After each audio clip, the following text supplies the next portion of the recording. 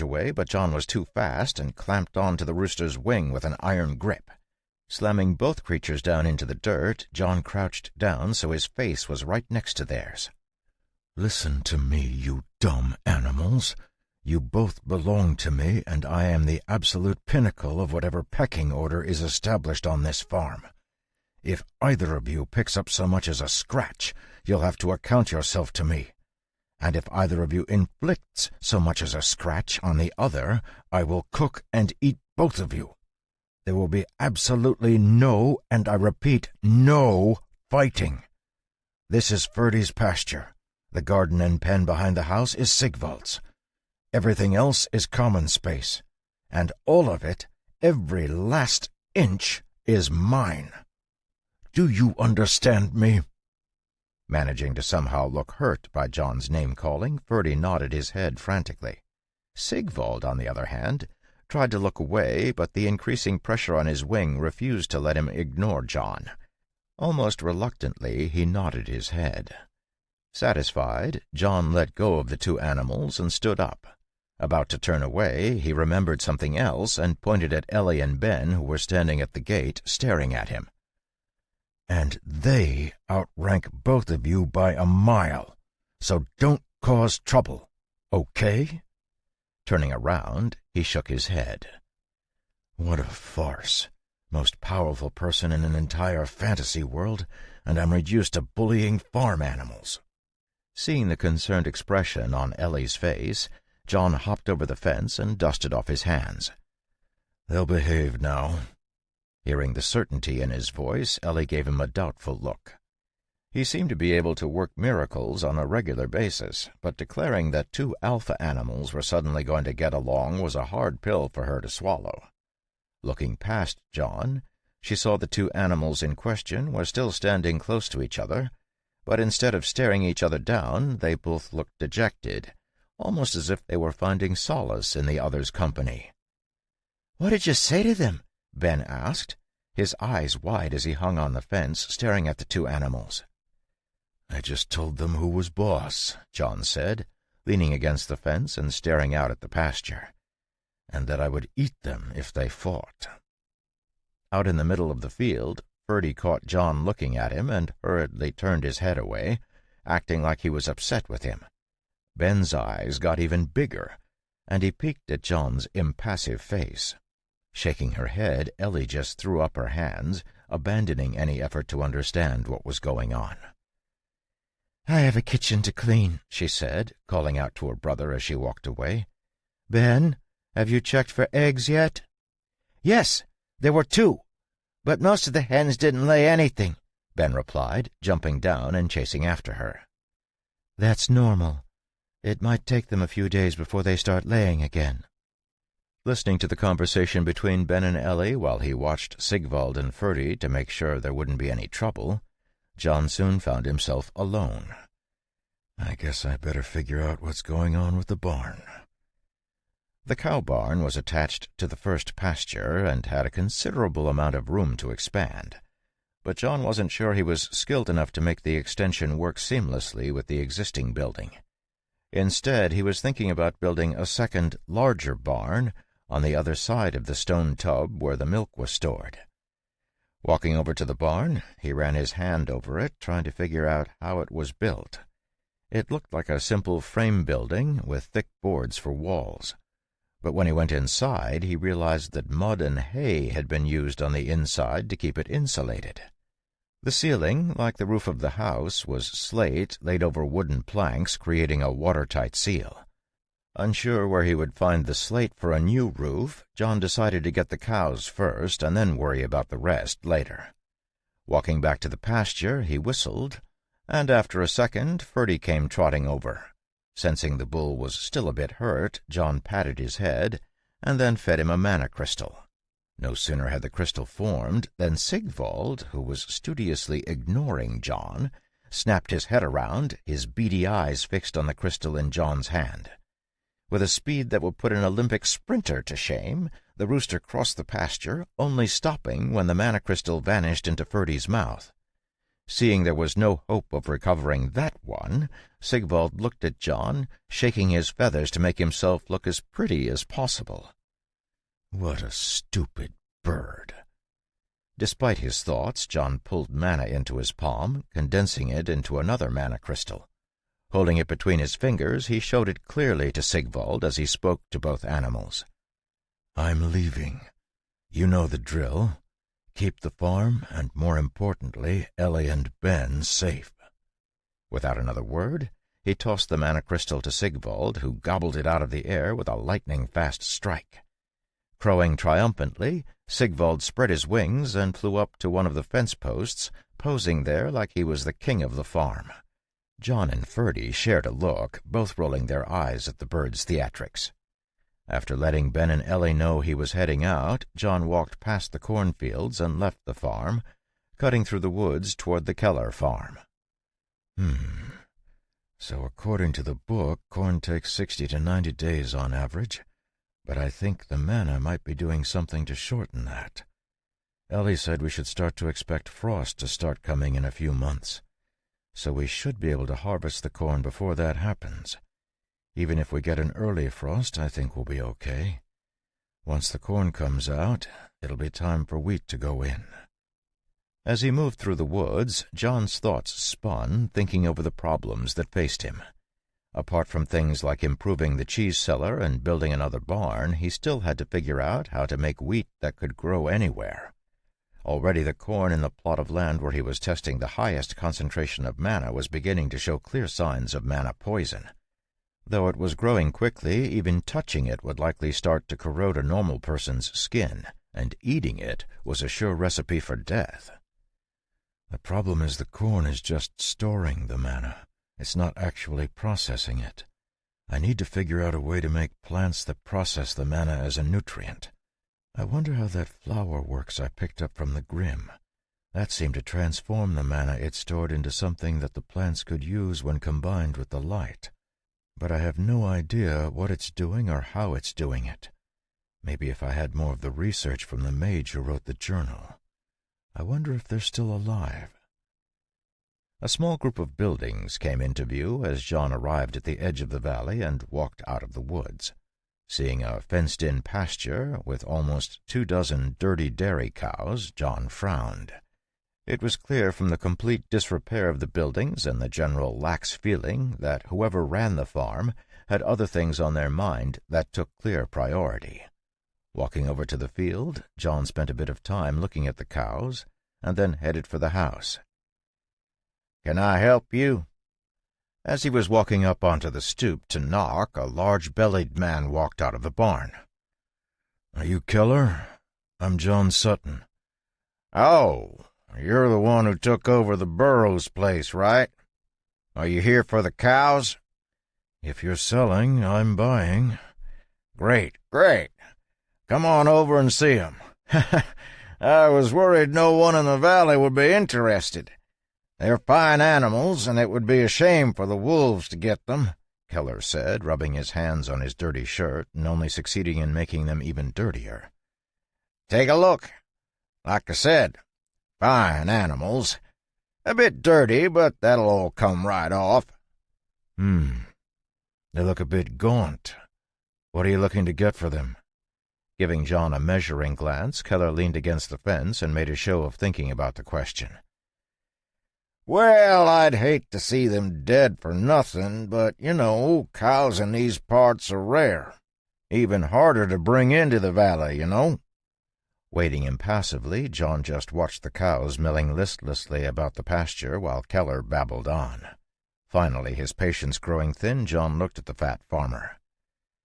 1 gold coin per cow." "What? Impossible! You and I both know these are the only other cows in the valley. Do you really think I'd sell them for 1 gold coin apiece?" Holding up his hand as Farmer Keller protested vehemently, John spoke calmly, not a trace of emotion on his face. "First, you're leaving and cannot take them with you. You can, on the other hand, take 23 gold coins, which is more than enough for you to live for a few years. Second, they're practically dead on their feet. I'm pretty sure most of them are diseased. If you sold them to anyone for meat, they would hunt you down and kill you, if they didn't die first. Third, I'll ensure you make it out of the valley safely." His face turning red as John listed his reasons, Keller was about to explode until John listed the last point. Seeing John staring at him evenly, the fat farmer's face went white, and his lips opened and closed like a fish as he tried to find the words to say. Looking at the cows and seeing what terrible shape they were in, Keller deflated and nodded weakly. "All right, I'll take it. But you won't get the deed for them until I'm out of the valley." "No problem. But you have to help me drive them to my farm first." "Okay, that's fine. Let me get my stuff and we can go." Chapter 29. While Keller went to get his bags, John hopped the fence and went into the pasture, walking through the cows to examine them closer. Many of them had sores on their legs that had been left untreated, and it was clear from the blank looks in their eyes that they were completely dispirited. Frowning, John suppressed the impulse to throttle the fat farmer and began condensing mana crystals. Ever since he had started feeding them to Ferdy, he had realized the tremendous impact they had on animals. The 6 cows back on the farm had also been fed mana crystals a few times, and not only had their health improved, but they'd also yielded more milk. John was guessing the same would hold true for these cows and started to feed them crystals, watching carefully for any signs of trouble. Instead, the cows perked right up, following him around, their eyes wide. As the rush of mana surged through them, they seemed to gain a liveliness that had been missing before, and by the time Keller came out, a giant bag strapped tightly to his back, all 23 cows were following John like a brood of ducklings. Staring in shock as John opened the gate and led the cows out of the pasture, Keller didn't know what to do, and could only follow along behind the cows as they lumbered after John. The path he had taken through the woods was relatively flat, so John headed back the way he'd come, periodically summoning mana into his palms for the cows to lick. Since the cows moved much slower than he did, it took until a bit after dinner time for John and Farmer Keller to get the cows back to the farm, and by the time they got there, the cows were exhausted. Letting them into the pasture next to a very excited Ferdy, John grabbed some food for himself and Ellie and had Ben hitch up the horse to the cart. "Are you running him into town?" Ellie asked, glancing at Keller, who was stuffing stew into his face. "Actually, I'll be escorting him out of the valley. The trip shouldn't take more than a few hours, so I expect to be back before morning. There's a caravan forming up on the other side of the pass, so after I drop him off there, I'll head back." "All right. Travel safely." "Yeah! Watch out for bandits!" Ben shouted, causing Keller to blanch. Nodding seriously, John patted Ben on the head. "I will. Have you been practicing what I taught you?" Reaching for his waist, Ben grabbed the handle of his dagger and drew it in one smooth motion, at the same time jumping backward into a solid stance, the dagger held out in front of his body. Looking up excitedly, he blocked down and then up and to each side, each time returning to the central position. "Good. Remember, fighting with a knife is 100% about surviving. The same is true for fighting with any weapon, whether it's a knife, a sword, a spear, or your fists. Goal number 1 is always to survive. Nothing else matters. You're doing well. Tomorrow morning, I expect to see you up bright and early practicing before it's time to milk. 4 laps around the farm, and then 30 defensive draws." "Yes, sir," Ben said, his eyes glowing as he slid his dagger into its sheath. "Keller, you ready to go?" Shoving the last little bit of bread into his mouth, the fat farmer nodded, giving Ellie a smile to thank her for the food. Picking up his big bag that had never been more than a few inches from him since he left his house, Keller followed John out to the cart and climbed up into it. "Let's go." Looking back as they turned onto the road, John saw Ellie's shadow still standing on the porch, staring after them. About to turn away, he saw another shadow and frowned, his eyes rising to the house's roof. There, perched majestically in the moonlight, was Sigvald.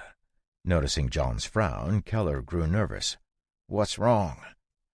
Nothing," John said, smiling wryly. "Everything is fine. It'll take about 2 hours to get to the caravan's camp. Oh, and we'll be swinging by the town to see if anyone else needs a ride." By the time they left Fairford village, it was nearly 3 hours later, and the cart was absolutely bursting with people who were all planning on leaving the village with the caravan. Some of them were leaving for good, like Widow Brown and Farmer Keller. Others were taking a trip to the closest city, and preferred to do so with the safety of a large group. John couldn't blame them, since bandits had been rampant since the last war finished up. That was one of the reasons he was so hesitant to get rid of Haver the Wolf King. Should the Wolf King ever disappear, the valley would undoubtedly be plagued by many other smaller groups of bandits. The fact that he'd seen the bandit leader and his lieutenants eating in town was a clear sign that he wasn't the only one who knew this. Often a large evil that was known was better than 1,000 small evils in the shadows. Grateful for John's willingness to take everyone out of the valley in his cart, George came along with him, his crossbow held ready. Thankfully, there was no trouble to be found along the way, and they arrived at the caravan without incident. Dropping everyone off, John got out a sack of coins and carefully counted out 23 gold coins into Keller's palm. Happy with the gold, Keller handed over the deed to the cattle with a nod. Folding it up, he put it in his pocket, and had just started to climb into the cart when Keller called to him softly. "Sutton, if you have another 25 gold, you can have the whole farm." 25? A bit steep for a bunch of buildings that probably won't last the winter. "Sure, but it comes with water rights to a spring coming out of the mountain there. There was a mine there, but the spring filled it right up, which is how I got it. It's fresh, clean water, and if you have it, you can claim rights to all the land in between that can be used for grazing." Recalling one of the books he'd read on raising cattle and how grazing rights worked, John paused. "You said there was a mine on the property? What kind of mine? Wouldn't it ruin the spring?" "It was iron, I think. But you don't have to worry about it being poisoned. The spring comes out completely clear. Just don't drink the water that runs down into the mine shaft, and you'll be fine." "Is there still iron in the mine, or is it tapped out?" "Oh, sure. There's still tons of iron in there. It was just too expensive to get out with all that water flooding it. Actually, before I farmed on the property, I was the mine supervisor. Where do you think those cows come from? Yes, it was quite the mine back in the day. There was a smelter and everything. Shame it's all under water now. Of course, anything you can get out is yours. Only 25 gold for the lot of it. But if you're not going to buy it, I'll have to find someone in the city to take it off my hands." "You have the deed?" "Yep, it's right here." Staring at Keller for a moment, John tossed the bag of coins to him. Catching it, the fat farmer opened it up and counted exactly 25 shining gold coins. Grinning, he signed the farm's deed over to John and nodded happily. "Thanks for doing business." "You know, I think it's good you're heading to the city," John said, a faint smile on his face as he put the deed away. "I think you're in the wrong business. You should be a merchant or a shopkeeper." "You know, I've heard that before. Thanks." Driving his cart back into the valley, John dropped George off and then headed for the farm, arriving early in the morning. Putting the horse away, he flicked a bean-sized mana crystal to Sigvald, who was still standing guard on the roof, and went to bed.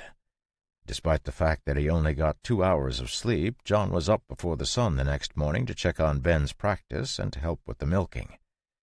Most of the 24 cows he had bought were in no shape to be milked, so he and Ellie spent some time after breakfast taking care of the sores on their legs.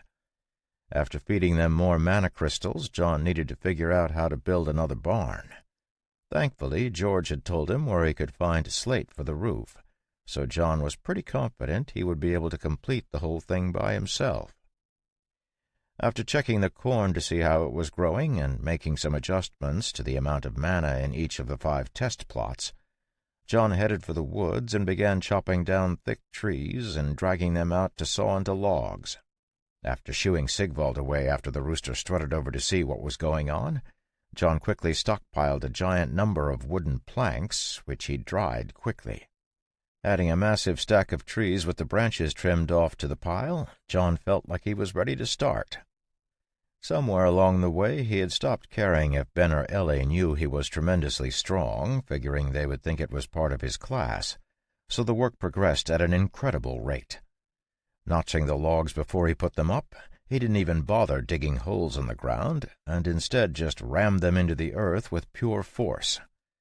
After the 10 posts were in the ground, he set up a log at an angle to one of the central posts and, gripping a crossbeam, scrambled up. Setting the crossbeam in place across the width of the barn, he tapped it down and then grabbed another beam, placing it lengthwise down the side of the barn. With these 2 beams in place, it was easy enough for him to put the other beams in place, and soon the structure of the barn was almost done. It was easier for him to build the roof beam on the ground, so he did, attaching the angled poles on the ends of the beam, and then carrying the entire thing up onto the top of the frame and lifting it into place. Once everything was fitted together, John went around with long dowels, sinking them into their places with a few taps of his palm. Okay, so maybe being impossibly strong isn't so bad. I mean, it's not everyone who can raise a barn by themselves in an afternoon.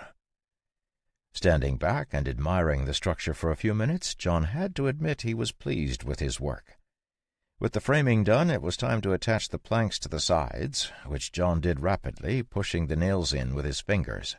By the time dinner rolled around, John had been working furiously all day, and the barn was entirely finished, apart from the interior, the doors, and the slate roof.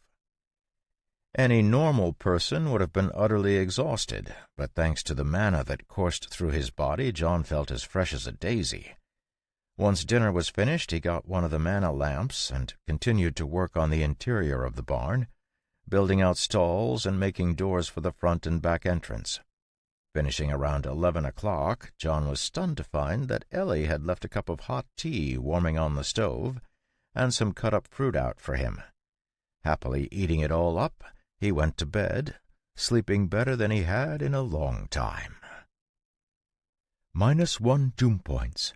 The apocalypse retreats. Waking the next morning to some welcome news, John shook his head as he got ready for the day. I better not get too excited. When has this world ever been this easy? The easier it is now, the worse it'll be later. I really need to get that water to the cheese cellar. Something is coming. I can feel it in my bones. Despite his prediction, the next few days passed peacefully as John and Ben took a trip to the slate shelf George had told them about between large bites of stew, breaking off big chunks of rock and carting them back to the farm to be turned into slate tiles for the roof. Once they had enough, John used a chisel and a bit of mana to chop them into the right size and shape while Ben helped him stack them. Then it was up to the roof with them, and John began to put them in place, starting at the edge of the roof. Leaving a bit of an overhang to allow moisture to drip off without running down the wooden walls, he discreetly punched holes in the first slate and put it in place with a nail. Heading down the line, he moved quickly, using nails to affix the slate tiles in a stepped, alternating pattern. Ben quickly tired of running slates up to the roof, but after Ellie brought out some juice for them, he got back to it, and on the evening of the second day, they had completely finished the barn. Removing the supports they were using as a ladder, they went to the pump to wash off the dirt from their hands and faces before heading in to dinner. That's the barn knocked off the list. That just leaves new plumbing, the bunkhouse, the addition to the main house, and finding someone to help with the milking. Maybe 2 people, now that we have so many cows. But for now, it's time to update the plumbing. Without the availability of PVC piping or the facilities to create clay pipes, John was banking on the abandoned iron mine Keller had mentioned. He had been almost gleeful when he'd heard that the Keller farm had once been an iron mine, but had been careful to avoid showing it to Keller himself. The next day, after checking on the corn, he headed for his new property, making the trip in only 20 minutes, thanks to his mana-enhanced legs. The entrance to the mine had been boarded over, but John had no problem pulling the boards out. Needing no light, he advanced into the mine, quickly coming to the place where the tunnel began to slope down into the mountain.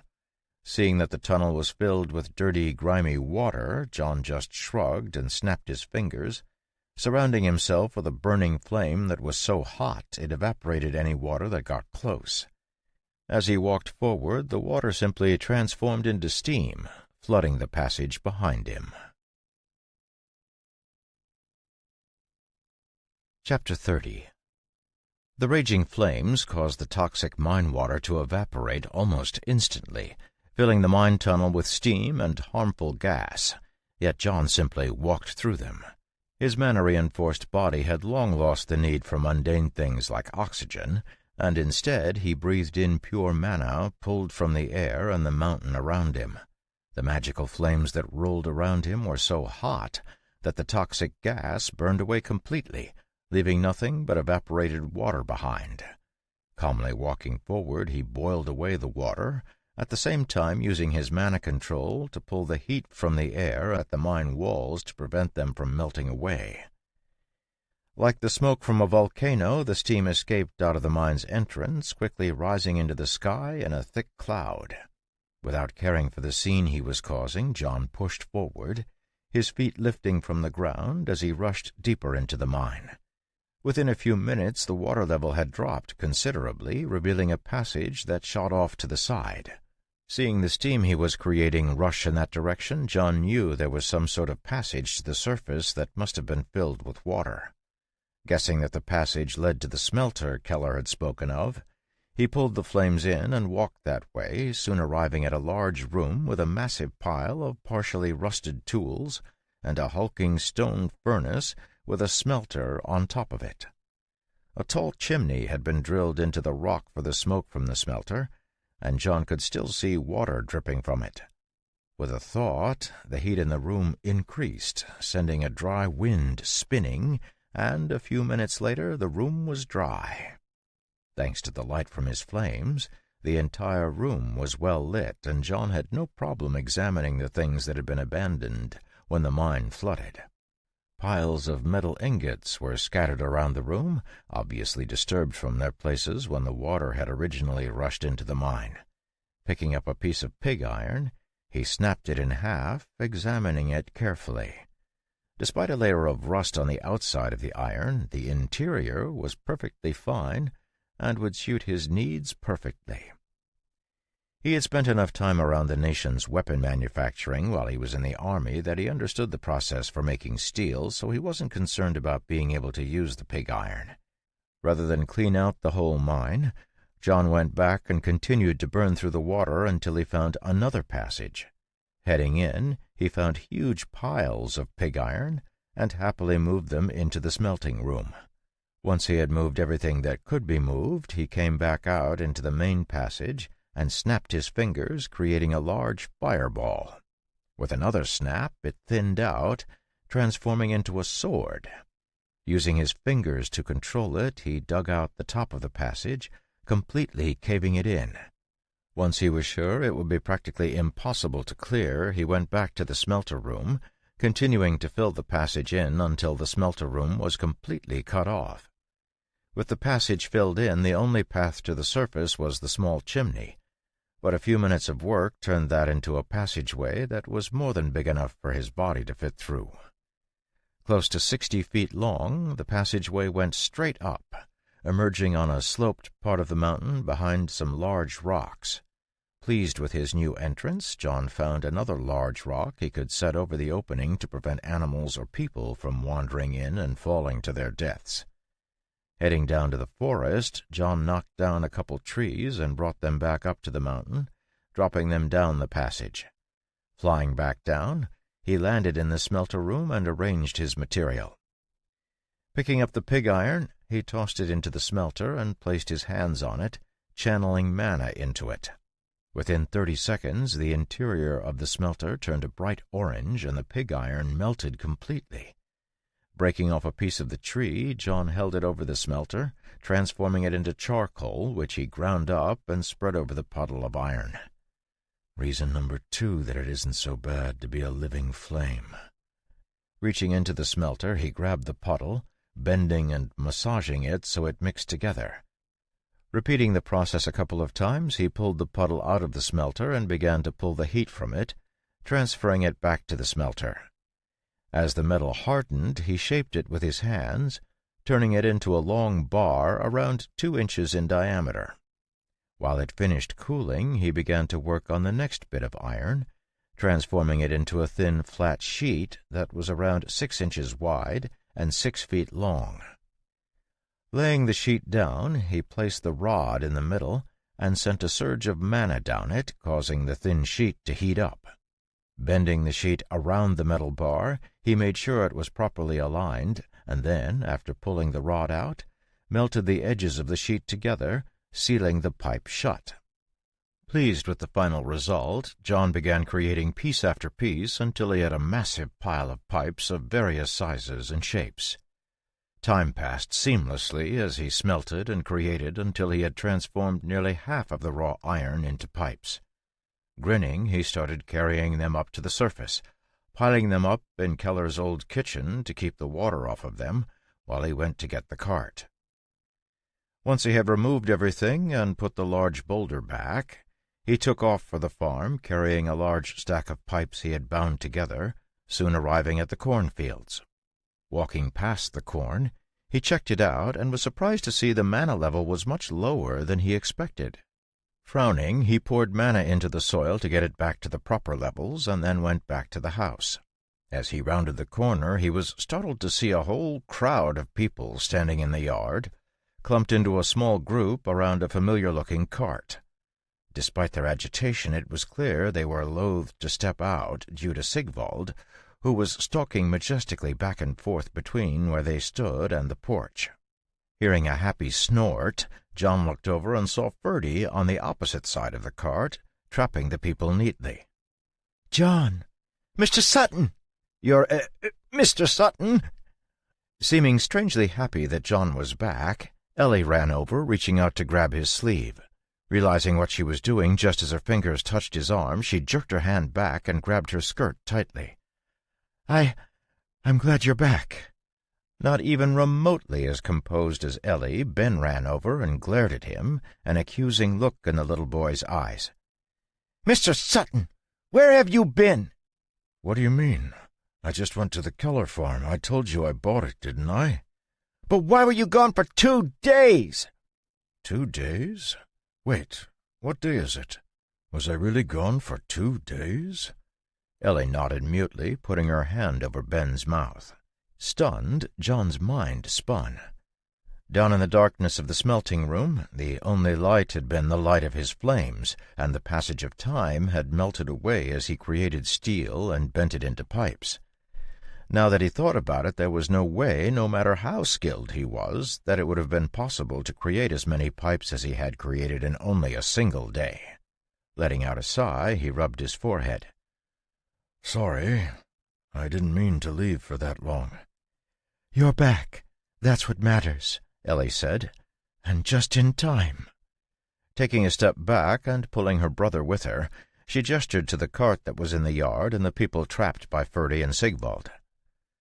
"Gottfried and Mr. Halden have just arrived, but the animals don't seem to welcome them." "I can see that," John said, laughing. Walking out into the yard, he called the 2 animals. "Sigvald, Ferdy, that's enough." Mooing happily, Ferdy trotted over to him, nuzzling him in the chest as he asked for his reward. Sigvald was slower, leveling a long, arrogant look at the people by the cart before he strutted over to John. Rewarding both of them with a small mana crystal, John patted Ferdy on the side.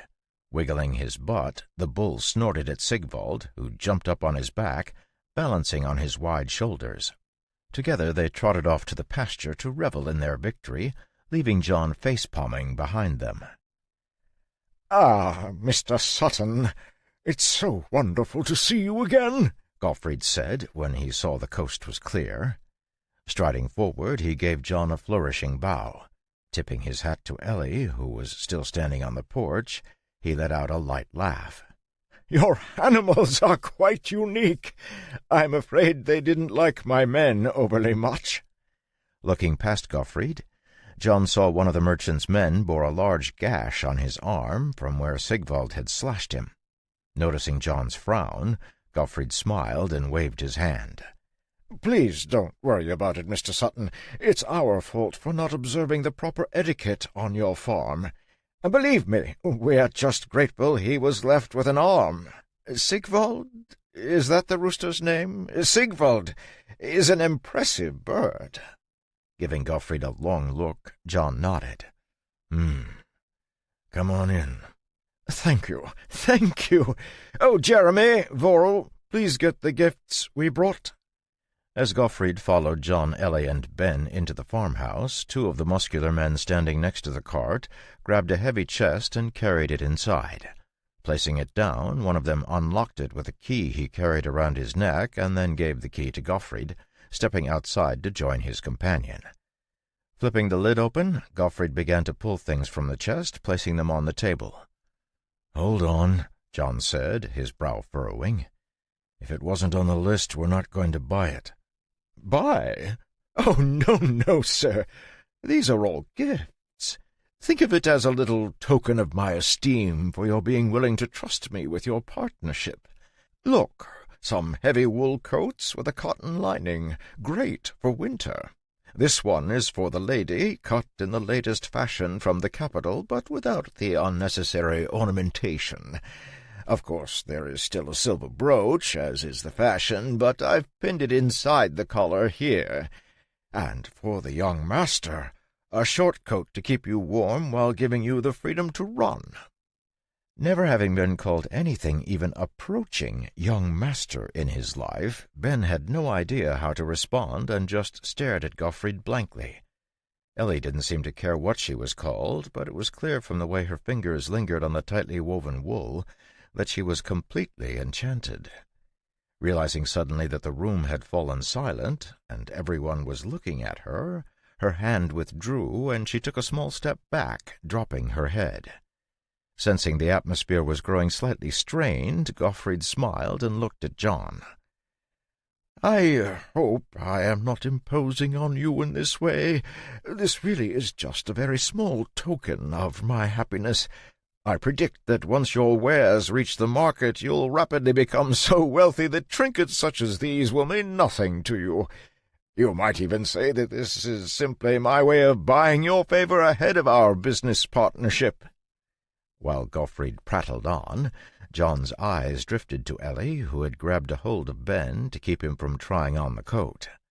Despite her outward lack of care, John had not mistaken the desire in her eyes when she had touched the smartly cut coat. Glancing at the chest, he realized that most of the things in it were for a woman, and suddenly smiled. "What a sly dog. He isn't the master of a caravan for nothing. I clearly picked the right person." Reaching out, John picked up the coat Gottfried had brought for him and felt the smooth wool. It was cut in the style of a military coat, with a nicely sized collar and 2 rows of brass buttons. Opening it up, he saw that it had a few interior pockets and a built-in sheath for a dagger on both sides. Recognizing the design that he'd used throughout his military career, his smile grew slightly. Gottfried had obviously done his research. "This is really nice. Thank you." Gottfried let out a silent cheer as John accepted the coat. Despite his smile and easy composure, his entire back was drenched in a cold sweat. For a moment he'd thought he'd judged wrongly and that he was going to die a fiery, painful death. Thankfully, John, who obviously did not care about the gifts at all, was happy to accept a gift if it would make Ellie comfortable accepting something as well. Choking back the tears of happiness at his new lease on life, Gottfried began unloading everything else from the box and introducing it. Like John had suspected, almost all of the gifts were for Ellie, with only a set of books for him and a little wrist-mounted crossbow for Ben. The rest of the items that came out of the chest were high-quality pots and pans, a set of chef's knives, scarves, 2 dresses, and 3 bolts of high-quality cloth. Besides the silver brooch that was attached to her coat already, there were also a pair of silver earrings to replace the plain studs Ellie wore, a few fashion catalogues complete with dress patterns, a high-quality sewing kit, and a pair of cute leather boots that happened to be Ellie's perfect size. Once all of the gifts had been given out, John stood up and nodded to Gottfried.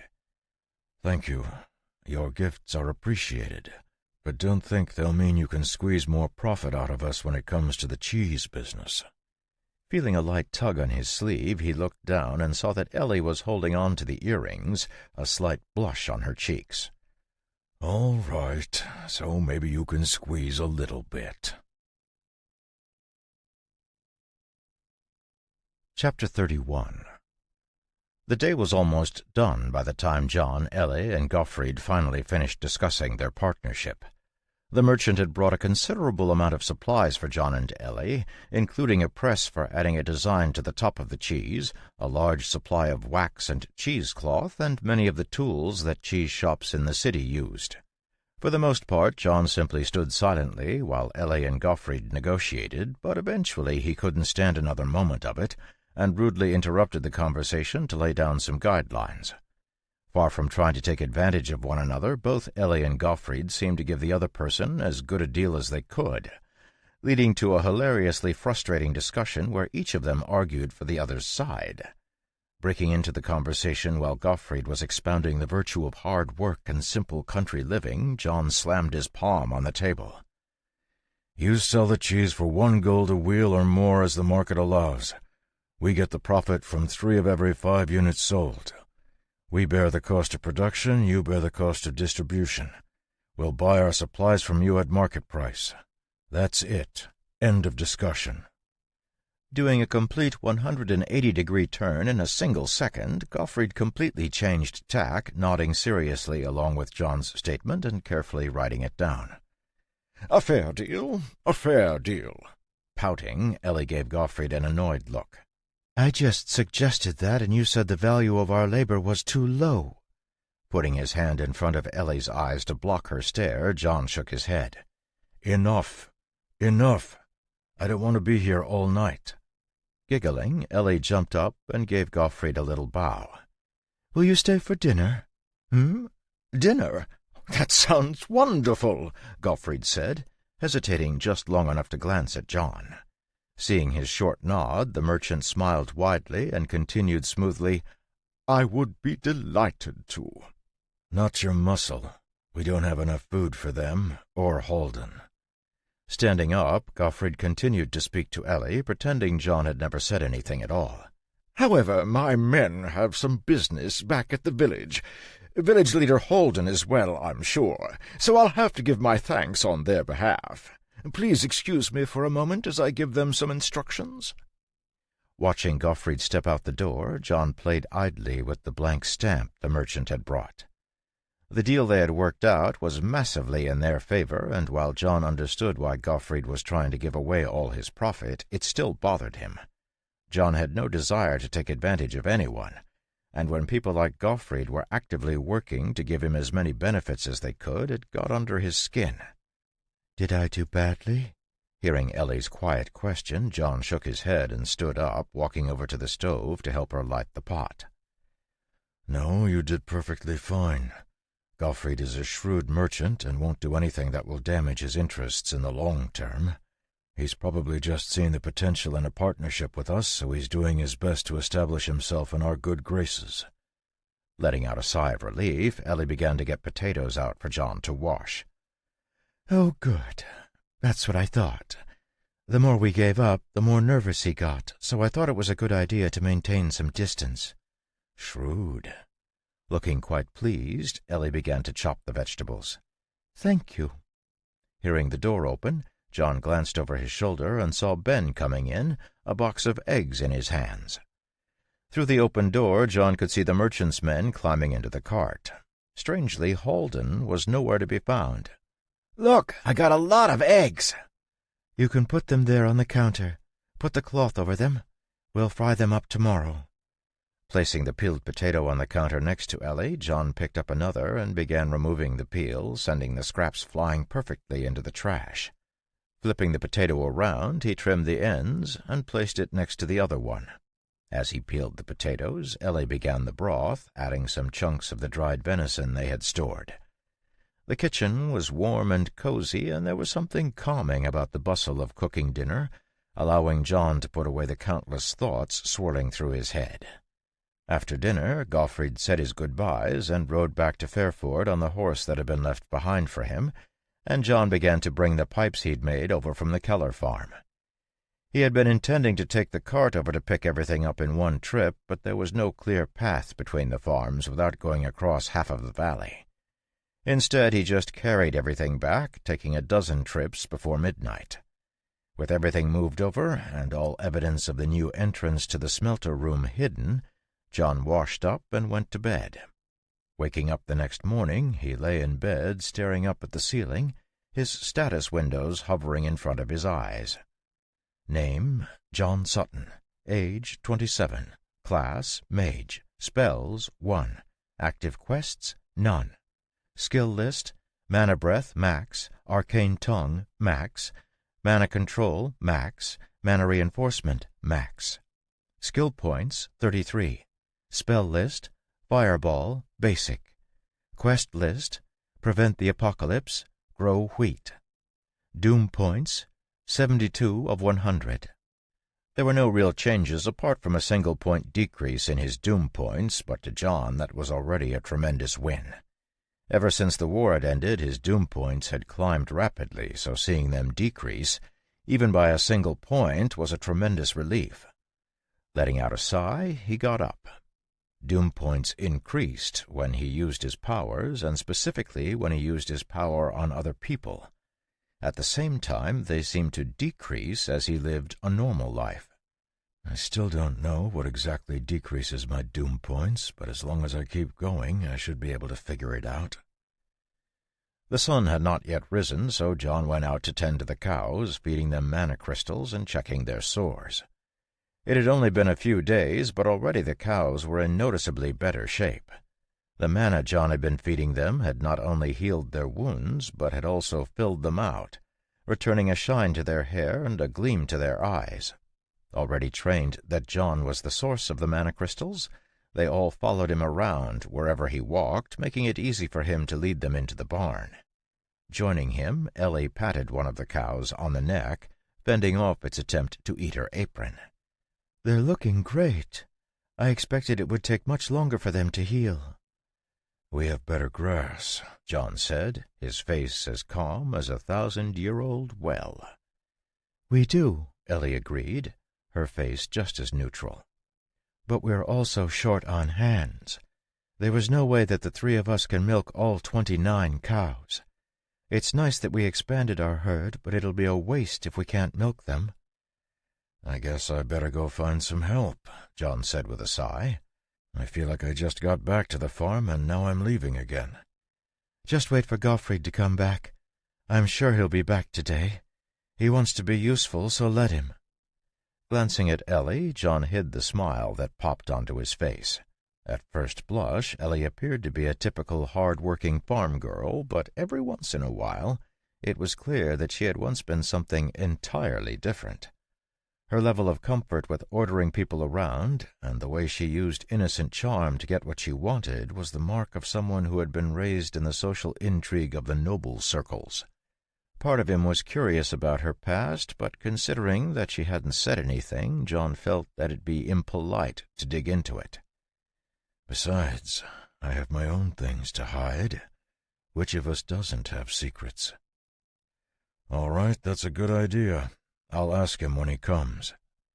Helping Ellie and Ben with the milking, John fed the other animals and then started the first batch of cheese while Ellie got breakfast ready. Then, once he had eaten, John grabbed his shovel and went down into the cheese cellar.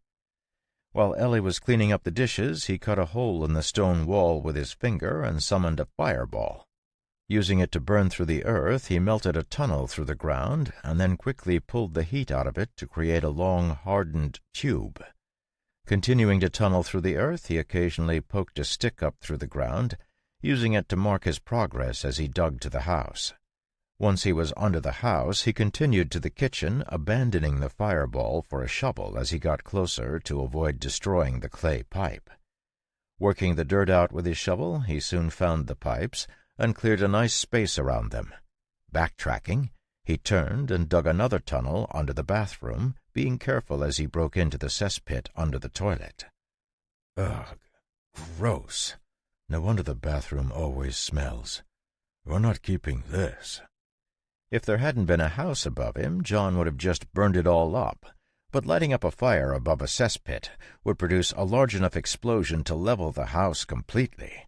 Instead, he backed up and began to dig down with his shovel, rapidly filling the hole leading into the cesspit. Once that area was blocked off, he cast his only spell with a snap of his fingers, summoning a blue fireball that burned through the ground like a block of hot steel falling through a snowdrift. After digging down for 6 minutes, he started widening the tunnel, creating a large cavern with flame-hardened walls. Standing in the middle of the cavern, he thought about it for a moment, and then, snapping again, summoned 7 more fireballs. After he had tripled the size of the cavern, he nodded to himself and shot up through the earth, quickly returning to the cesspool. Using his shovel, he dug through the ground, cutting a path so that the cesspool could empty into the giant cavern that was deep underground. While the cesspool drained, John headed back up to the surface and dug another path out to the place where he would be building the bunkhouse. After that, it was time to start running the pipes. The hardest part was rerouting the old clay pipes from the well and tying them into the new steel pipes. Because there was no pump in the well, pressure had to be generated by pumping wherever the water was supposed to come out. But by installing the pressure tank that he'd ordered from Gottfried, John was able to ensure that entire system kept enough pressure to keep pulling water from the well. There was also a large copper heating tank that had a spot for a fire at the bottom that John put next to the pressure tank, running a second set of lines to the kitchen and the bathroom. Thicker pipes were run from the bathroom and kitchen to the new cesspit, but after realizing he had way more pipes than he needed, John laid the pipes needed for another bathroom in the bunkhouse and one more in the cheese cellar. By the time he'd finished putting all the pipes out, it was well into the afternoon, and he was filthy. Taking a quick bath, he walked down to the cheese cellar, where Ellie was showing Gottfried the cheese they were aging. "Tremendous! Tremendous! Completely amazing that something like that even works! Oh, Mr. Sutton, I was just admiring your setup. I'm excited to try your aged cheese when it's finally ready." "It'll be delicious. But before that, has Ellie mentioned we need more hands? Got anyone you can recommend? They need to be steady, quiet, and good at milking. We pay a fair wage." Freezing, Gottfried almost looked like he was about to volunteer himself, but at the last moment he relaxed and nodded.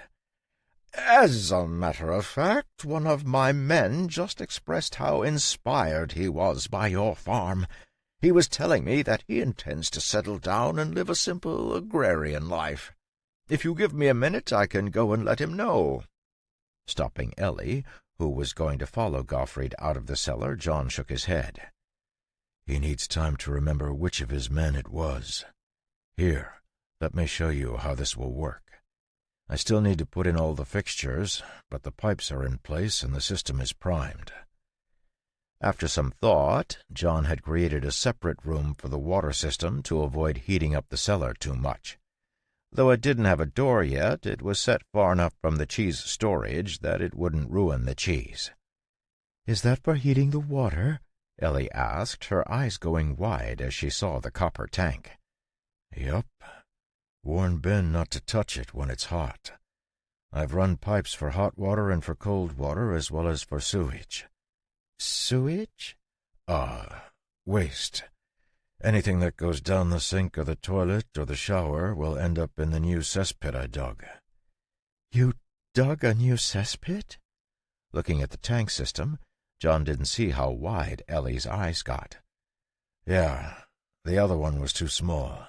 This is a new pump system I had Gottfried pick up for me. I heard all the nobles are using them now. Well, the king at least. Like the mana pumps, it runs on mana stones, so it will last for a long time. I wanted to get a heater that worked on a mana stone as well, but apparently he couldn't find one. He said he'd keep an eye out. Biting her lip, Ellie nodded. All right, that's the system. If you need to shut it off, just flip this switch. It'll kill the whole system. I think that's everything.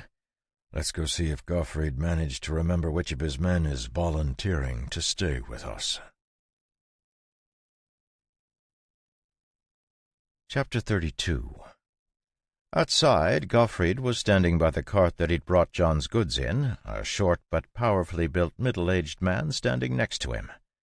Brown hair and brown eyes, set in a nondescript face, would have made the man impossible to pick out of a crowd, if there had been a crowd around, and even still Ellie could honestly not remember having ever seen him before. He wore a plain cotton shirt with a tan vest and brown breeches, looking like any villager that might have wandered out of Fairford village. The only odd thing that caught her attention was the long black glove on his left hand. But otherwise, Ellie couldn't see anything special about him. Blinking at the middle-aged man, Ellie looked back at Gottfried, wondering if this was the man the merchant was going to recommend. John, on the other hand, had a completely different reaction. If glaciers had faces, none of them would have been as cold as the expression that flashed across his face. Perfect mana control meant no one sensed the spike in his killing intent, but that didn't stop the middle-aged man from raising his eyes to meet John's briefly. Controlling himself, John forced his expression back to normal, but he could feel the anger building in his chest. "This is Thomas Little. He came highly recommended, but he was just telling me on the way over here how much he was looking forward to settling down. He was mentioning that the valley really reminds him of his home where he grew up. If I could be so bold, maybe I could recommend him to help you on your farm. I'd hate to let him go, but I'm sure he would be a great asset to you." Glancing at the middle-aged man again, Ellie's forehead wrinkled, and she looked at John. His expression having returned to its normal neutral state, John nodded. "Sure. Since Thomas has come, there's no reason for him to leave. I'm afraid he'll have to stay in the barn for now, as I haven't finished the bunkhouse. And the pay isn't very good, so if that's going to be a problem, then maybe he'll have better luck in town. I know there are a lot of farmers leaving the valley these days." Remembering that John had said the pay was generous when they were down in the cellar, Ellie blinked and Gottfried faltered, but Thomas just stepped forward and bowed, speaking in a soft voice. "Thank you. That will be fine. Do you even know how to farm?" "Yes, sir. I grew up on a small farm. My family kept goats." "Then you can stay. Come on, I'll show you the barn." Nodding to Gottfried, John turned and walked off, not bothering to see if Thomas was following him. The middle-aged man bowed to Ellie and followed, carrying a small bag over his shoulder. Watching them leave, Ellie looked at Gottfried, her brow still furrowed, but only got a shrug in return. Walking into the larger of the two barns, John turned around and waited for Thomas to appear, his eyes frostier than the wind over a frozen lake. The middle-aged man walked in, gently closing the door behind him. With the same unhurried gait, he put down his bag and kneeled down, stretching out his arms with his palms up. Pressing his head to the ground, he remained there as the seconds ticked by, completely silent. "Get up and stop it with that stupid bow. You look ridiculous." Carefully getting to his knees, Thomas kept his head bowed, not even looking at John's shoes. "All hail the eternal flame." Though his voice was still quiet, it was impossible to miss the fervor that hid behind it. "Does Ecclesia know I'm here? Because if so, a lot of people are going to die, starting with you and that blasted merchant." "No, Your Eminence. I recognize the cheese Gottfried carried. You're the only one I know who has ever possessed that cheese. So when I saw it, I thought he might have been in contact with you." Letting out a bitter sigh, John shook his head. Is there anyone else who would know that? Is selling it going to bring the entire ecclesia down on my farm? No, your eminence. Besides your holy self and me, the Empress is the only other one who might recognize it. Everyone else is dead. Katrine? That's fine. What about Gottfried? Do I have to kill him? No, your eminence. Not unless you wish. He doesn't know who I am.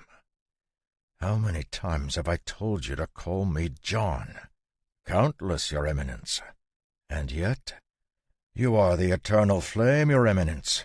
I cannot. Silence fell over the barn as John stared down at Thomas, his gaze wandering to his gloved hand. After almost a full minute, John shook his head. Fine. Here's how we do this. You can stay and call me Mr. Sutton or Sir, or you can just disappear. For the first time since he had entered the barn, Thomas looked up, his clear, clean gaze gaining a little warmth despite the fact he knew there was a fireball right behind his head. Yes, sir. Grumbling, John waved his hand, and the blue fireball that had appeared behind Thomas vanished. Get up and stop acting like a fool. How's your arm? Did they finally finish it? Yes, sir, Thomas said, standing and rolling up his sleeve. The glove on his left hand was so long it covered his entire forearm and buckled above his elbow. Unclipping his glove, he slipped it off, revealing that from his elbow down to the tip of his fingers, his arm was made from gleaming silver metal carved with all sorts of arcane symbols. 3 mana stones were embedded in the underside of his forearm, giving off a feeling of subdued power. Reaching out to touch the arm, John examined it carefully and finally nodded. Are you going to be able to milk a cow with this thing? I don't want you accidentally exploding my cow's udders because you can't control your strength. Thank you, sir, but I'm sure it won't be a problem. Yeah, whatever. Oh, be careful of the bull and rooster. They may try to pick a fight. Pardon, sir. Ignoring Thomas's question, John left the barn, slamming the door behind him. Grumpy, he went to get the pieces he had put together for the shower and the new sink and carried them into the house. Sensing he wasn't in a good mood, Ellie stayed quiet while John banged about in the bathroom. By the time he finished, dinner time had passed, but Ellie just kept the food warm while she and Ben waited. Having vented his emotions on the plumbing, John came out of the bathroom, a slightly sheepish expression on his face. Sorry, I didn't mean to delay dinner. Next time just tell me. Should I get Mr. Little? Ben asked, his eyes straying to the soup on the stove. I'll get him. Walking out of the kitchen while Ellie carried the food over, John made his way to the barn and opened the door, sticking his head in. Seeing Thomas sitting on a bale of hay, chewing on a loaf of hard bread, John frowned. What are you doing? Hurry up and get in the house. It's dinner time. Jumping up, Thomas started to raise his hand to salute, but caught the death glare John was giving him and let his hand fall. By the time John had put his tools away and washed up at the pump, Ellie, Ben, and Thomas were all sitting at the table waiting for him. Once he was sitting down, Ellie served up the food, and the 4 of them began to eat in silence. Halfway through dinner, John couldn't stand it any more and slammed his spoon down on the table, causing Ben and Ellie to jump. Thomas just kept eating calmly. Ellie, John paused slightly as if unsure how to continue. This is Thomas Little. He was in my unit while I was in the military. When John fell silent and picked up his spoon, Thomas let out a sigh and pushed back his chair. Standing up, he bowed to Ellie and Ben, and then took his seat again. More specifically, I was your adjutant, sir. Adjutant? Ellie asked, looking at Thomas. You were an officer? Yes, ma'am. Oh, please, call me Ellie. Eyes narrowing, John pointed his spoon at Thomas's nose. He won't. If you don't watch him, he'll start calling you my lady and other annoying stuff like that. Ignoring the spoon, Thomas looked at Ellie calmly and shook his head. My apologies, ma'am. That wouldn't be proper. Oh, look at that. A proper gentleman, John sneered. Remind me again why I let you stay on this farm." "Because I saved your life," Thomas said calmly, licking his spoon clean. Helping himself to more soup, he blew on it, and then added, 3 times. Bursting into laughter, Ellie gave Thomas a thick slice of bread and pushed the butter over to him while John glowered into his soup. Seeing the abashed look on John's face, Ellie had to cover her mouth to keep from laughing again. Instead, she turned to Thomas. "Then that means you've known John for a long time." "That's correct, ma'am. Ever since since he made second lieutenant. That'd be, 7 years ago now?" 8, John corrected, his voice sullen. 8, then. I was with him until the day he left. Our unit was disbanded after the war, and that was the last time I saw him." "Oh, then how fortunate you managed to come to the valley," Ellie said. "How fortuitous indeed." Ignoring John's mutters, Ellie smiled at Thomas. "You said you grew up on a farm, right?" "Yes, ma'am. Though it was only a small family affair, nothing like this farm. But I know how to milk and muck, and I'm good with animals. I've done my share of ploughing and harvesting on the neighbor's farm, and I'm handy." "Well, aren't you just good at everything?" John sneered. "Maybe you should just start your own farm." "Oh, hush," Ellie said. "We're very happy to have someone as skilled as Mr. Little." Thomas's face paled as he heard Ellie scolding John, but to his surprise, John just gave him a begrudging look and admitted defeat. "Fine, you're right. He'll undoubtedly be a big help." Thomas hadn't served in the military for 25 years without developing a keen eye for sensing which way the wind was blowing. Hearing John give in without a fight, Thomas, like Gottfried before him, instantly knew what he had to do. "Please, ma'am, call me Thomas." The entire meal, Ben had been staring at Thomas, a burning question on his lips. Every time there was a lull in the conversation, he'd wanted to ask, but before he could work up a good way to bring it up, the conversation had moved on. Finally, unable to wait any longer, he just blurted it out. "Are you a class holder?" Surprised, Thomas's eyebrows rose, and he glanced at John. Sensing that Thomas didn't know if he should answer the question, Ben continued. "Because Mr. Sutton is a knight, and if you were an officer, then you probably were too, right?" "A knight? Yeah, I'm a knight. A royal knight." Ellie, not missing the look the two men exchanged, lowered her head and took a bite of her bread. "Ah, yes, well, I am a class holder. I'm a duelist." "Duelist?" Ben's eyes grew wide. "What sorts of weapons do you use?"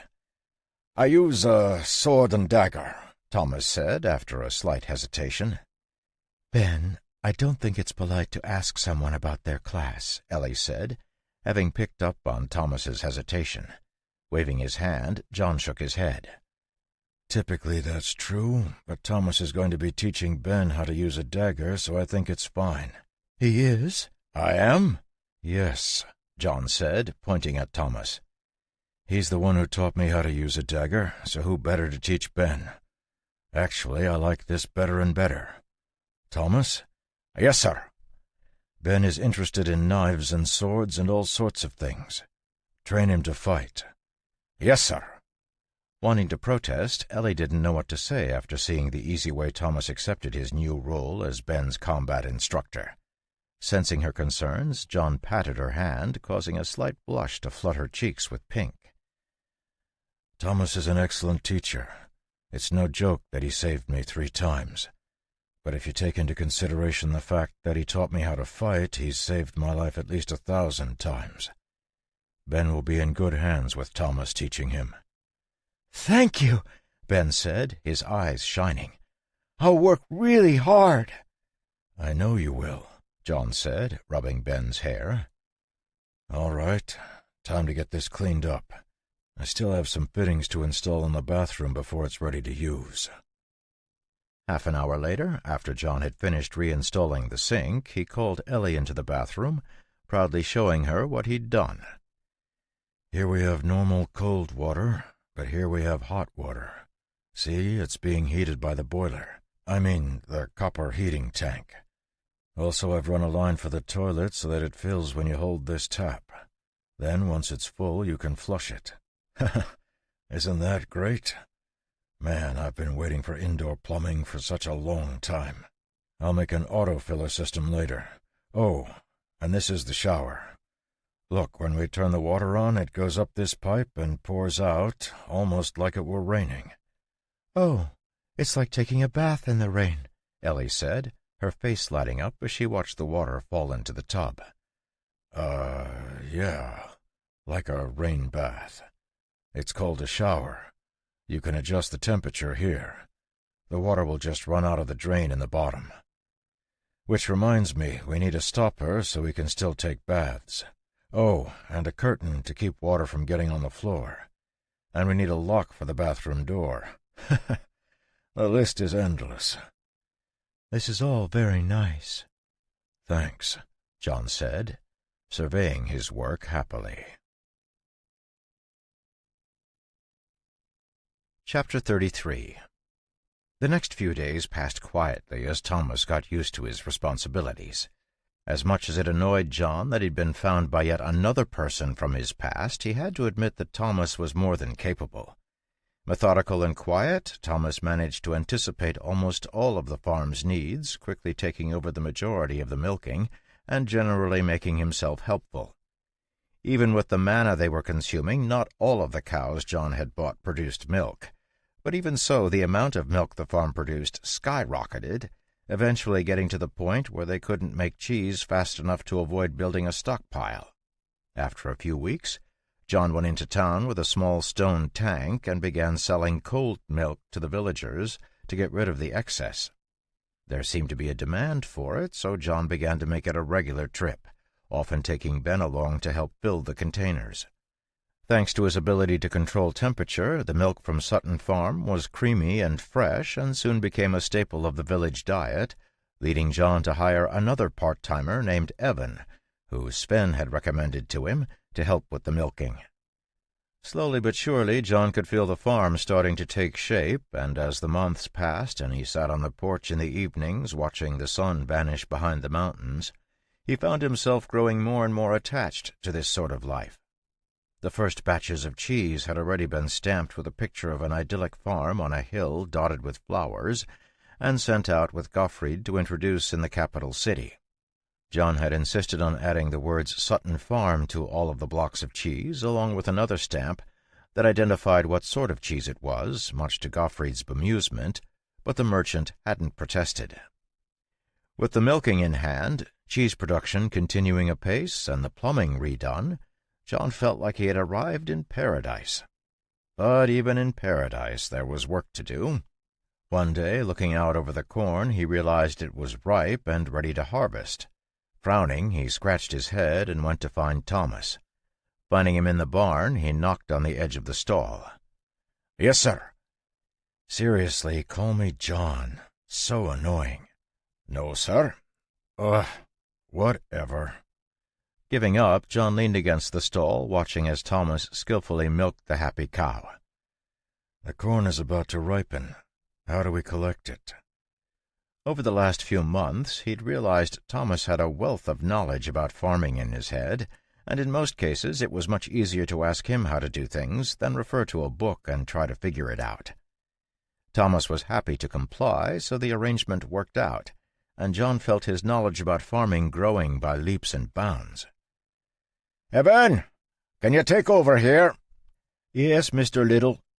Hurrying over, Evan, a skinny young man who John estimated to be around 17, took over the milking from Thomas. Though he wasn't quite as smooth as Thomas, Evan was still way better at milking than John, and had cut down the farm workload by a good bit. At first, John had been skeptical because of the young man's age, but he had proven himself to be a hard and able worker, so much so that John had just hired him full-time. Washing his uncovered hand in the sink John had run to the barn, Thomas carefully dried them and walked with John out to the fields. The corn had begun producing silk almost a month earlier, and it had turned brown, standing out clearly against the green husks. Examining it closely, Thomas nodded. "It looks like it's ready. We don't have a binder, so we'll need to pick everything by hand, but there's a sheller in the barn. If we knock the rust off of it, we should be able to handle a dozen bushels an hour once it's dried." "Drying won't be a problem," John said, doing some quick math in his head. "Hold on. That means with that sheller device, it's still going to take us 100 hours to shell all this corn?" "Is that a long time, sir? That's only about 2 weeks of work, sir. That seems pretty normal. We also have to shuck it before we can shell it, which will slow us down." Looking at the field of corn, John frowned again. "Man, I need to invent a combine, but I have no idea how a combine works, or what they even do." It was clear to John that, no matter what, he was in for a few weeks of hard work, so the next morning he got down to it.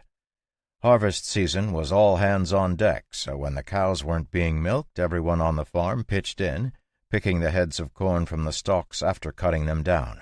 Stacking up the corn in the cart John had attached to Ferdy, they pulled it over near the barn and dumped it, piling it up to get ready for shucking.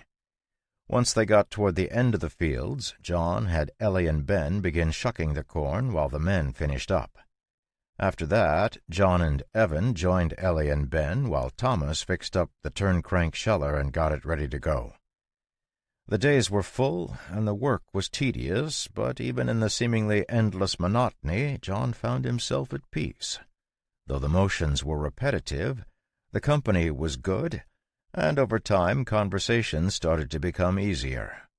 Thomas seemed to be filled with stories from his days in the military, and had a knack for transforming the brutality of war into amusing anecdotes. Once the ice was broken, Ellie and Evan joined in as well, and slowly a sense of camaraderie began to build. At first, John felt a strange sense of distance, as if he was removed from all of it. Everything felt so mundane, and John felt a strong temptation to jump into the sky and unleash his mana to its fullest extent. Despite bottling up those feelings, John often felt a sense of isolation, as if he was just watching the group from the outside. Thankfully, Ellie seemed to instinctively know when he was starting to drift and would pull him back into the conversation, helping him remain tethered. Once the corn was all shucked and stacked in the barn, John got up in the middle of the night and went out to the huge pile. Hearing some movement, his eyes narrowed, but when he looked up, it turned out to just be Sigvald perching on the top of the pile like he was king of the hill. As John watched, the large rooster pecked down, grabbing an entire cob of corn. Tossing it back, Sigvald swallowed the entire thing in one gulp, leaving John rubbing his eyes, unsure if the moonlight was playing tricks on him. When Sigvald did it again, John grabbed a cob from the bottom of the pile and hurled it up at the rooster. Letting out an angry but very quiet squawk, Sigvald waved his wings, batting the flying cob aside. Staring down at John, the big bird decided he didn't like his chances and, grabbing a few more cobs, flapped his way up onto the roof of the barn. With the pesky bird gone, John stretched out his hands and let his mana expand into the air around the pile of corn. Slowly swirling it around, he began to create a hot wind. Carefully controlling the temperature, he increased it degree by degree. As the hot air blew over the corn cobs, the moisture they contained began to be pulled out, speeding up the drying process as the warm air carried the moisture away into the sky. By the time the farm stirred back to life in the morning, the corn was completely dry and ready to shell. Marveling at the strange miracle, Evan scratched his head, but when everyone else just pretended it was completely normal, he eventually just shrugged and got to work. Thomas and Evan took turns spinning the shelling machine, while Ben and Ellie fed the dried cobs into it, sending the corn flying into the big basket underneath the mechanism. With no patience for any of it, John just picked up an ear and, closing his hand around the kernels, pulled them off. Staring at the handful of corn in his palm and then up at the giant pile of corn cobs, he could only smile wryly and got to work. Cob after cob was freed from the grasping kernels, and as John sped up, Thomas soon sent Ellie over to hand John pieces of corn so he didn't have to bend down.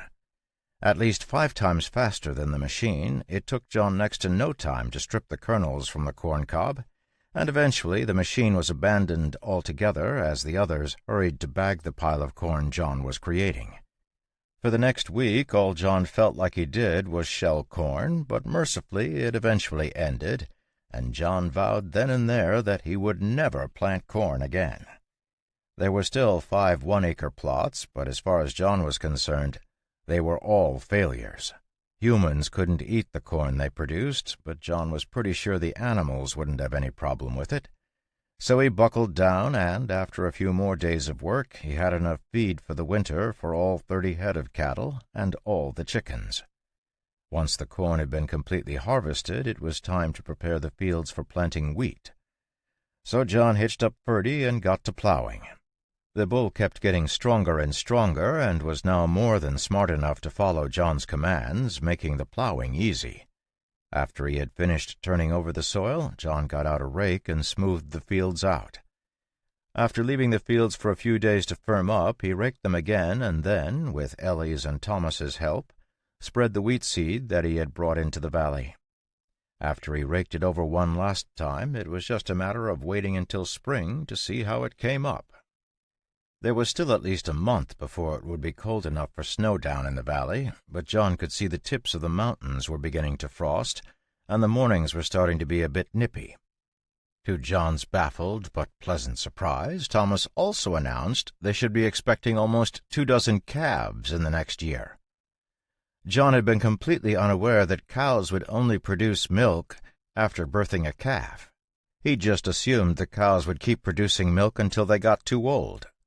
After putting his head together with Ellie and Thomas, the 3 of them came up with a good milking rotation that would allow the cows to rest before they gave birth to help ensure the longevity of the dairy. Exceptionally pleased by the new schedule and the additions to his herd, Ferdy had taken to trotting around the farm proudly with Sigvald on his back. Watching them from the porch, John could only shake his head. The days quickly got colder, and the first frost had settled in when a group of people came down the road, stopping at the farm and asking to see John. Coming up from the cheese cellar where he had been rotating the cheddar, John saw the adventuring party who had stopped by earlier in the year. Casually scanning the farmyard, John nearly burst into laughter when he saw Sigvald standing up on the roof of the house, Ferdy peeking out from near the barn, and Thomas standing in the doorway of the bunkhouse. In the middle of a triangle formed by 2 animals and the farmhand, the adventuring team was clearly oblivious to the position they were in from the way they just stood there, completely at ease. Seeing John, the leader of the team, Reese, raised his hand and greeted him. "Hello, Mr. Sutton. I hope you've been well. It's been some time since we were last here. You've done some major improvements to the place." "We have," John nodded, looking over the group of adventurers. Based on their cold-weather gear and the full packs their horses carried, it looked like they were just leaving for a trip. Wondering if they were finally leaving the valley, John waited patiently for Reese to continue. When the large man saw that John wasn't going to continue the conversation, he let out a sigh and shook his head. "Well, let me cut to the chase. We're hoping we could hire you. We found the ruins we think we're looking for, but there are signs of beasts, and I'm not confident our party composition is suited to exploring it. At the worst, it'll be a bust, and the ruins will be picked clean. But on the other hand, it could also make us really rich." Sensing Reese was keeping his words tight because of the listening ears, John frowned slightly. His instinct was to turn them down again, but he also knew that if he didn't get a break from the routine of farm life once in a while, he was going to go crazy. After a second, he decided to at least hear them out. "Thomas, look after the horses, will you?" "Yes, sir." "Come into the kitchen so we can talk about this properly." Following John into the kitchen, Reese saw that Ellie was putting on a pot of water for tea. While she put out cups, the rest of the adventuring team filed into the kitchen. Grimes, the ranger, let out a low whistle as he looked around. "Cozy little place you got here, Mr. Royal Knight," "Shut up, Grimes," Sandra said, walking past the ranger to the stove where Ellie was putting the mugs on a tray. Taking the tray, she brought it to the table, placing the cups out. While they were waiting for the tea, John gestured for Reese to start talking. Giving John a grin, Reese went around the room and introduced the team. "I'm Reese, as you know. I'm a fighter. We've got Hopper, our monk, Catherine, our herbalist, Sandra, our rogue, and finally Grimes, our ranger. We make up the Red Coral Adventuring Group." "John Sutton, Royal Knight." "And how about you, cutie?" Grimes asked, looking at Ellie. Paying exactly 0 attention to the question, Ellie brought the tea over to the table and poured a cup for John. Putting the tea down on the table, she turned and walked out of the room, leaving Grimes spluttering. Letting out a peal of laughter, Sandra picked up the pot and filled up the rest of the cups. His face growing hot with embarrassment, Grimes turned to glare at John, but before he could cause trouble, Catherine, who had been watching John the whole time, put out a hand to stop him. "Settle down, Grimes. Don't ruin the reason we're here." Chapter 34. Catherine's words seemed to douse Grimes's fire, and with a nasty expression he pulled a chair over, spinning it around and sitting on it backward. Taking the cup of tea Sandra handed him, he sat silently glowering at John, who paid him no attention. Taking a sip of tea, Reese cleared his throat and began to explain the situation. "Ahem. Yes. It might be helpful for me to give you a bit of background about our group. We've been a professional-level adventuring group for around 6 years now, with a few of us having worked together even longer. We were hired to find a family heirloom by a noble in the capital city. However, he only knew that the ruins were here in the valley. The heirloom is exceedingly valuable, so we don't want to retreat before we find it, but the ruins have proven elusive." Pausing, he took a sip of his tea, glancing around at the rest of his team before turning back to John. "Recently, we managed to discover a ruin up in the mountains. We think it's the place we're looking for." "But there are beasts?" John asked, his voice calm. "Yes, well, we can't be sure. Grimes is a very accomplished tracker and thinks he found some signs that the ruins have been taken over. Additionally, there will be traps and the like to protect it. Regardless of if there are beasts, we need a large enough group that we can be assured of our safety." "Why me?" Smiling, Reese put down the cup he was holding. "In the interest of transparency, I'll let you know that we've already hired 2 more people. Haver, known as the Wolf King, and the Laughing Blade Rosalie will be working with us. They recommended you." For the first time since the conversation had begun, John's expression changed. Though it was only a light movement of his eyebrows, it was as monumental as if the earth itself had moved. Happy that he'd managed to surprise John, Reese's smile grew even wider. "Yeah, I was pretty surprised too.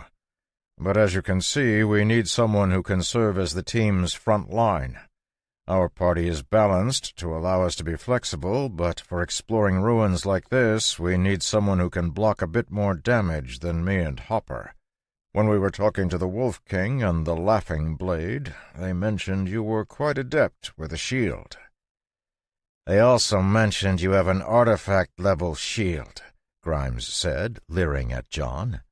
"I must confess, I'd sure like to see it." "Shut up, Grimes," Reese said, glaring at the ranger. Turning back to John, he smiled again. "With you, we'll have a solid team. A knight to block at the front, a fighter, a monk, and a ranger for melee coverage, 2 rogues for flanking, and a tamer and herbalist for support. It would be hard to put a team like that together even in the capital city. So I feel very fortunate there are so many skilled people in the valley." Putting his cup down on the table carefully, John tapped his finger on the table. "What's the split?" "Split? We'll pay you a few gold," Grimes said, leaning back. "Shut up, Grimes." Silence blanketed the room as the Red Coral adventuring team stared in shock at John, who had just interrupted the ranger. As the seconds ticked by, his face began to grow frightfully red. But before he could blow his top, John's lazy gaze settled on him. "If you want to have any chance of coming to an agreement, you need to hold your tongue. I don't like your flippant attitude, and if I wasn't interested in exploring the ruins, I would have thrown your entire party out on your ears. Keep your mouth shut while I talk to your party leader, or get off my farm." Gritting his teeth so hard it looked like he might crush them, Grimes's eyes burned with anger as he stared at John, but he wasn't given another chance to speak as John calmly continued.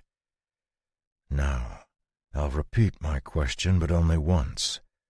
What's the split?" Lost for words, Rhys didn't know how to respond, so Catherine took over the conversation. "Our primary interest, and the sole interest of our contractor, is in the family heirloom. Everything else will be split according to contribution. There are 5 of us, and with you, Wolf King, and Laughing Blade, there will be 8 people. As normal, frontline point and healers will get double shares, which brings us up to 10 total shares." "Who will get the first pick?" John asked. "After all, most ruins aren't packed full of gold coins." "Normally healer and then point, but I'm willing to waive the right for you." "Who's commanding?" "I will be commanding." "Is there a hazard bonus?" "No. We're hiring you because we think it will be hazardous." "And is there a minimum guaranteed earn?"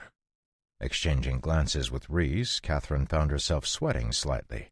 They had assumed John was a retired royal knight who had spent his whole career in the palace, so to hear him ask questions like a seasoned adventurer was a little disconcerting. We've not talked about it, but I think 10 gold would be appropriate. Rhys?" "Yeah, 10 gold should be good. I'm willing to guarantee that if you don't get at least 10 gold worth of spoils from the ruins, I'll make up the difference to you from my own pocket." "When do you want to leave?" "Either tonight or tomorrow. There will be at least 2 days of camping before we get to the location of the ruins, maybe 3 depending on the conditions in the mountains. What do you say? Are you in?" Looking down at his hand, which was resting on the table for a moment, John tapped the table twice and nodded. "Yes, I'll be ready to leave tomorrow morning." An intense look of relief flashed across Rhys's face, but he hid it as fast as he could. Smiling widely, he stood up. "Then I'm looking forward to our partnership." Just keep your people in line and we'll get along fine."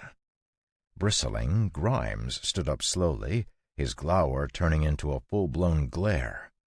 "What's that supposed to mean?" "It means I don't like you," John said, his voice even and matter-of-fact. "And I don't want to talk to you. I'm not here to mess around with you, so save it for your friends." "Or what?" Grimes asked, shoving the chair out of the way with a clatter. "Grimes! No, Catherine. He said the words and I want to know what he means," the ranger snarled, taking a step forward and leaning over the table. "Or what?" Sitting up slightly, John leaned his head in, staring straight into Grimes's eyes as he spoke, carefully enunciating every word. "I've got a shovel and 25 acres out back. Keep mouthing off, and you'll find out what." Her eyes going wide, Sandra let out a loud laugh. Grabbing Grimes, she dragged him away and shoved him out the door. Pausing before she left the kitchen and looking at John, she flipped her hair and gave him a wink. "I like you. You're cute." Left in awkward silence, Rhys, Catherine, Hopper, and John just looked at each other, until Hopper stood up and put his hands together. Bowing to John, he spoke softly and then headed for the door. "I'm pleased to work with you. Please excuse Grimes. He's impulsive." Standing up, John nodded. Rhys and Catherine followed their teammates after a few more perfunctory words, and soon John was alone in the kitchen. Sitting in silence, he was lost in his thoughts until the hallway door opened, and Ellie peeked her head out. Seeing that the adventurers were gone, she came out and cleaned up the cups, starting on dinner once she had washed them. As the farm began its evening routine, the Red Coral adventuring team were on their way back to the village. Riding along, Grimes continued to grumble, obviously unhappy with how his encounter with John had turned out. Finally, unable to contain it, he lashed out at Sandra, who was still chuckling under her breath. "What are you laughing at? Or have you grown so enamored with that dirty farmer that you're going to take his side?" "That so-called dirty farmer is hilarious. Have you ever heard a cleaner threat than that? That was amazing." "Well, I didn't see you stepping up when he insulted us. I seriously don't see why everyone is so obsessed with getting him." "Because he killed our meat shield," Reese said quietly, "in one-on-one combat, even though Jamal was enraged. You know what kind of power an enraged barbarian has. Apparently he blocked both a barbarian and a tamer's beasts at the same time. We need that sort of skill if we're going to make it through the ruins without taking casualties." Falling silent, Grimes let out a breath. "Fine, but once we're done, I want his head on a spike. And then I'm going to pay a little visit to that farm girl. No one gets to ignore me like that." Giving Grimes a disgusted look, Sandra pulled her horse's reins, distancing herself from the plotting ranger.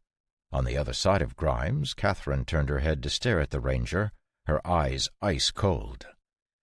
"You nearly ruined it for us back there. I don't care what you do after the mission is done, but if you screw it up for the rest of us by messing around, I will personally skin you alive." Quailing under her glare, Grimes nodded. "I got it." That night, after everyone else had gone to bed, John sat on the porch, his silver sword resting on his knees. It was a chilly evening, but he was only wearing a light cotton shirt, and the air around him seemed abnormally warm. Breathing in a steady rhythm, he pulled mana into his body and cycled it through his lungs, into his muscles and bones, and finally into his skin. He was pretty sure he was gaining no real benefit from the insanely painful exercise, but the habit had been so deeply ingrained in him that he simply couldn't help it. Seeing the flicker of a shadow, he reined in the mana that swirled around him. "Sir, would you like me to take care of them?" Hearing Thomas's soft voice, John smirked and shook his head. "No. If you did that, who would lead me to the ruins they found? They might mean you harm. They wouldn't be the first now, would they?" A pregnant pause followed John's question as Thomas's mind spun, memories of the last 10 years flying through his head.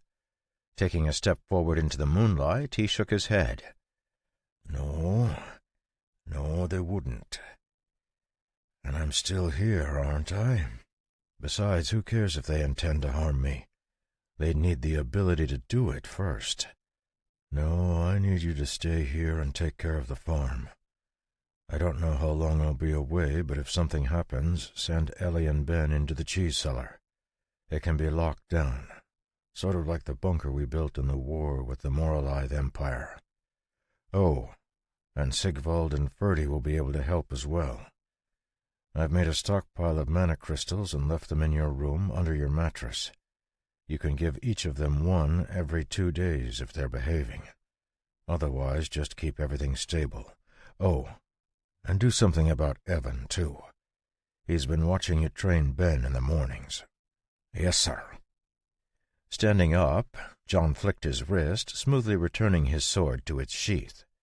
Adjusting the silver bracer on his arm, he picked up his coat and slipped into it, buttoning it up and turning up the collar.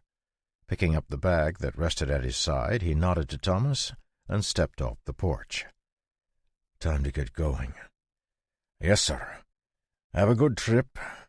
And, sir—" "Yes?" "Come back safe." "Thanks, Thomas. See you." With a flash, John vanished, a flickering flame that quickly died out, the only sign he'd ever been there. Staring after him, Thomas's face was heavy, but he kept his silence, only glancing at the dark kitchen where a young woman sat, her back pressed against the closed door and her hands clasped tightly together. Shaking his head, Thomas stepped back, melting into the shadows of the barn without a sound. Far from the farm, in the dark woods, John strolled along, each step sending him a dozen feet forward as flame flashed under his feet. It was quite a while until morning, but he had just enough time to pay a visit to Wolf Den before he returned. It was likely he would find Haver and Rosalie there, but that didn't concern him. Instead, he wanted to know if the bandit town was being abandoned. If they don't plan on coming back, it means that trouble is brewing. But if the town is operating normally, then chances are they're not in on whatever the Red Coral team is planning. Glancing at the sky to check the time, John sped up, moving through the forest so quickly he was little more than a flash. It didn't take long for him to arrive at the foot of the mountains, and the trip up to the bandit town was even quicker. Sucking in a breath of mana, he surrounded himself with it, completely sealing his smell and mana signature, using a trick he had seen rogues do to effectively erase his presence. Unless someone looked directly at him, they would have no idea he was there, making infiltrating Wolf Den all the easier. A light jump put him over the wall and in a small alleyway. Putting on a wide-brimmed hat, he pulled the brim down and walked out into the street. Keeping to the buildings, he passed along the street, not stopping until he got to the big central hall where the Wolf King kept his rooms. What he was really interested in, however, was behind the hall, in a set of large pens. Peeking through the bars, John saw a dozen wolves sleeping together in a pile, their black and gray bodies blending together in the darkness. Nodding, he slipped back out of the bandit town and started toward Fairford village, where he would meet up with the adventuring team. Chapter 35.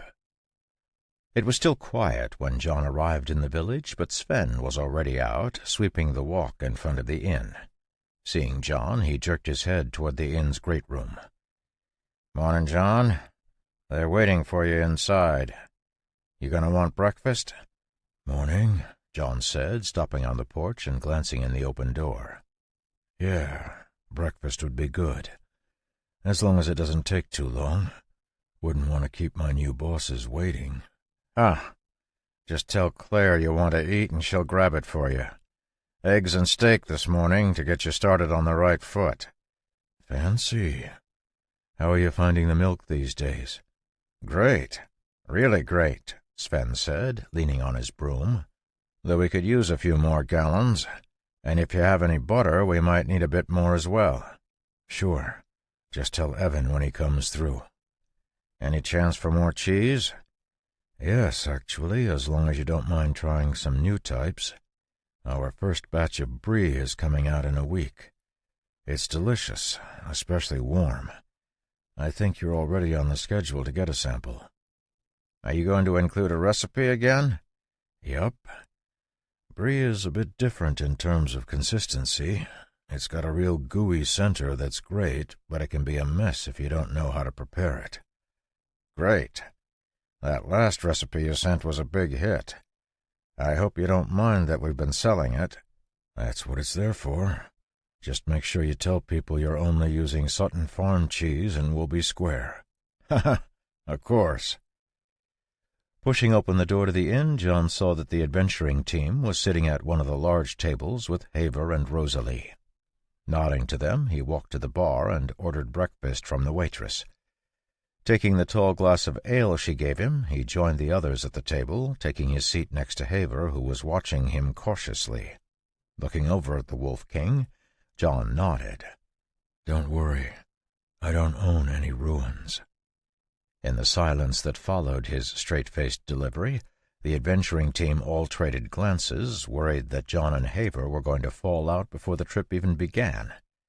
"You know, I think that might have been a joke," Sandra said, a smile creeping across her face as she tried to diffuse the tense atmosphere.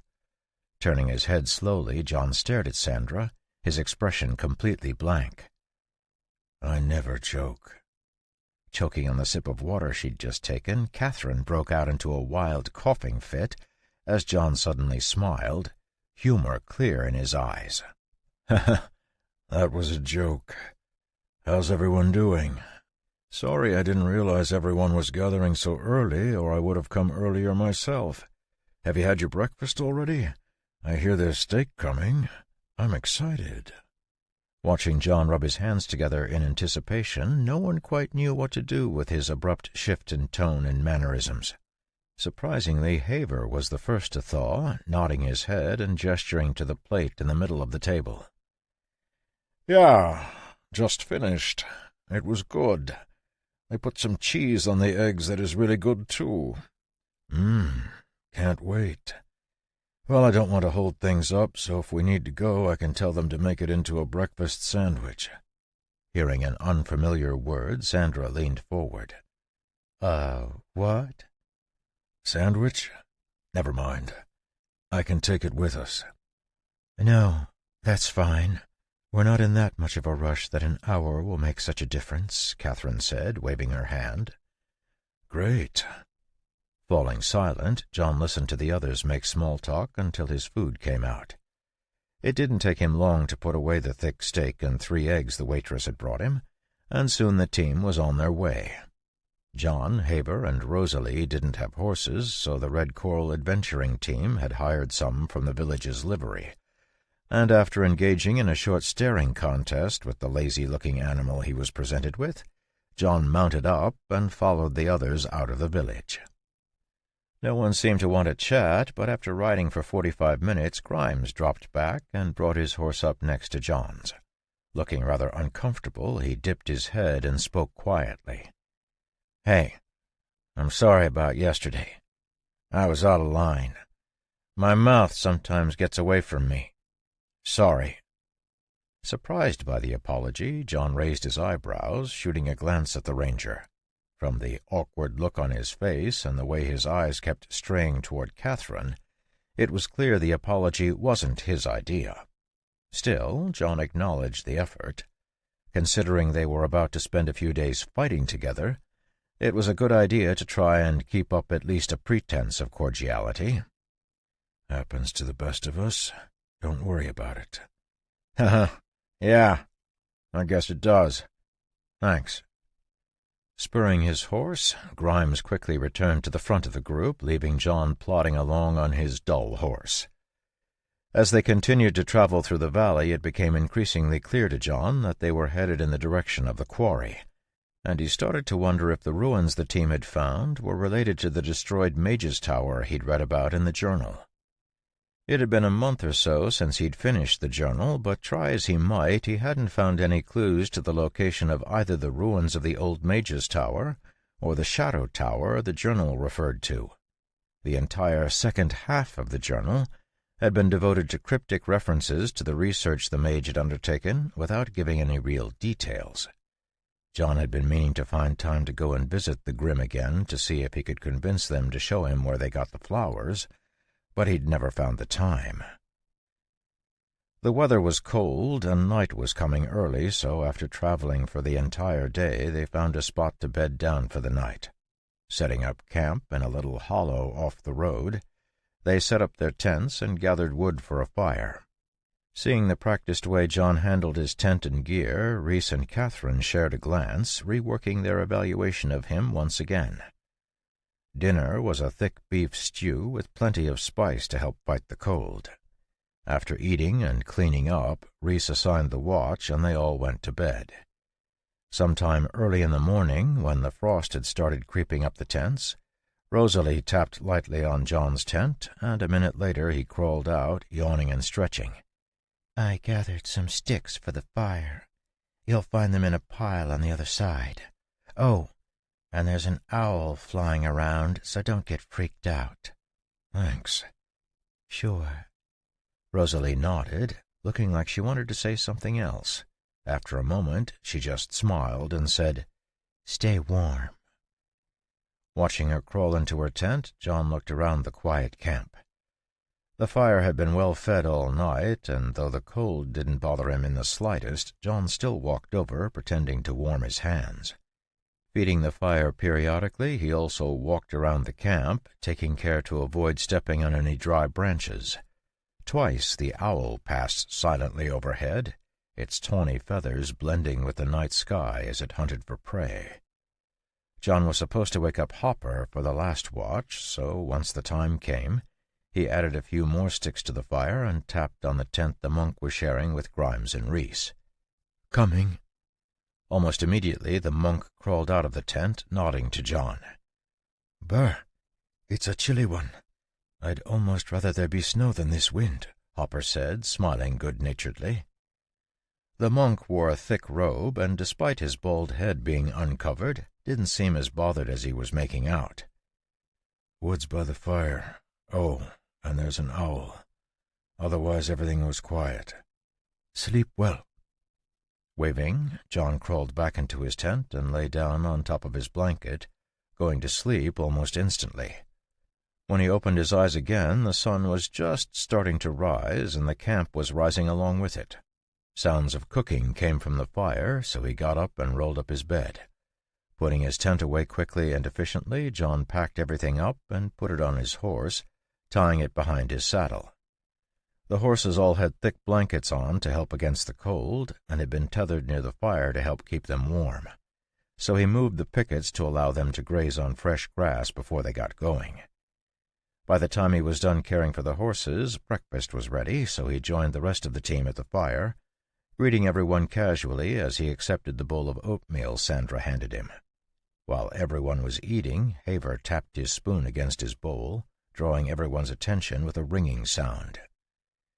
His 2 large wolves that had accompanied him lay at his feet, their eyes alert, making him look even more dashing. "I bet he picked the tamer class because of how cool it would make him look." Oblivious to John's internal monologue, Haver looked at Reese and Catherine. "Mind sharing a bit more information about what you're leading us into? I'm not a cowardly one, but it's nice to be prepared when the chance is there." "Ah, yes, of course," Reese said, licking his spoon.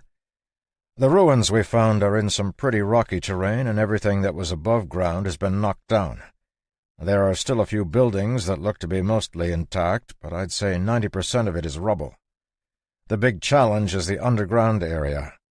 According to the records our contractor has, the lower levels should consist of a few miles of tunnels and rooms, so we're going to be exploring those things." "Shouldn't something like that be picked out?" Haver asked, his brow furrowed. "Normally, yeah. But according to our information, the basement area has a magical seal, and we have the key. So we'll need to look for the door when we get there. But Grimes believes he spotted it in one of the buildings." Seeing John, Haver, and Rosalie looking at him, Grimes smirked and tapped next to his eye. "Eagle eye. One of my class skills." "Okay, so we're going to be underground. That's fine. The twins have great dark vision," Haver said, patting the 2 wolves that lay at his feet. Helping himself to another serving of breakfast, John lifted a spoonful of the steaming oatmeal and blew on it. "You mentioned you saw beast signs?" When he heard John's question, Reese's face grew serious, and he nodded his head slowly. "There were a number of signs, including claw markings. Grimes is well versed in beast signs, and from what we could tell, there should be at least a dozen beasts in the area. Additionally, the information we have suggests there are beasts in the underground area as well." "What do you mean when you say beasts?" John asked, lifting another spoonful of oatmeal. "Are we talking about mutated animals or proper beasts?" "Is there a difference?" Grimes asked, flashing a crooked smile at John. "Yes," John nodded, putting his spoon down and looking around at the group. "Any animal that consumes mana long enough could mutate into a monstrous version of itself, becoming something akin to a beast. But true beasts are born with improved mana efficiency and possess the ability to harden their skin. Add to that a variety of magical abilities depending on the type of beast, and you have 2 very different situations. Mutated animals may be stronger and faster and tougher than their normal versions, but they can't breathe fire or turn invisible." "Sheesh, it was just a joke," Grimes muttered, lifting his hands in mock surrender. "I know, but I'm going to be the one standing in between you and whatever is down there," John said, letting out a sigh. "I don't mean to be so nitpicky, but my strategy will change depending on what we're actually facing. Like the Wolf King said, if we can, it's better to be prepared." "Fair point," Rhys nodded, reaching into his coat. Pulling out a roll of leather, he tossed it to John, who caught it with one hand. Putting his food down, John unrolled it and spread it out, his eyes going wide when he saw the contents. Letting out a low whistle, he shook his head and passed the leather to Haver. Just like John, Haver showed shock when he saw the leather's contents. Craning her head over, Rosalie peeked at the leather and let out a helpless-sounding laugh. "Do you have a death wish? You want us to walk into a nest of a dozen thorn bears?" Haver's low voice carried a dangerous edge that made the two wolves at his feet slowly bare their teeth. No. That would absolutely be a death wish. The signs we saw outside are gnolls. There's a nest of a dozen gnolls in the area. The thorn bear is down in the underground area." A memory, long buried in the recesses of John's mind, floated to the surface as John took another look at the picture on the leather. He knew from personal experience that thorn bears were much scarier in person than they looked in a drawing. "A dozen gnolls shouldn't be bad as long as we don't get ambushed," John said. "But be clear about the thorn bear. Is there one, or is there more than one?" "Unfortunately, we don't know," Catherine replied, letting out a sigh. "If there was one, we would have just gone down ourselves. But we weren't able to confirm that, which is why we hired you. Our team is enough to deal with one thorn bear by ourselves, but we would struggle with two. With the three of you added, we're confident we'll be able to handle 2 thorn bears without any trouble." "And if there are 3 or 4? "If there are 3, we should be able to squeeze through. If there are 4, we run," Rhys said matter-of-factly. "But we have a map of the underground area, and we'll be taking it slow, so even if we run across more thorn bears than we anticipate, it won't be a problem for us to call a full retreat."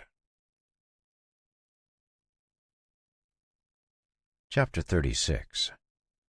The party continued on after cleaning up from breakfast, a subdued air shrouding them as they each prepared mentally for what was coming in the days ahead. By noon they had reached the mountains, but they didn't stop, instead pushing on until it was almost dark. When Rhys finally called for a stop, everyone was tired from a full day's travel, and after quickly setting up camp and shoving down some food, they went to bed. According to what Rhys said, they would arrive around mid-morning the following day at an abandoned hunter's lodge where they could leave the horses. From there, it would be a 4-hour hike further into the mountains to the ruins themselves.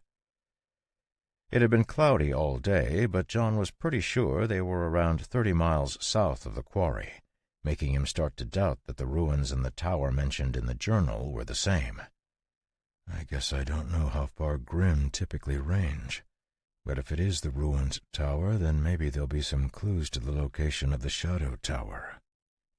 Hearing a sound, John looked up and saw Rosalie crawling out of her tent, a thick coat wrapped around her body.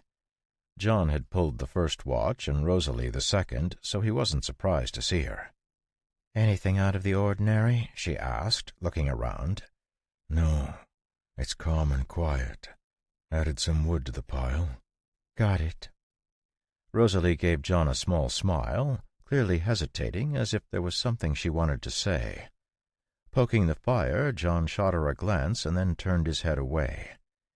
There were still a few more minutes until his watch was over, so he continued to tend the fire. "I'm going to answer nature's call." "Sure. There's some rocks and a pit I dug just around those trees." Nodding her thanks, Rosalie walked past John and headed into the woods.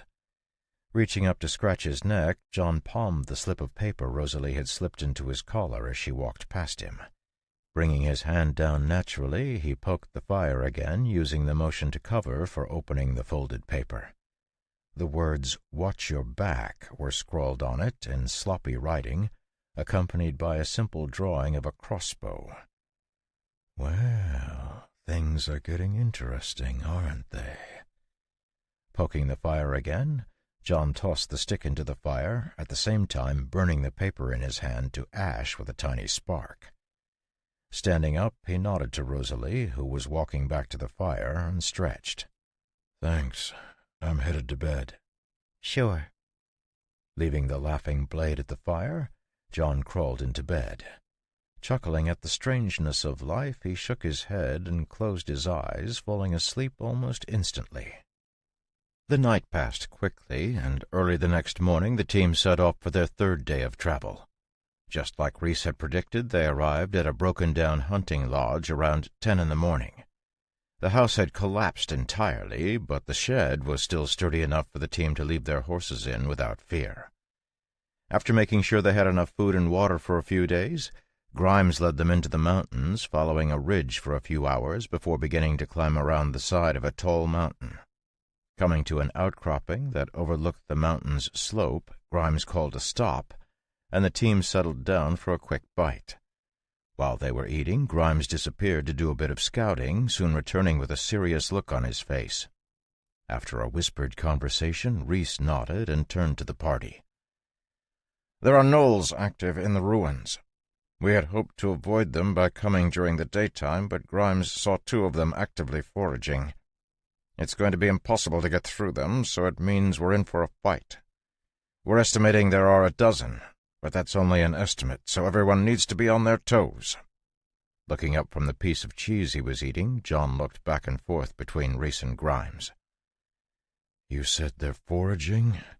Were they eating their prey or dragging it?" Taking a moment to think, Grimes's face suddenly turned a shade whiter. Noticing his change, Catherine's eyebrows rose, and she gestured for him to speak. "Spit it out, Grimes. We're a team and need to know what we're walking into."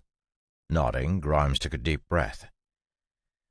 "They were dragging half a deer." "So?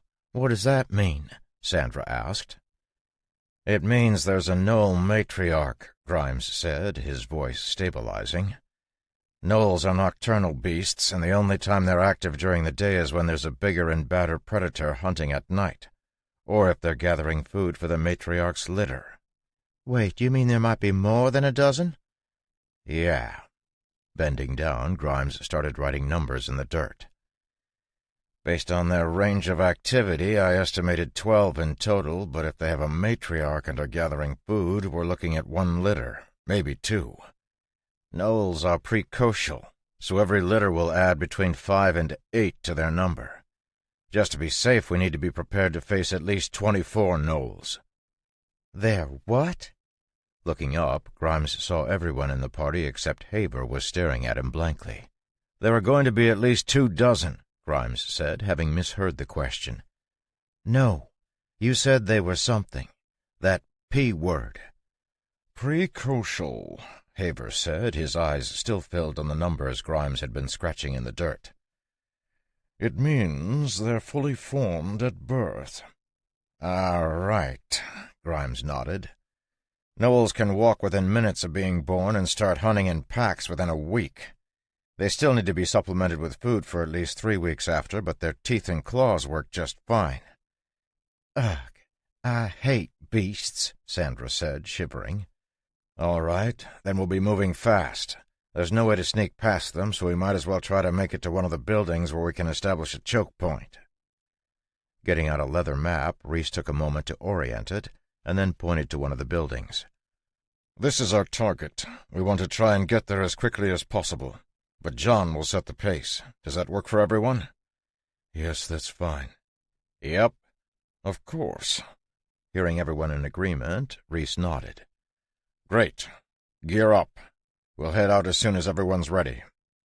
Shrugging out of his coat, John checked his sword and daggers and adjusted the silver bracer he wore. Everyone else was busy double-checking their own gear, but John still caught the glances they sent at the gleaming bracer. Hiding his smile, he began to stretch, pretending he hadn't seen anything. Artifacts, while not particularly rare, were almost all tied to classes, making an artifact like the bracer, which was classless, practically priceless. Once everyone else was ready, John led the way out of the rocks, quickly descending the mountainside toward the ruins that were laid out below. As they went, he scanned the broken-down buildings, looking for the building Reese had pointed out while keeping an eye out for the gnolls. Spotting the building, he corrected their course and broke into a jog. Speeding up. In a fast jog that was just short of a full run, John led the way forward, weaving between the broken walls and vaulting over any obstacles that were in the way. The entire team followed him easily, keeping in a tight formation. All class holders were supernaturally strong and fast compared to regular people, and even Catherine, who had a healing class, was able to keep up without any challenge. As they cut through the ruins, Haver's wolves and Grimes served as their first line of detection, carefully scanning for enemies. The last stretch before they got to the building was across a wide avenue, and it was also the most dangerous part of the run. Up until that point, John had led them behind cover, but running across the wide road would make it impossible to hide. Sure enough, John had only just stepped out when Grimes spoke up. "We've been spotted. 3 gnolls on the right in the alleyway." A moment later, a harsh laughing sound rang out as the gnolls began to call out. Not stopping for even a second, John continued to dash across the road as if the doorway to the building was the only thing in his view. "Careful, they've got bows." Hearing the shout, the team looked up as 2 arrows shot toward them. Hopper, seeing that one of the arrows was heading straight for Catherine, jumped in front of her to use his body to block the arrow, but before it hit, a silver flash crossed in front of him, knocking both arrows off course.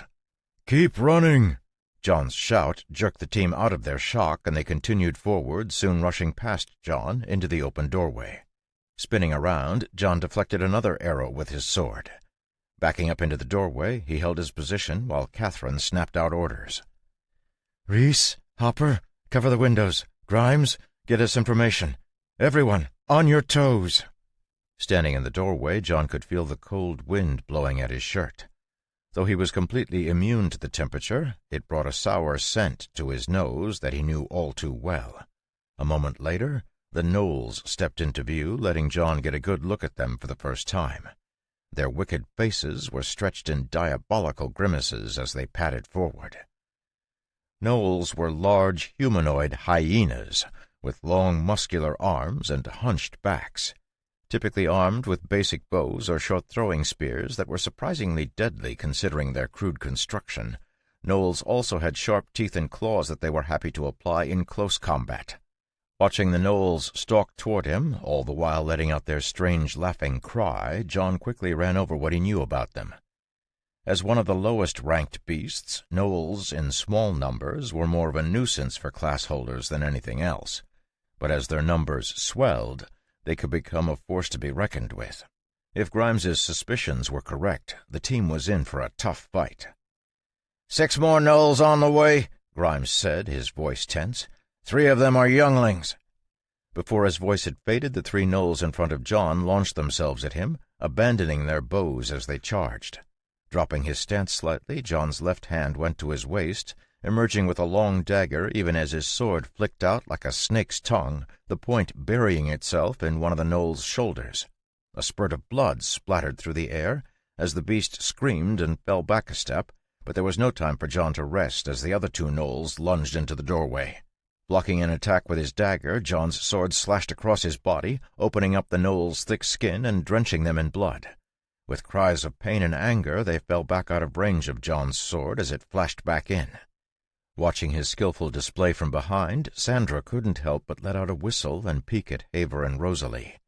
Ignoring her slightly mocking glance, Rosalie flicked her fingers, sending a dagger blurring past John's head and into one of the attacking gnolls. Letting out a scream as the dagger cut through the muscles in its chest, the gnoll took a staggering step. Seizing the momentary opening, John jumped forward, his dagger forcing one of the other gnolls back as he slashed with his sword, neatly taking the injured gnoll's head off. 2 quick steps back put him back in the doorway before the other gnolls could recover and charge through.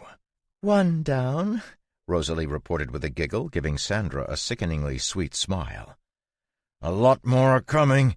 Grimes called out as half a dozen more gnolls appeared on the street and charged toward the building the team was hiding in. Lifting his bow, he watched for openings, occasionally sending out arrows as the gnolls rushed forward. Rosalie and Sandra both joined him, throwing their daggers as they tried to slow the rush down. John stood in the narrow doorway, forcing the gnolls to advance 2 at a time. His sword and dagger flashed, weaving a silver net any time the gnolls tried to advance.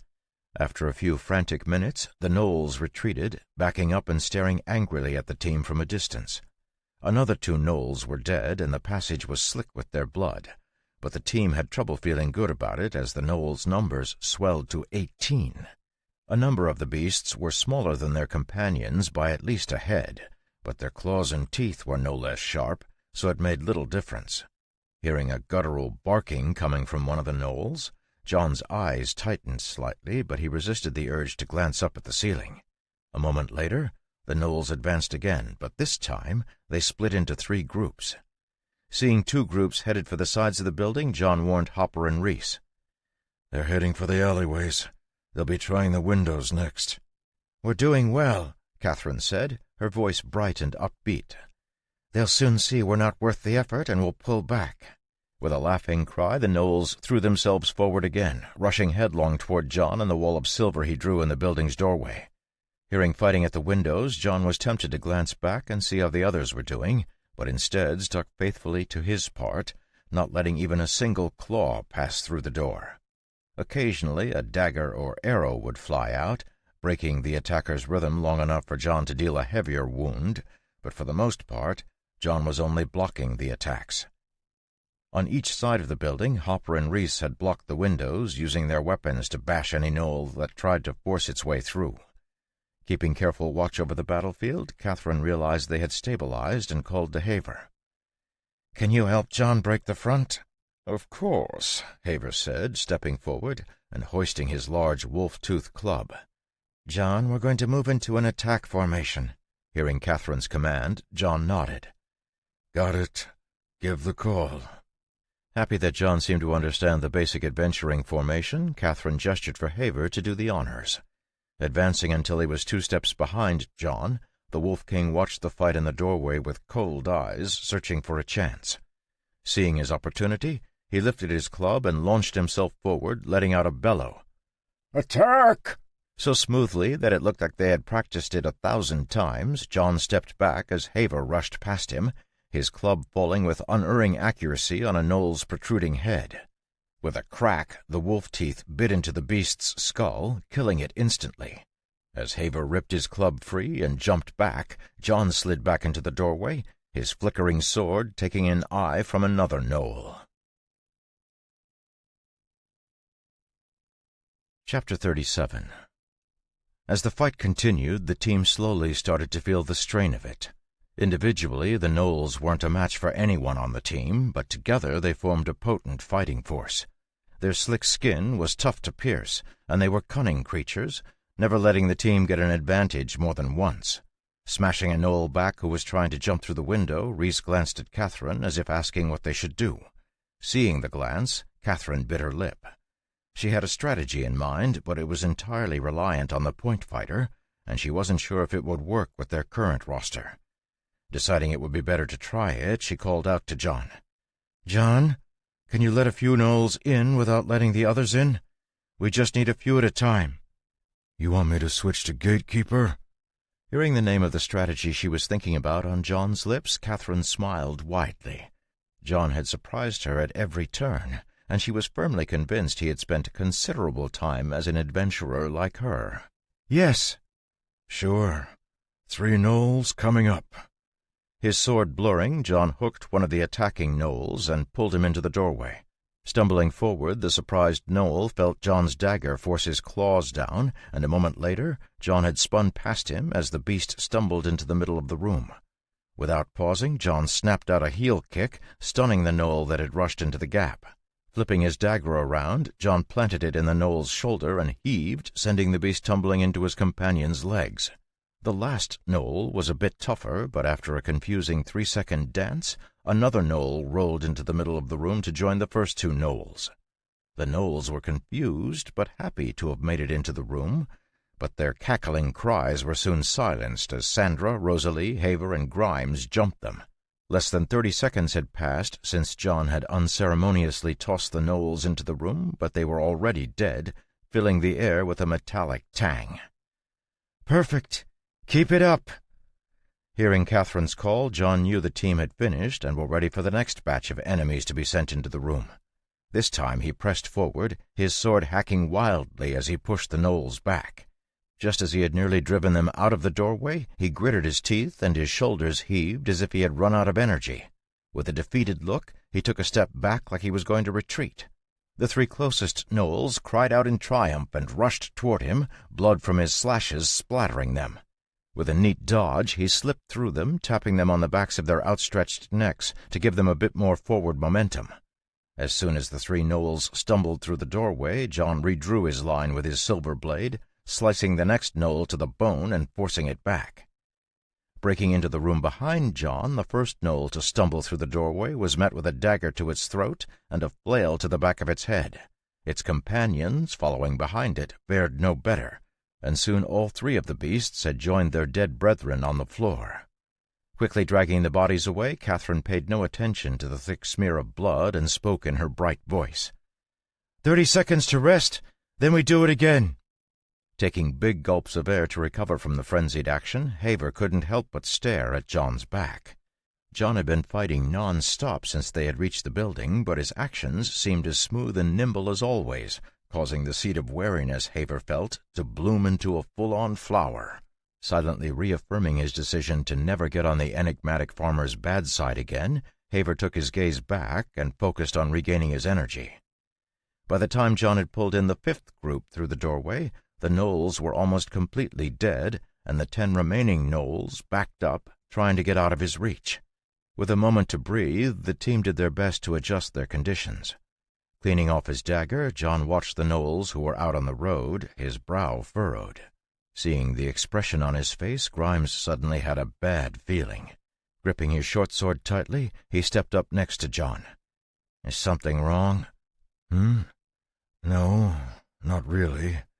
I was just thinking about the last time I fought gnolls," John said, shrugging. "We didn't have a nice choke point like this. We were on a wall, and they just climbed up it like it was flat." "Yeah, they're skilled." "Climbers! The roof!" Jumping back, Grimes threw his short sword with as much force as he could as a gnoll thrust his head through a hole in the roof.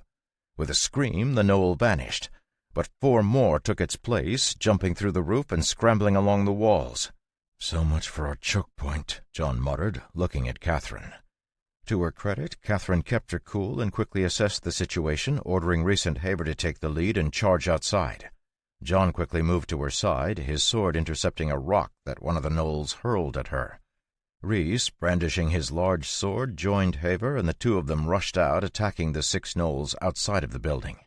With Haver's wolves and the 2 rogues joining in, the 6 gnolls fell quickly, and the team regrouped in the middle of the wide avenue. "Do we fight it out or head for your tunnel? Because that looks like a lot more than 25 gnolls," John said. Watching the number of gnolls up on the roof of the nearby buildings continuing to increase, Catherine nodded, her face pale. "We head for the tunnel. Grimes, you know the way the best." "Got it." With Grimes at the front and John bringing up the rear, the team began to sprint, running all out as they headed for the other end of the ruins. Seeing them run, the gnolls began to let out war cries and give chase. Every once in a while the beasts would unleash an arrow or send a spear toward the group, but thanks to John's warnings and flashing sword, none of them connected. As dangerous as they were, gnolls weren't particularly known for their speed, and the team soon began to outdistance them. Running between 2 buildings, they sprinted across a wide-open area and into a half-broken building that was built into a hill.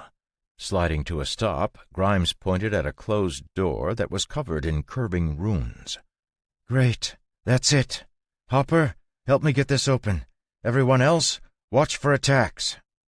Catherine rushed to the door with the bald monk, her hands reaching into her pouch and emerging with a stone tablet.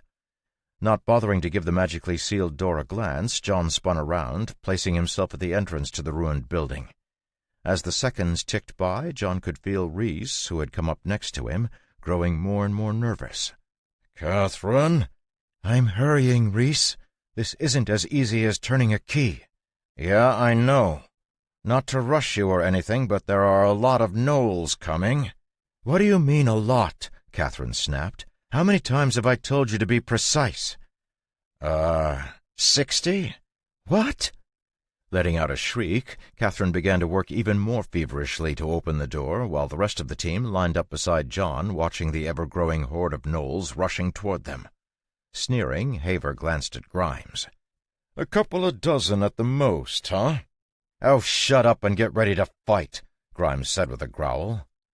As the gnolls drew closer and closer, John felt the mana sealing the door shut loosening, and just when the beasts reached the edge of the open square, Catherine gave a happy cry. It's open! Quickly get inside! We can reseal it from inside! Breathing sighs of relief, the team ran through the door, slamming it shut behind them. They had cut it so close that a few arrows bounced through the shrinking doorway, skidding off of the stone floor and clattering into the darkness. As the stone door shut, the only sound in the silent passageway was the heavy breaths of the team. Feeling his way over to the wall, Grimes leaned against it and slid down into a seated position, gulping down air. The mad run they had executed, combined with the drastic increase in the number of gnolls chasing them, had put everyone's nerves on edge, and they all needed a moment to reset before heading further in. Everyone apart from John, of course. After double-checking that his dagger was clean, he slipped it into his sheath and tapped his bracer. With a hum, a shield of mana appeared on his arm, its faint golden glow lighting up the whole passage. Ignoring the stares that came his way, John used it in place of a torch to look down the passage. 6 feet wide and at least 10 feet tall, the passage sloped slightly as it headed into the hill. Around 30 feet ahead was a set of stairs that plunged down into the darkness. Glancing over his shoulder, John saw the rest of the team were in various states of collapse around the passage, so he put his sword away and sat down as well. "Let's rest for a few minutes, then we'll head in," Catherine said to John. "Sure. You made a good call getting us out of that building when you did." "Pure luck. Thankfully the door wasn't too hard to open, and it will be impossible for the gnolls to enter." "Yeah, but how are we going to get out?" Haver asked, gesturing to the sealed door. "There are close to 100 gnolls out there. There's no way we'll be able to fight through that." Sharing a glance, Reese and Catherine seemed to come to a silent agreement. Nodding, Catherine spoke softly, as if she was trying to keep everything calm. "Actually, we never intended to come back out through this entrance.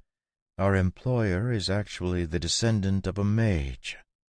In the shocked silence that followed Catherine's words, John seriously thought Haver had just stopped breathing entirely. When the tamer finally did inhale, it was with a gasp.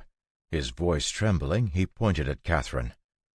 "Are you insane? You brought us into an abandoned mage's tower?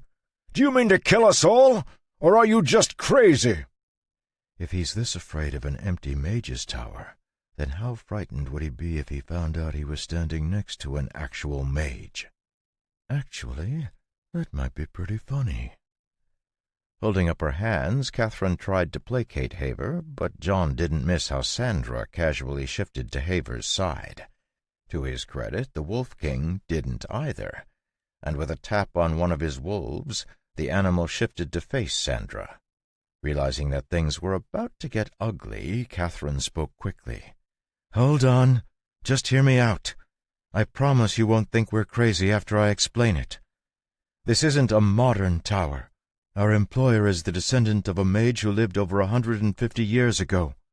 There used to be a tower here that was part of the Empire's academy system. This was before the Empire split up in the Second Mage War, right?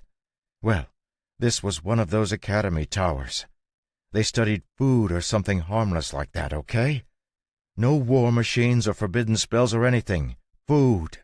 According to what our employer heard from his grandpa, that he had heard from his uncle the mage, the entire place was abandoned.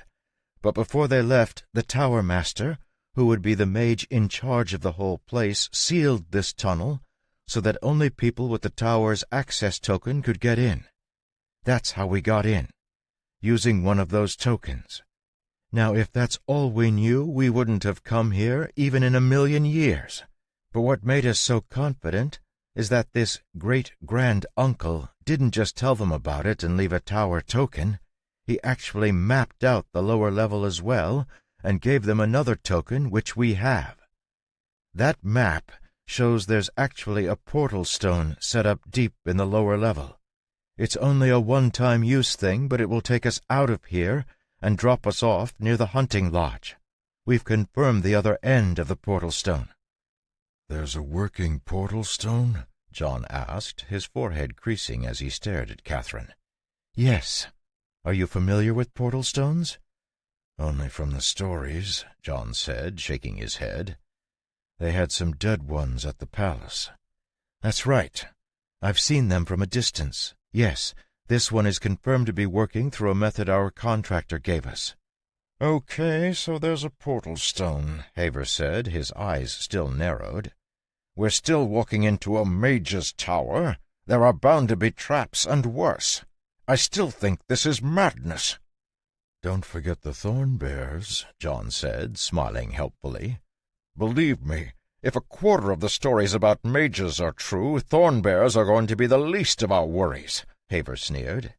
"You obviously haven't met a thorn bear," John muttered. "What was that?" "Nothing," John said, getting up and brushing off his pants. Adjusting his arm guard and shield, he smiled at everyone. "Going back doesn't seem to be an option, so our only option is to head deeper in. Besides, think about it. If this really was a mage tower, we've stumbled on a gold mine. People will pay a fortune for even a scrap of information about mages.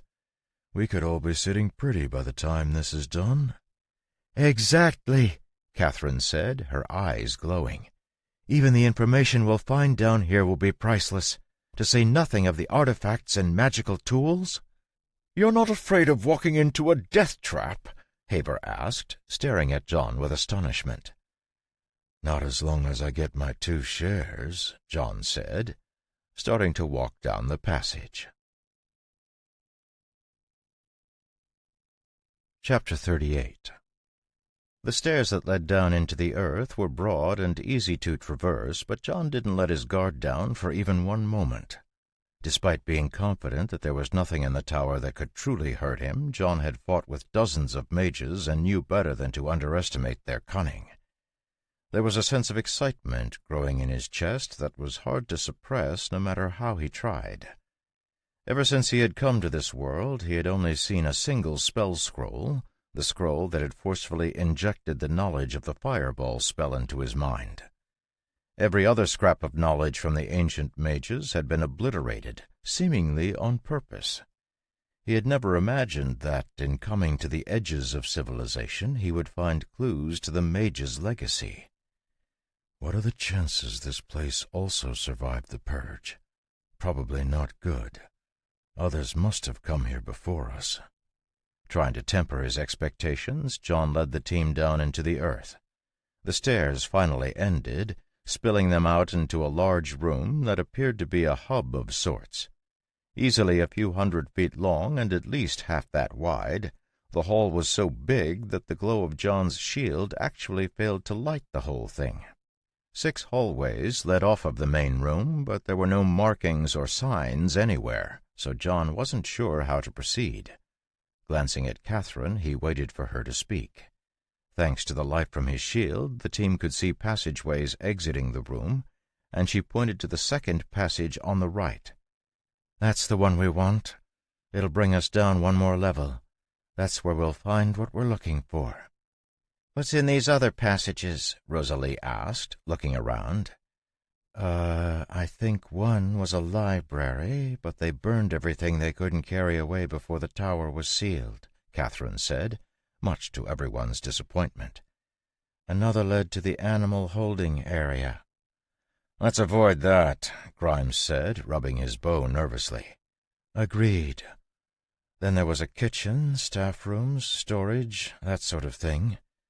But the more interesting areas are downstairs. A laboratory and the official mage's offices. That's what we're aiming for. If we have time afterward, we can come back and search the other rooms." "All right, let's go," Rhys said, patting John's shoulder. The Red Coral team was obviously excited to be so close to what they'd been working toward for so long, and it was clear the excitement was starting to infect Haver and Rosalie. John, on the other hand, found his mood dampening with each step. Having stripped a few secret lairs in his day, he knew all too well the obvious signs that others had been there first, and to his dismay the signs were everywhere. He was starting to think he had stumbled into the tower the journal had talked about, but if that were the case, there was probably nothing of value left. As they walked through the large room, John's sharp hearing caught a hint of something, and a moment later Haver's wolves picked up on it as well. Stiffening, they both looked toward the shadows on the far side of the giant room. Crouching, Haver stroked the wolves' heads while he tried to figure out what they were hearing.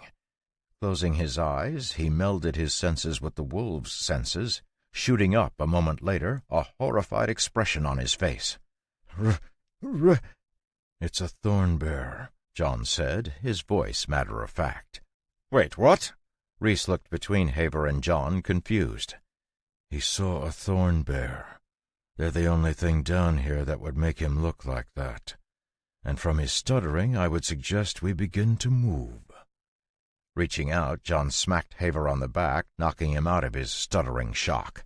The tamer's expression was no less horrified, but at least he could speak. Backing up, he was about to turn and run for the entrance tunnel when Rhys grabbed him. "Spit it out! What's out there?" "Thorn bears." "Thorn bears? As in more than one?" "6." Unlike the rest of the team, who couldn't see through the thick gloom, John could see just fine. Suppressing his shudder, he counted 7 of the hulking monstrosities known as thorn bears. Like the stuff out of nightmares, the thorn bears were heavy, 6-legged beasts that had a bear-like head. Barbed bone protrusions grew out of all their joints, and their fur was mixed with thick, bony plates that covered their legs, chest, and back like armor.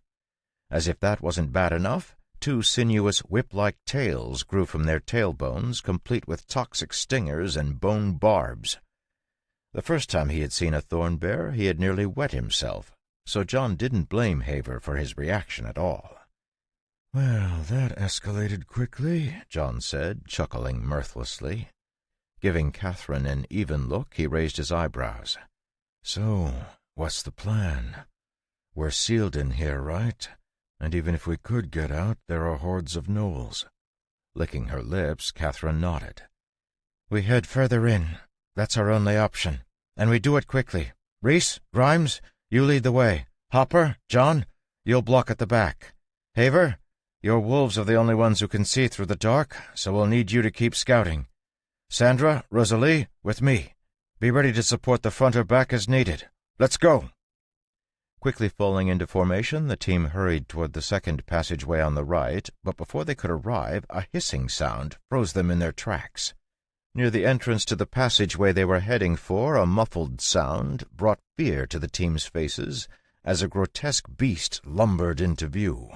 In the soft light of John's shield, the beast looked like something that had crawled out of the deepest pit. Overly large eyes stared out of a bony face that looked like a bear's head with the flesh stripped away. Large fangs extended from the monster's bony jaws, and a forked tongue flickered in and out between its teeth. Thick plates extended across its body, holding together slack and drooping flesh. Scabby skin and sporadic tufts of hair were visible whenever the beast moved, explaining the intense stench that rolled toward the party. Behind the monster, 2 tails lashed, almost invisible in the darkness.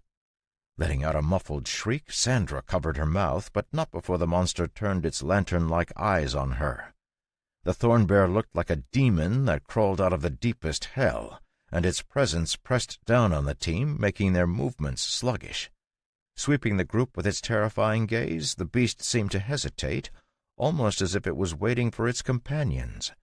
Teeth chattering together, Catherine pointed at the passageway that was half blocked by the beast. "All right, "I'll engage, but I doubt I'll block it for more than 30 seconds," John said, his hand resting on the handle of his sword. Hearing his words, Rhys seemed to receive a burst of courage from somewhere and nodded, unsheathing his longsword. "I'll help. Grimes, get ready to lead everyone forward. John and I will follow." "All right. I'm ready," the ranger said nervously. Taking a deep breath, Rhys brought his sword up in front of him and nodded to John.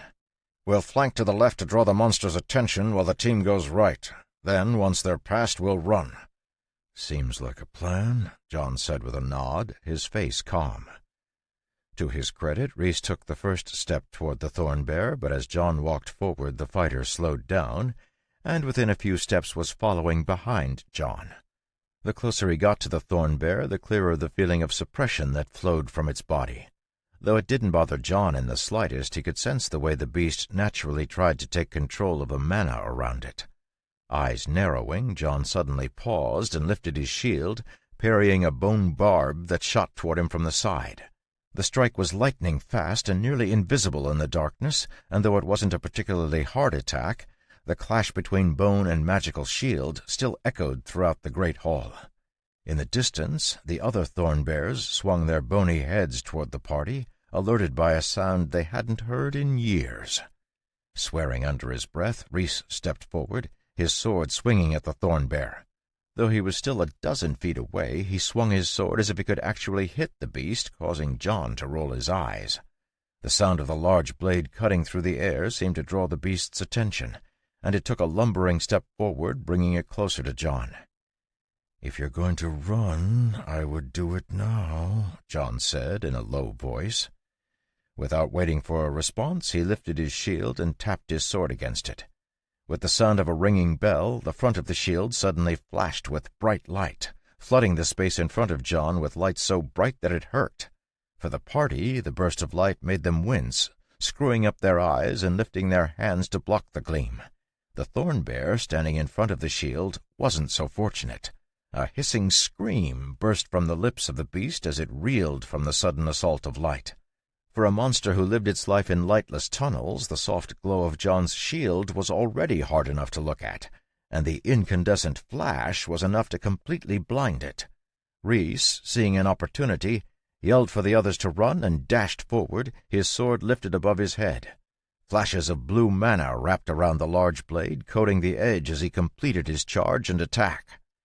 "Mighty strike!" he roared, activating one of his class abilities as he brought his sword down in an arc onto the staggering monster's shoulder. Cracking under the power of his attack, the bony plate on the beast's shoulder still held, but Rhys slammed his sword down again, cutting into the thorn bear's flesh. Letting out a triumphant yell, he was distracted and failed to see the beast's tail headed for his side. Flashing out of the darkness like a whip, the barbed end of the thorn bear's tail slashed through Rhys's shoulder, turning his yell of triumph into a screech of pain. Feeling toxins starting to invade his system, Rhys was horrified to see the still blinded beast open its grotesque maw and lunge toward him. "Idiot. It's used to operating while blind." Charging forward, John's silver longsword slashed at the thorn bear's neck, somehow managing to slip in between the bone plates to score a slash on the monster's flesh. Abandoning its attack to defend against this new, much deadlier threat, the beast launched both of its tails and its front claws at John, allowing Rhys to retreat. Sidestepping the first tail barb, John parried the second with his sword and crouched, blocking the thorn bear's large paw with his shield. Borrowing the force of the blow, John tumbled past Rhys, somehow making it to the entrance to the passage the team had vanished down before the fighter did. Jumping to his feet, John glanced back over his shoulder, an expression of fear on his face. "Run!" Together, John and Rhys fled down the stairs, soon joining up with the rest of the team at the bottom. Seeing John and Rhys arrive in a hurry, the others looked at them, fear clear in their eyes. Glancing up the stairs, John shook his head. "They're coming. We weren't able to do more than crack one of its armor plates." "We need to go," Rhys said urgently, his hand pressed tightly on his shoulder. Seeing that he was wounded, Catherine hurried over and pulled something out of her pouch, giving it to him to drink. Out of another pouch, she got some ointment and a bandage, and as the team began to move, she skillfully spread the ointment on the wound, taking care not to touch the toxin herself. Once it was bandaged, she got out a small crystal flower and handed it to Rhys, who reluctantly put it in his mouth. Seeing Rosalie's look, she shook her head. "Angel flowers. It'll keep him from feeling the pain of the wound so he can still fight. Otherwise he'll be dead weight." Nodding, Rosalie didn't say anything. As the team ran, John could hear the thornbears starting to move down the stairs after them at a leisurely pace. Eyes narrowing, John glanced at the tunnel ahead. If the thornbears weren't concerned about catching them before they headed downstairs, it meant that the team was going to run into traps, a dead end, or both. After 5 solid minutes of running, almost everyone was starting to flag, so Catherine called for them to slow down. His chest heaving, Grimes shook his head and leaned against the wall. "Whoever said we could beat a thornbear should be strung up by their toes." "That would be Rhys," John said, not hesitating to throw the fighter under the cart. "I think he said we could handle up to 3. "Yeah, that's my mistake. Our contractor said they were only 4 feet tall at the most, not 10 feet tall." "Maybe they were 4 feet tall 100 years ago," John said, amusement clear in his voice. "But how could they have lived for 100 years?" Sandra asked, her voice trembling as she remembered the horrifying monster. "Hibernation. A lot of non-humanoid beasts can hibernate almost indefinitely by taking in ambient mana. We must have woken them up when we opened the door." "Regardless, we don't want to wait for them to catch up," Catherine said, letting out a loud sigh. "Thankfully, they don't seem that fast, so as long as we keep going, we should be able to stay ahead of them." Gathering themselves, the team began to move forward, happy to put more distance between themselves and the thornbears. Since John was at the back of the group, Grimes and Hopper each got out a small lantern on a stick, lighting up the passage so everyone could see. The passage was long and straight and completely silent, but the peace didn't last long. They had just started to walk when a soft click sounded. In the silence that followed, John heard the sound of a body hitting the floor, and the rusty smell of blood began to fill the passageway. A hard expression crossed John's eyes, but he kept his expression under control as he turned his head. "What just happened?" Chapter 39. The passageway was completely silent, and John's question seemed to echo around the stone walls, hammering into the party's hearts. Rosalie's body was stretched out on the floor, her head completely separated from her body. Frowning, John looked down at the body, noting the perfectly smooth cut. Not hearing an answer to his question, he looked up, his eyes going to Catherine, who had been standing next to the rogue. Rosalie just died. I think there was a trap," Catherine stammered, her face completely white. "You think?" Haver snarled, glaring at Catherine. Looking down at Rosalie's headless body, the Wolf King trembled, clearly trying his best to keep it together. Whether his anger was due to grief or the fact that one of his allies had died, thereby decreasing his own chances of living, John wasn't sure. But as Grimes, Rhys, and Sandra all gathered between Haver and Catherine, it quickly became clear that Haver was outnumbered, and starting any trouble would be suicide.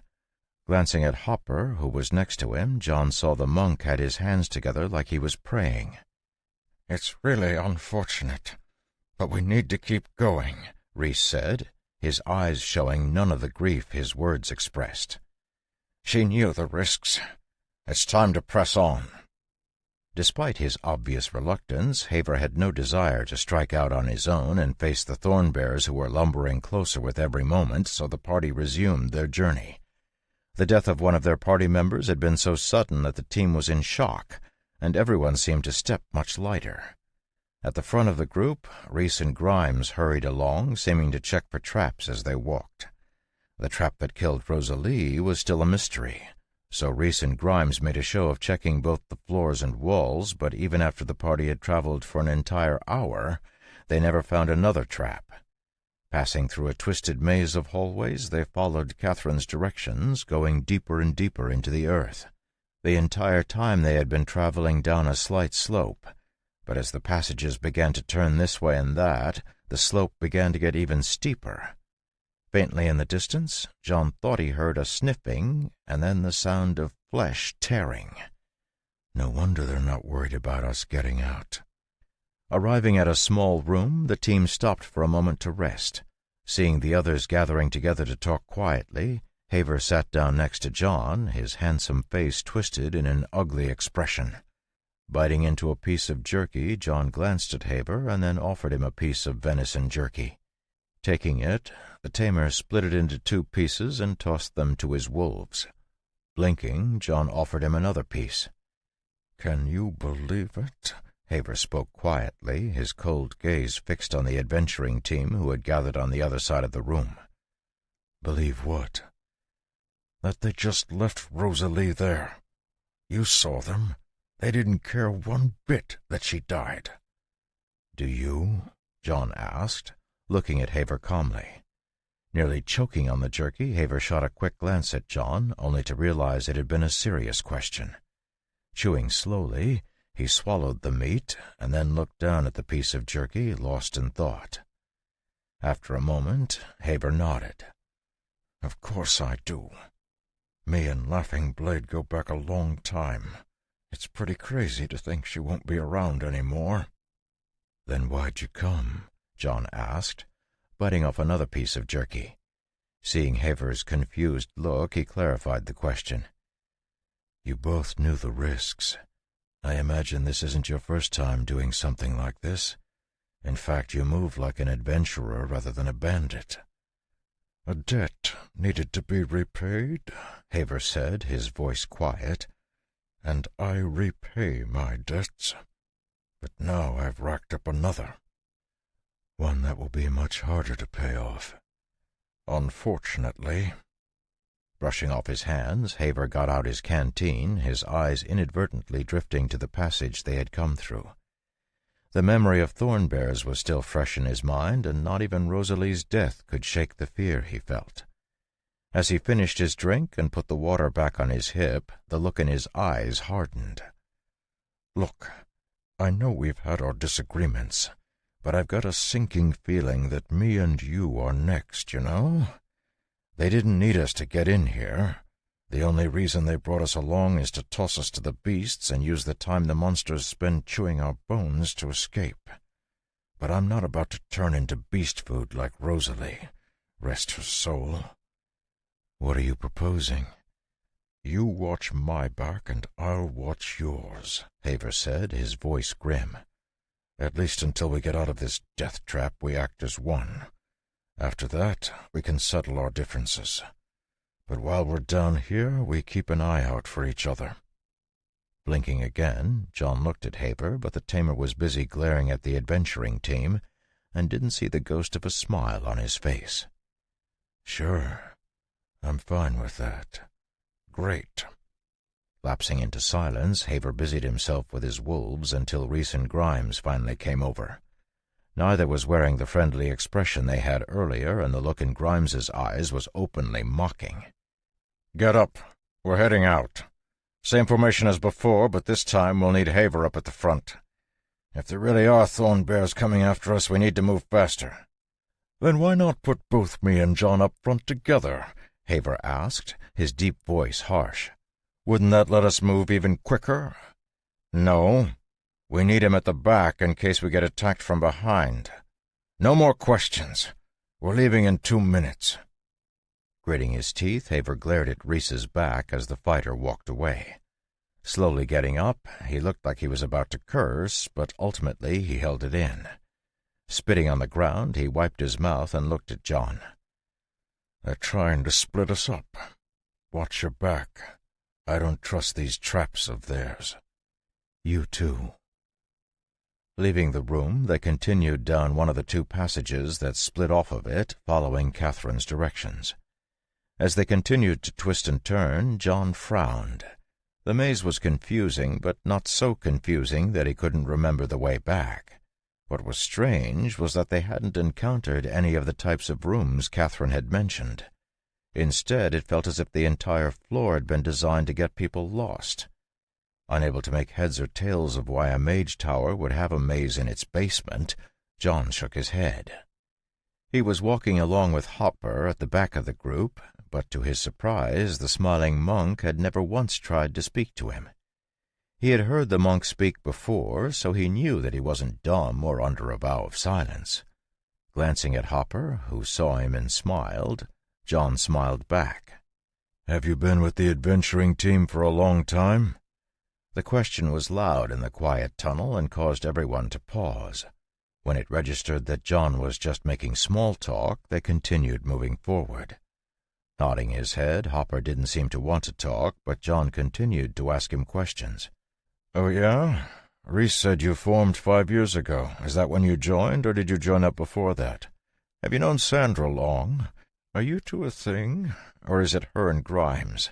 I know Reese and Catherine are a pair, but I figured you were more handsome than Grimes, so if Sandra had any taste at all, she would pick you over Grimes. Besides, he has a really nasty mouth, and a bad temper. Not the kind of guy a woman wants, you know what I mean?" Even though he had lowered his voice, the sound still echoed off of the stone walls, allowing everyone to hear it clearly. Gritting his teeth, Grimes glanced back at John, but a warning glance from Reese turned him back around. Oblivious to the commotion he was causing, John walked along like he didn't have a care in the world, continuing to chatter. Up ahead of the team, Haver and Grimes were carefully checking for traps, and the constant sound was starting to wear on the ranger. Finally, unable to take it any longer, he spun around and shouted at John. "Can you shut up?" Hunching as if he'd been struck, John looked guilty and bowed from the waist as if he were about to sincerely apologize to the team. At the exact moment that he bowed, a soft click sounded, and before anyone could react, Hopper's head tumbled to the ground. As John lifted his head, he had a perfect view of everyone in the party. Apart from the shock that was dawning on everyone's face, there were plenty of other emotions that John found curious. Most evident was the clear horror on Catherine's bloodless face, but he found the glee on Haver's face and the sliver of relief in Sandra's eyes just as interesting. Blinking at everyone, John pretended to be unsure why everyone was staring at him. When the sound of Hopper's body hitting the ground echoed through the corridor, he turned to look, pretending to be shocked. Quickly taking a few steps back, John lifted his shield up so it covered his chin as he looked around. It was only then that the team managed to react. Rushing over, Grimes looked down at the body of the bald monk, and then looked up, his eyes red with rage. Glaring at John, he lifted his hand as if he was going to grab John's collar, but a low growl sounded from the shadows at the edge of the tunnel. Freezing, Grimes glanced back and saw the gleaming eyes and large teeth of one of Haver's wolves. Before things could get really out of hand, Reese rushed over, grabbing Grimes's arm. Looking down at the headless body and then up at John, he frowned. "What happened?" "There must have been a trap," John said, shrugging. "It's really unfortunate, but we need to keep going. He knew the risks. It's time to press on." Trying to keep from laughing out loud at John's deadpan delivery of the same words Reese had spoken earlier, Haver drifted closer, his hands hanging inches away from his weapons. The large fighter's face blanched, and fury began to grow in his eyes. To John's surprise, it was Grimes who stopped the fighter from attacking. Raising his eyebrows, John jerked his head toward the darkness. "I'm serious. We have maybe 2 minutes until the Thornbears arrive. I don't know about you, but I don't think this is the best spot to fight against them. Hopper, rest his soul, will at least delay them for a few minutes." Jerking his head up, Grimes blinked his eyes rapidly, activating his Eagle Eye ability. Unlike a normal vision magnification, Eagle Eye could actually be used for remote viewing, and a few seconds later Grimes's face paled as he saw the Thornbears lumber into view. Though it was hard for him to make out exactly what was happening in the tunnel due to the absence of light, his class gave him basic dark vision, allowing him to make out a few details. After watching for a few seconds, his expression got even worse. "There aren't 6 of them. There are 8. 6, 8. Either way, it won't be a pretty fight," John said, smiling. Can we go, or are we waiting for them here? Yes, we need to go, now. John, Haver, you're at the back. Not bothering to wait for their protests, Rhys and Grimes hurried over to Sandra and Catherine, and after a whispered conversation they hurried down the tunnel. Following close behind the surviving Red Coral team members, Haver looked both happy and scared. Happy because he and John were no longer split up, increasing their chances of survival, and terrified that the thorn bears would emerge from the shadows of the tunnel behind them. Noticing that Grimes and Rhys weren't bothering to check for traps, John cracked a smile. I guess the facade is starting to crack a bit. I'm curious to see how long they can keep pretending. Not long now, till everything shakes out. After a few more twists, the tunnel ended and the party emerged into another wide hall with a dozen doorways. John and Haver realized they had reached the end of their path when Catherine and the others stopped and turned to face them. While he was waiting for Catherine to speak, John looked around the hall. Unlike the hall upstairs, this one looked much older. A series of large pillars ran down the length of the hall, and the stone walls looked well worn. At the far end was a small dais that was raised a foot off the ground. Even without being able to see it clearly, John could feel the mana coming off it. Set evenly around the hall, each of the 12 doorways held doors with a different ornate carving depicting all sorts of scenes. "This is the place we're looking for," Catherine said, her face cold. "Great," John interrupted, rubbing his hands together. "So, where's the loot?" Thrown off by John's cheery attitude, Catherine paused and then gestured to the sealed rooms. "There are 12 rooms. How about this? Since this adventure has been much more difficult than we anticipated, you can take 6 of the rooms and we'll take 6 of the rooms. Anything we find is ours, and anything you find is yours." "Do I still get the first pick?" John asked, his grin wide. After hesitating for a while, Catherine eventually nodded.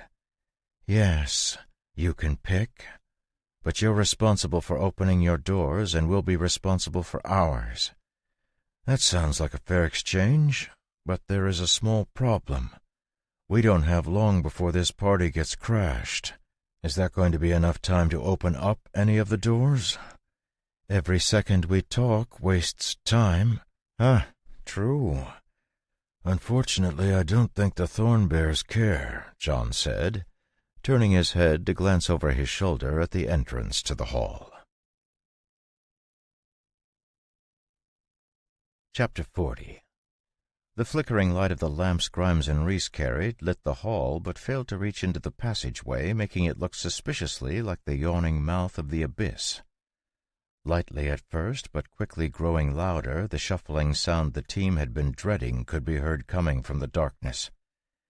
As the thorn bears advanced, they didn't seem to be in a hurry, as if they knew there was no way out of the hall. So bulky that it nearly didn't fit through the passageway, the first thorn bear shook its body as it came into the hall, the bone spikes that covered its body clattering.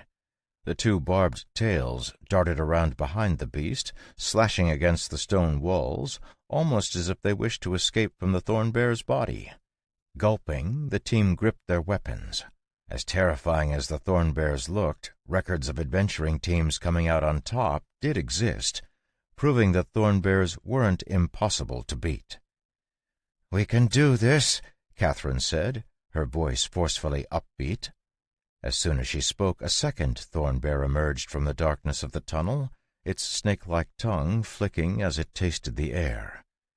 Seeing the second monster, Sandra glanced mutely at Catherine as if to ask if they could still do it. Before Catherine could say anything, another thorn bear shuffled out of the passageway, completely sealing her lips. After the third thorn bear came a 4th, and then a 5th and 6th. Each new shuffling beast drove terror deeper into the team's hearts until they were all shaking. When 2 more of the beasts arrived, even breathing became hard. Her expression growing frantic, Catherine looked at Rhys and swallowed. "I think now would be a great time to leave," Grimes growled, glancing over his shoulder at Catherine. "Like right now? If you have a way to activate that portal stone, now would be the time to use it." Shaking her head, Catherine gestured to one of the doorways. "I can't activate the portal stone until we open the room with the item we're after. There's a token in it that will let us use the portal stone." Fury nearly bursting from his eyes, Haver glared at Catherine, but she was too worried about the slowly approaching thorn bears to care. "Don't worry, I know which room has the item we're looking for. We need to activate the portal stone anyway, so block the thorn bears for 5 minutes. No, even 2 minutes is fine. I'll grab what we need to activate the portal stone and we'll leave."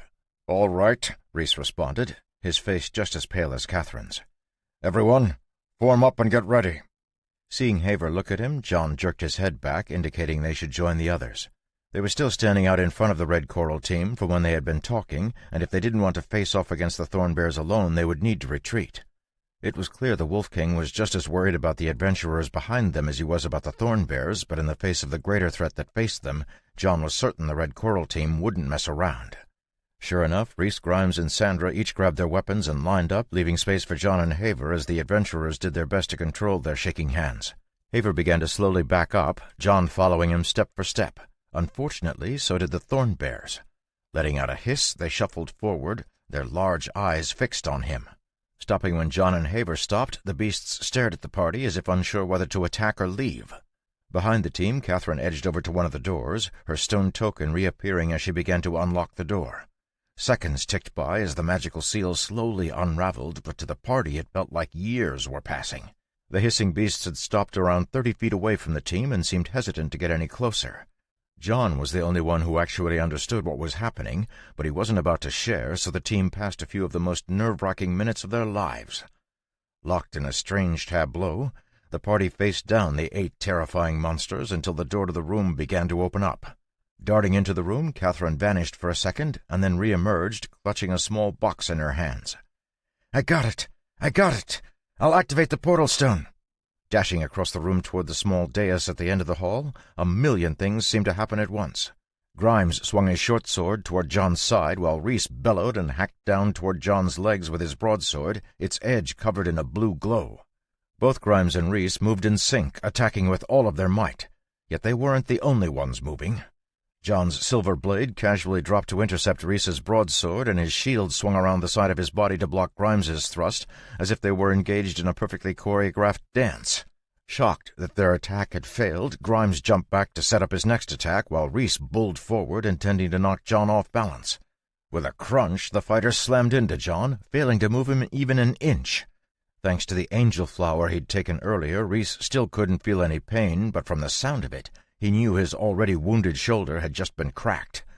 Unable to make sense of what was going on, he felt a powerful force slam into his solar plexus, throwing him back. Lowering the shield he'd just used to punch Rhys, John's sword flicked out, cutting a long scratch on Grimes's arm, causing the ranger to drop the short sword he carried. Next to John, Haver was suffering an attack of his own. Sandra had been standing next to Haver, her daggers in her hands, and as John was attacked, she pivoted on her heels so she was back-to-back with the Wolf King. Crouching, she crossed her arms above her head and stabbed backward, her 2 daggers darting toward Haver's kidneys in a brutal assassination attack. The attack was so sudden, Haver nearly lost his life right there, but with an instinct born of a million scraps, Haver kicked back with his heel, slamming into Sandra's back and pushing the rogue away as he leaned forward, bringing his body just outside the range of her blades. The 2 daggers snapped together, barely missing as they cut through the leather armor Haver wore. Green slime that coated the edges of the curved blades began to corrode his armor, but the Wolf King had no time to care as his instincts screamed at him. Turning his head to look back over his shoulder, he saw Catherine lift a small hand crossbow and fire a dart. In what felt like slow motion, Haver used every ounce of his strength to throw himself sideways, passing behind John's body and landing on the floor. Letting out enraged howls, the 2 wolves that walked by Haver's side sprang into action. One of them spun and lunged at Sandra, trying to bite her neck, while the other wolf jumped backward, vanishing into the shadows. Rolling forward, Sandra blurred, somehow causing the wolf's sharp teeth to catch nothing but air as they snapped shut. The hall was pandemonium as the thorn bears began to hiss and lumber forward, their steps shaking the walls and pillars. Paying no attention to the thorn bears, John spun around and looked down, seeing the end of the dart protruding from Haver's abdomen. For the first time since he'd arrived at the valley, John was truly stunned. In complete shock, he stared down at Haver, unable to make sense of what had just happened. Coughing in pain, the Wolf King looked back up at him, his teeth bloody from the wound in his intestines. Rushing forward, the Thornbears slammed into the party's battle line. Already thrown into disarray by their fight with John and Haver, the Red Coral team barely avoided dying to the Thornbears right then and there. Sandra, with an impressive display of flexibility, twisted out of the way of another bite from Haver's wolf, and stabbed her dagger up into its chest, the curved blade sliding neatly between its ribs. With a heave and a kick, the wolf flew free of her dagger, flying into the waiting jaws of a Thornbear. Diving backward, her body blurred again as 2 toxic barbs cut through the air where she'd just been. Grimes and Reese were not as lucky as the rogue and bore the brunt of a Thornbear's charge, doing their best to block its large claws. The force of the attack knocked both of them across the hall. Slamming into a pillar, Reese let out a groan as his shoulder cracked even more alarmingly. Scrambling up, he grabbed his sword with his left hand and tried to grab Grimes with his right, only to find that his hand no longer worked. "We need to leave now!" Hearing Catherine's scream, Grimes, Reese, and Sandra all scrambled toward her. Looking over their shoulders, they saw that John and Haver had vanished into the press of beasts, most of whom were looking at them. Terrified and convinced that the Thornbears would do what they'd failed to do, the Red Coral team sprinted for the portal stone and vanished in a flash of light.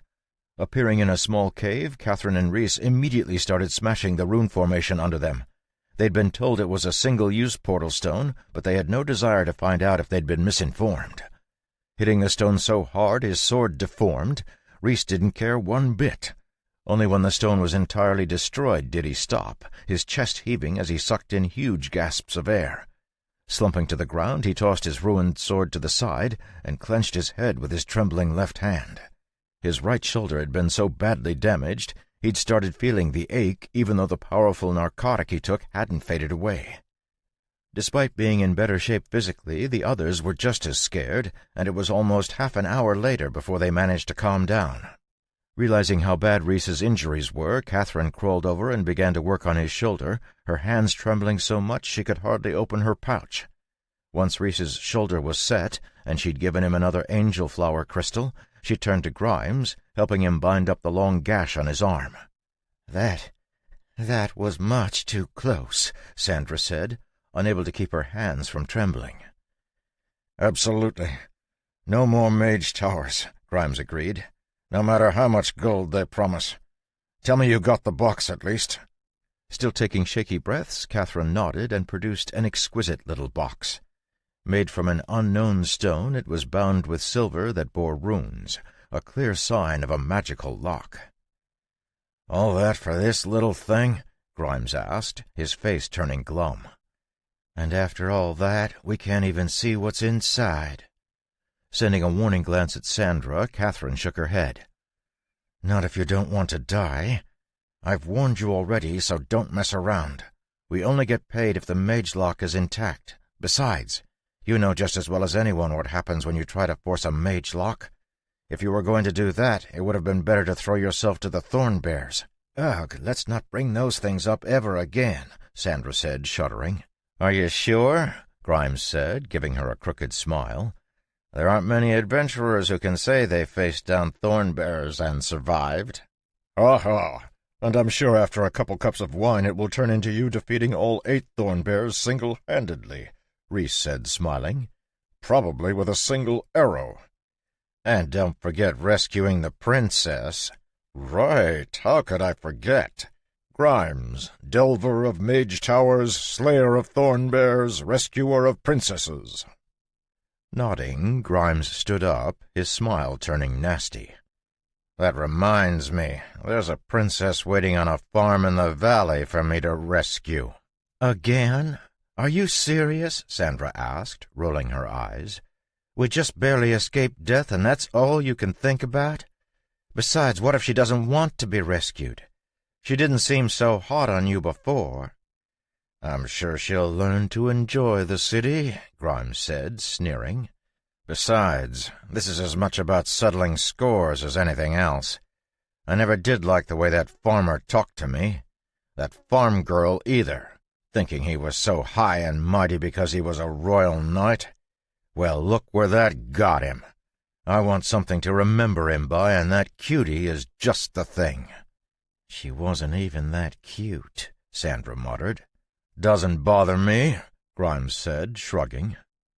Realizing Grimes wouldn't change his mind, Catherine shared a glance with Rhys and then put the ornate box away.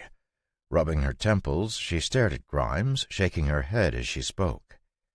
"Mark my words, this habit of avenging every petty grievance will burn you one day. But if you must, I guess you must. Before you go, we need to establish our story, and we need to make our plan.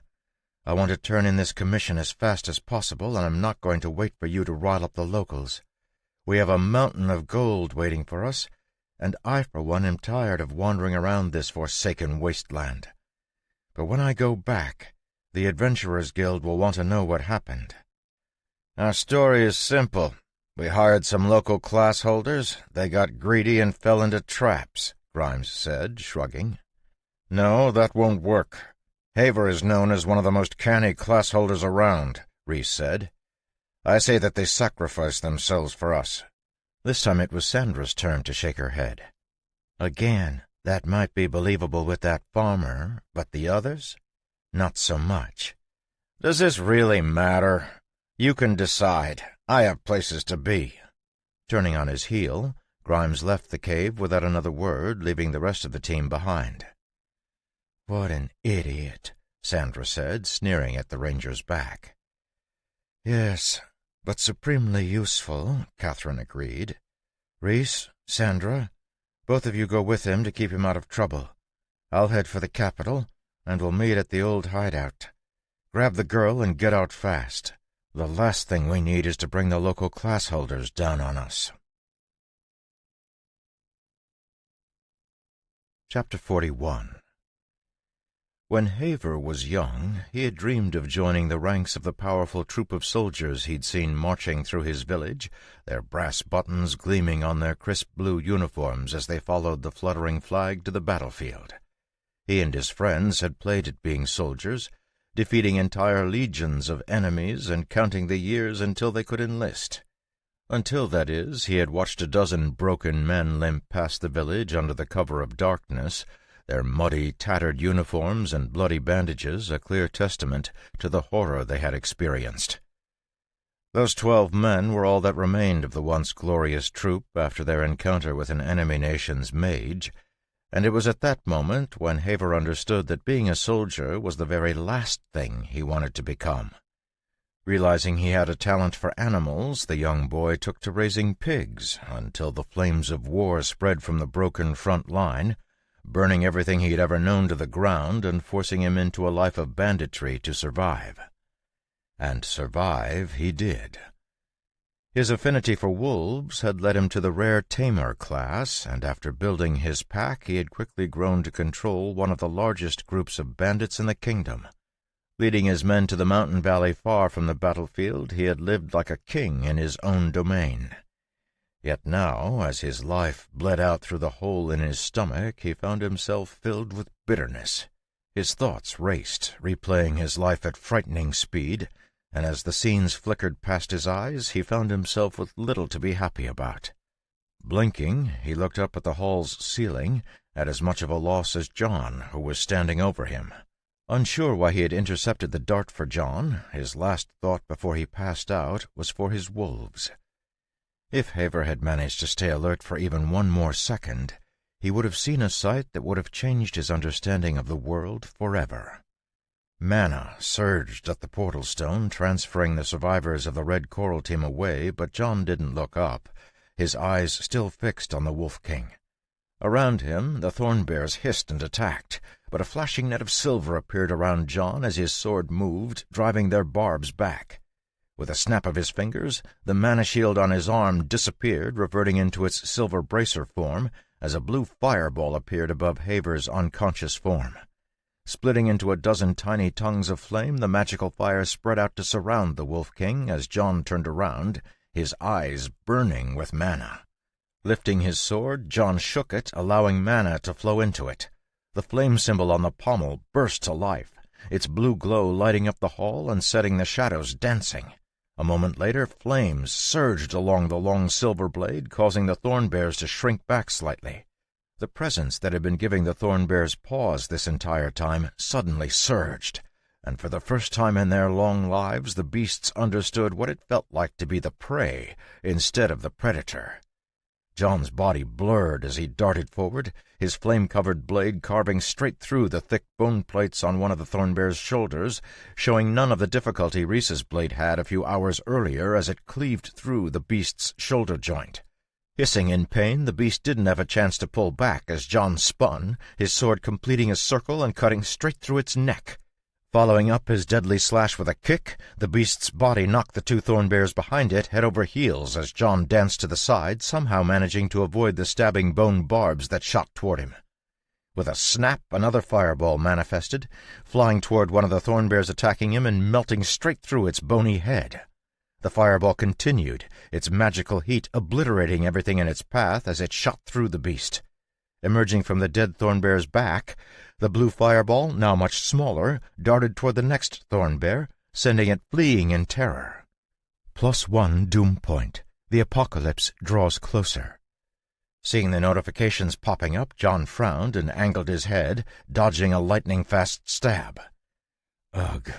As I thought, using my power is triggering these notifications. I need to end this quickly. Dodging another series of stabs, John cartwheeled over the head of a thornbear attacking him, taking its head off with a casual slash. Landing lightly, his body blurred again as he jumped forward, burying his flaming blade in the neck of another thornbear, severing its spine and killing it instantly.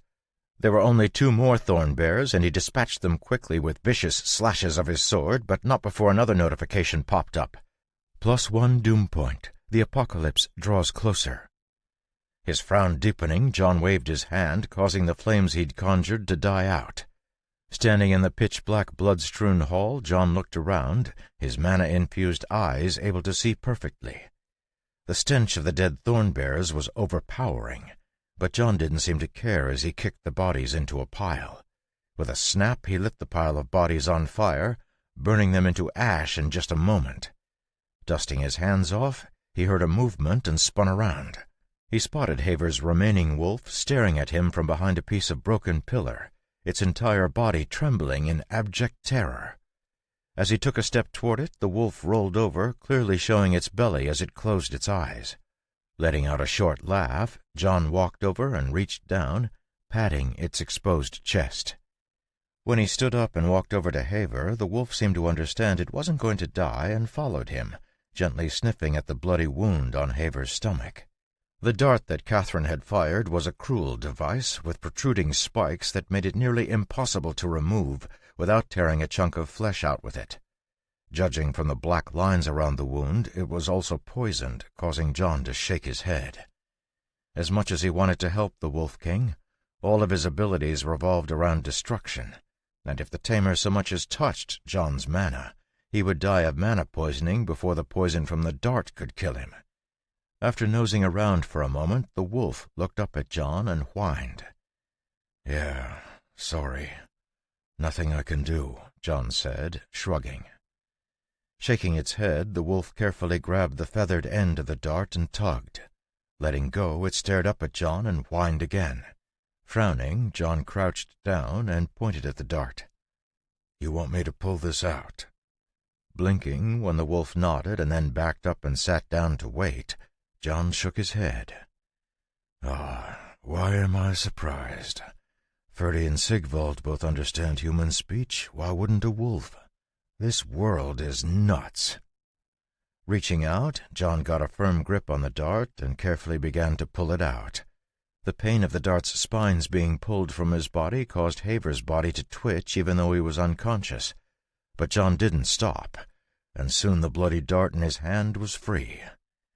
Looking down at the mangled flesh bleeding profusely, John let out a tisk. "All right, I took it out. If you're going to do something, you better do it now, because he won't last more than a minute." Nodding, the wolf stood up and slowly walked to Haver. Licking his face, the wolf let out a mournful howl as mana began to swirl around it. Surprised by the surge of mana, John saw something else mixed in, something he'd never encountered before. For a moment he was tempted to seize the wolf to try and discover some of its secrets, but he suppressed the impulse and stepped back. Keeping his eyes on the wolf, he did his very best to memorize what it was doing, even as he tried to understand what was happening. The swirling mana lit up the dark hall, causing the shadows from the pillars to dance across the walls. Stretching out its paw, the wolf touched Haver's chest gently, causing the mana swirling around it to flow into his body. Eyes going wide, John stared as the mana intensified, pulling more and more energy from the wolf's body. Falling silent, the wolf began to vanish, but not before it gave Haver one last lick. Powerful mana surged into Haver's chest, causing the Wolf King to thrash as the mana ran through his body. Everything that John knew about mana told him the Wolf King should be dead, but instead, the power John had seen in the wolf shielded Haver, keeping the mana from ripping him to pieces. Moments passed as the mana raged, and then, with a gasp, Haver began to wake up. The mana that surrounded the Wolf King faded away, plunging the hall into darkness, so John activated his shield, giving them a bit of light. Haver's eyes opened with a jerk, and he looked around wildly, completely disoriented. One moment he had been sure his life was over, and the next he woke up, all the burning pain in his body gone. Looking down at his abdomen, he saw the wound that had been there moments ago had vanished. A frantic expression covered his face as he looked up, eyes searching the darkness. "Tag! Seek?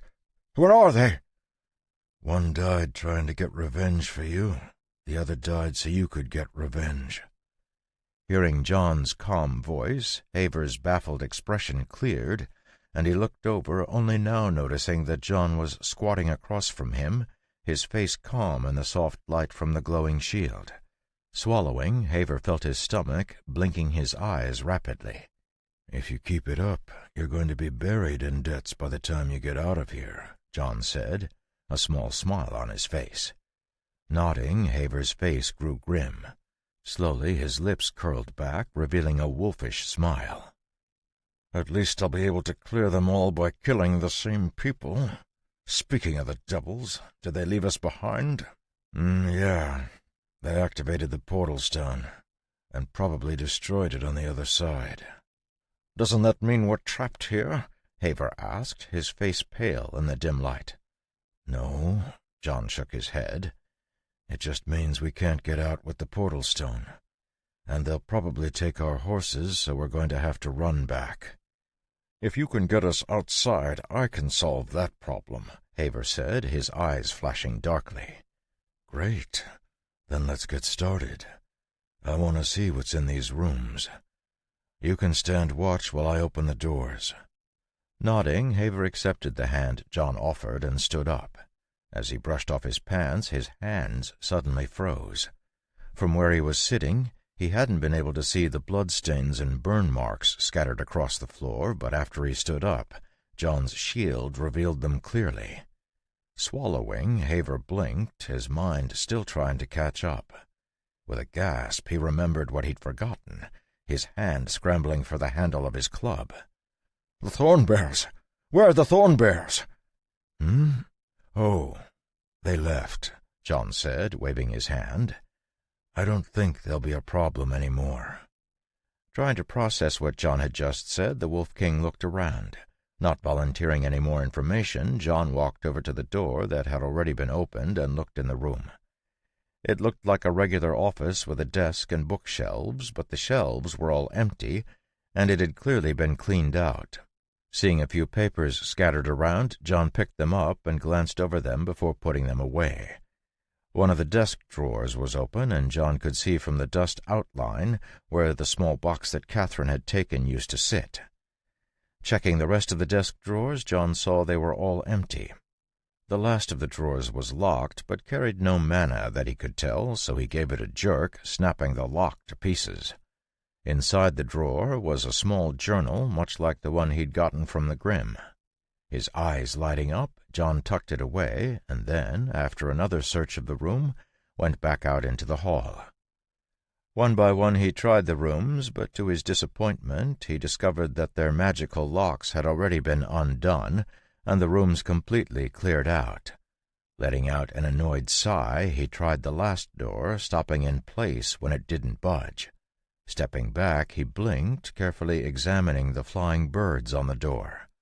The mana lock was still engaged, and John could feel an intense amount of mana waiting in the doorframe for him to try and break through. Carefully inserting his own mana, he slowly worked to take control of it, solving the puzzle piece by piece. Giving him plenty of space, Haver had retreated to the entrance of the hall and was sitting quietly against the wall, his head bowed. After a few minutes, John smiled and pressed lightly on the door. With a creak, the door swung open, revealing another office. From the ornamentation and the size of the desk, it was clear this was the office of someone important. What was even more exciting was the sight of 3 leather-bound tomes sitting on the edge of the desk. A small compass-like mechanism sat on top of them, along with a quill pen.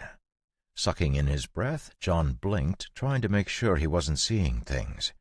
He had been searching for the legacy of this world's mages since he had first been dumped into this war-torn wasteland, and to have finally found something, anything, brought a flood of emotions he didn't know what to do with. Carefully stepping into the room after double-checking for more traps, John saw an empty box on the ground next to the desk and stopped. It's almost like they were going to pack this stuff up, but got distracted at the last minute. Hopefully that means they were important and contain something magic-related. At least the 2 items on top are artifacts. Gathering them up, John carefully put everything away in the box and carried it out of the room. Going back in, he searched through the rest of the room, but didn't find anything. Picking up the box, he brought it to where Haver sat. All right, I've got everything. Let's head back up to the first floor. Chapter 42. Getting to his feet, Haver glanced at the box John held, but offered no comment. The Wolf King's face had returned to his habitual sneer, but John could see the pain and rage that hid in the depths of his callous eyes. Leading the way, John jogged through the passage, retracing the party's steps with complete confidence. When he saw John picking passages without hesitation, Haver couldn't help but speak up. "Do you really remember the way back?" "Sort of," John nodded, gesturing to the wall. "I left markings." Staring at the mark John pointed to, Haver blinked in surprise. He hadn't noticed John leaving the marks as they traveled, making him quite curious as to how they were formed. Crouching, he ran his fingers along the thin groove, his mind trembling. The groove was smooth and a finger's width, almost like the mark that would be made from running a finger across clay. Swallowing, he stood up, his face carefully blank. "Good idea. I should have thought of that." "Yeah, I thought it might be necessary once we got into the maze. They'd been dishonest about a lot of things, so I suspected we weren't going to be offered a ride out through the portal." "Honestly, I should have seen the warning signs way earlier," Haver said ruefully, rubbing the back of his head. "If I had, Rosalie and my wolves might still be alive." "No use in dwelling on what-ifs," John shrugged, "because this world doesn't give us the chance to go back and try again. You're alive right now because of your wolves, and in some ways Rosalie too." Letting out a deep sigh, Haver nodded. "That thing your wolf did, that healed you, what was that?" Biting his lip, Haver remained silent, and as the moments stretched, John thought he might not answer at all. Just as John was about to tell him to forget it, Haver let out another sigh and spoke. "It's part of my class ability. How much do you know about tamers?" "Only that they have animals and can communicate with them in some way." "That's a good basic overview, but the truth is that tamers are only able to speak with a single animal. It's just that most tamers pick a pack animal to maximize their force." "Ah, so one of those 2 wolves was your companion, and through them you could control the whole pack?" "Yes. Well, sort of." Haver paused as they jogged around another corner, his eyes scanning the empty passage. Seeing nothing, he continued, pulling aside his shirt to reveal a tattoo on his chest. "Tamers bind themselves to the spirit of a particular kind of animal. Then, as we raise that sort of animal, a wolf for me, that animal melds with that spirit, becoming our bonded animal, and allowing us to communicate with it." Raising his eyebrows, John looked at Haver, surprise evident in his eyes. "Does that mean you don't lose your class when your bonded animal dies? I mean, does your spirit die when the animal dies?" "No. It just returns to us. It'll take a while to retrain another animal to the point where the spirit can bond again, but given time, we can recover." "Then you'll have your wolf back soon," John said, smiling. "One of them," Haver said, his voice sad. "The spirit I bonded with was actually rare twin wolves, which allowed me to have 2 bonded animals. That's what allowed my pack to be so big. That's how I got my title, Wolf King.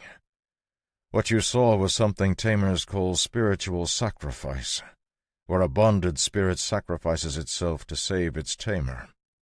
Tag will come back eventually, as long as I nurture another wolf. But Seek is gone." "I'm sorry." Unsure what else to say, John just stayed silent, the only sound in the passage the slap of their feet against the ground. It had taken the team hours to pass through the complex labyrinth, since Catherine had to figure out the right way to go at every junction, but thanks to the marks John had left, the 2 men were able to make it to the stairs leading to the giant hall in a short 20 minutes. Breathing heavily, Haver followed John up the stairs and into the wide open hall. Looking around, John gestured to one of the other halls. "I'd like to take a look at the library quickly. You can come, or you can head back to the door." "I'll come," Haver said, a little too quickly, his eyes drifting toward the corner where he'd first spotted the thorn bears. Heading across the hall, John and Haver entered another passage, soon coming to a big set of double doors that were already propped open. Beyond the doors was a giant room filled with ash-covered shelves and broken furniture. Clear evidence of dozens of battles covered the room, and as John looked around he felt his heart drop.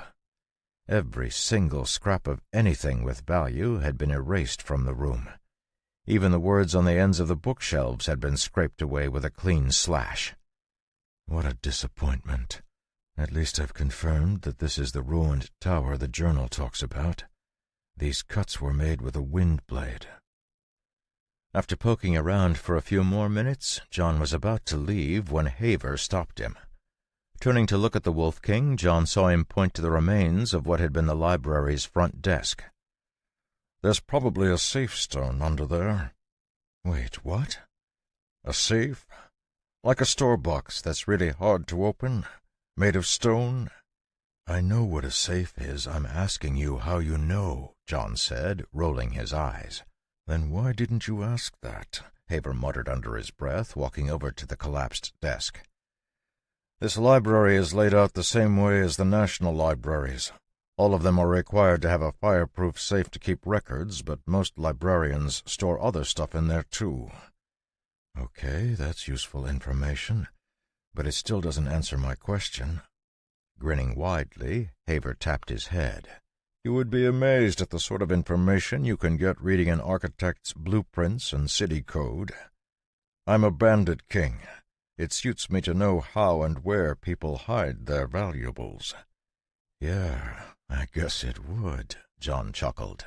Reaching down, he pushed the ruined wood aside, revealing a smooth stone floor, dusty with age. Not seeing anything that looked like a safe at first glance, he looked up at the Wolf King, but Haver just motioned for him to watch. Drawing a dagger, he tapped the hilt on the stone, listening to the clunk it made until it made a slightly different sound. Smiling, Haver scraped the edge of his dagger across that spot, causing the stone to tilt in place. Grabbing the slight edge, he lifted it up, revealing a metal keyhole in the stone. Frowning, Haver was about to try to pick the lock when John tapped his shoulder, gesturing for him to move aside. "This sort of stuff is my specialty." Surprised, Haver moved back, giving John room to work. He was expecting to see a set of picks or something like that, but instead John just shoved his finger down into the lock and ripped it out of the ground. Casually tossing it aside, John pulled the stone top up and tossed it aside. "That's a new technique. It seemed helpful when I picked it up," John nodded, his face serious. Pulling out the contents of the safe, John's eyes lit up. A stack of thin books that looked like they were the library's catalog weren't so interesting, but underneath them was a book with a magical lock. Unlike the journal, this one appeared to be an instructional tome, giving John hope that he would be able to find more information about spells in it. However, the real jackpot was a small scroll that had been shoved under the instructional tome. Feeling his heartbeat speed up, John carefully unrolled the scroll, his eyes going wide as a window he'd been waiting to see for 10 years appeared. New skill. Mental model detected. Hurrying to select and expand the notification, John read the description carefully, not wanting to miss a single word. Mental model. Learn to simulate magical experiments in your mind rapidly, using known information to extrapolate unknown information. Consumes mana to use. With practice, more difficult simulations can be done. Would you like to learn mental model? Nodding mutely, John felt a flash of heat as the scroll crumbled away, mana pouring into his mind. Blinking, he stared at the ash in his hand as he pulled up his status. Name, John Sutton, age 27, class, mage, spells 1, active quests, grow wheat. Skill list, mana breath, max, arcane tongue, max, mana control, max, mana reinforcement, max, mental model, 0-1. Skill points, 33. Spell list, fireball, basic. Quest list, prevent the apocalypse, grow wheat. Doom points, 74 of 100. "Oh, that's a shame. But I guess it makes sense, given how old it was. But at least that book should fetch a pretty price. Rich people are obsessed with those magic locks." Brought back to the present by Haver's words of comfort, John carefully controlled the smile that threatened to explode onto his lips and nodded. "I'm going to keep the books, but I'll pay you your share in gold. An extra share for finding the safe as well." "Sure, that works for me," Haver said, looking warily at the locked book. "You're not curious about what's in them?" "Inside a mage lock? Are you crazy? Those things explode if you look at them sideways. When I lived in Kingsmouth, someone took down a whole block with one of those things. Turned himself and his whole family into pus-covered monsters. Forget it." Smiling, John put everything away in the box he was carrying and looked around. Considering what he'd gained, John felt like he hadn't been happier in as long as he could remember. He had hoped to gain a new spell from his trip, but considering how high his mana control was, there wasn't much a new spell could offer him. A new skill, on the other hand, had nearly limitless potential. Done with the library, John and Haver decided not to keep looking around and jogged toward the entrance, covering the distance in only a few minutes. As excited as he was to explore his new ability, John knew there were more important things to worry about at the moment. The adventurers had a head start of at least 3 hours, and John was worried they would be heading back to the farm. He hadn't liked the way Grimes looked at Ellie, and if the ranger thought John was dead, it spelled trouble. Originally, John hadn't intended for anyone to survive the trip, but Haver, using his body to try and save John from Catherine's sneak attack, had thrown a major wrench in his plans. Arriving at the door, John put his hand on it, carefully sensing the mana in the seal. Once he had seized control of it, it was simply a matter of establishing the right sequence. A moment later, the door rumbled open, and John and Haver walked out into the sunlight. Blinking, Haver gripped his wolf-head club, looking around warily for gnolls. Seeing a few in the distance, Haver motioned for John to get down, but John just shook his head. "We don't have time for sneaking. You said you have a way to deal with the lack of horses?" "Yeah, but there are almost 100 gnolls. We have to get through them first." "The gnolls aren't going to come within a mile of us if they can help it." "What? What do you mean?" "Just watch." Breaking into a sprint, John charged the gnolls, not even bothering to draw his sword. Not wanting to be separated, the Wolf King hesitantly followed behind. Getting closer to the gnolls, Haver was stunned to see their heads jerk up, terror appearing in their faces. Backing up as fast as they could, the gnolls turned and fled, letting out desperate cries. Eyes wide, Haver followed John through the ruins and up the mountain they had crossed to get down to the ruins. Stopping to pick up his coat where he'd left it, John brushed it off and put it on. "All right, I give. What was that? I saw you projecting your aura, but there's no way they would be scared of that. No offense." "Guess what every beast in this mountain range is probably terrified of. And guess what we smell like." "Thorn bears?" "Exactly. I'd run too if the thorn bears got free. Staying in the ruins would be a death sentence." Shuddering, Haver shook his head like he was trying to get rid of the memory that was lodged in his head. "Let's not mention them again. If I never see another thorn bear, that'll be entirely too soon." Grinning, John finished putting the books and papers he had recovered into his bag. "Let's head for that hunting lodge where the horses were. Maybe we'll be lucky and they'll have left our horses. More likely, however, we'll have to come up with another solution." "That's fine. That's where my backup is." "Backup?" "You'll see," the Wolf King said. Rolling his eyes, John started running. "All right, be mysterious." Laughing, Haver followed him, easily keeping pace. Running around the side of the mountain, the two men covered a tremendous distance in a short amount of time, and John found himself having to reevaluate Haver again.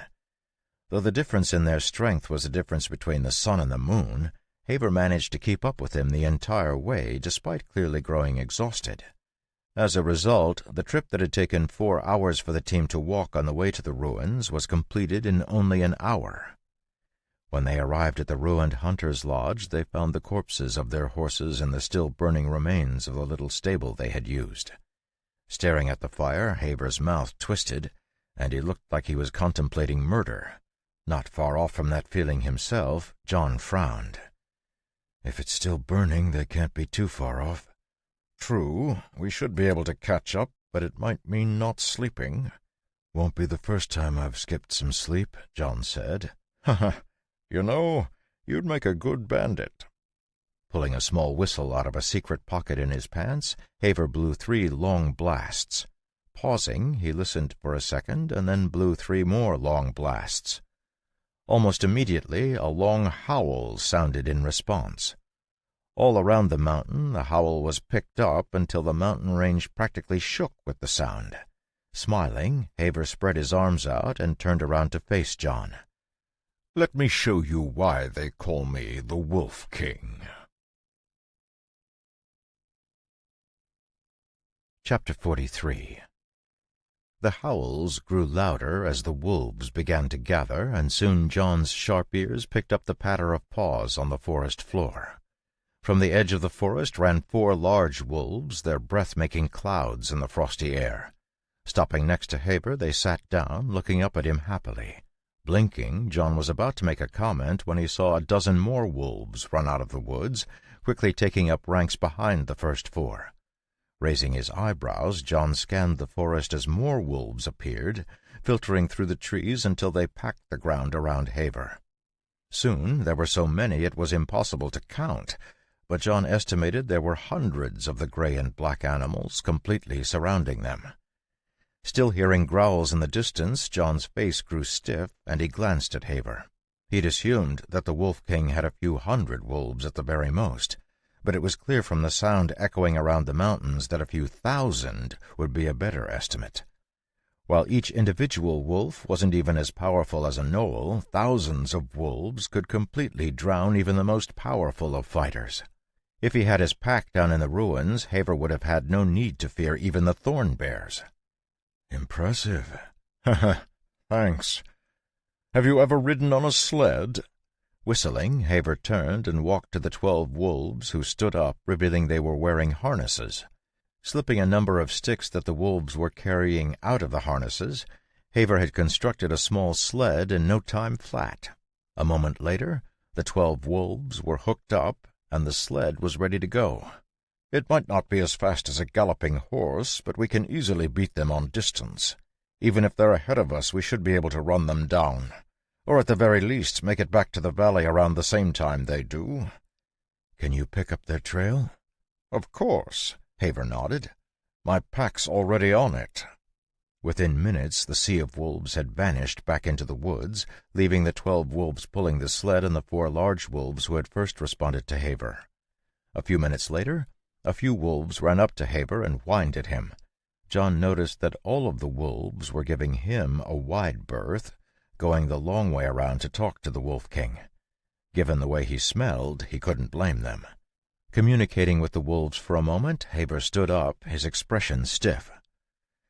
"It looks like only 3 of them went back to the valley. Catherine headed the other direction.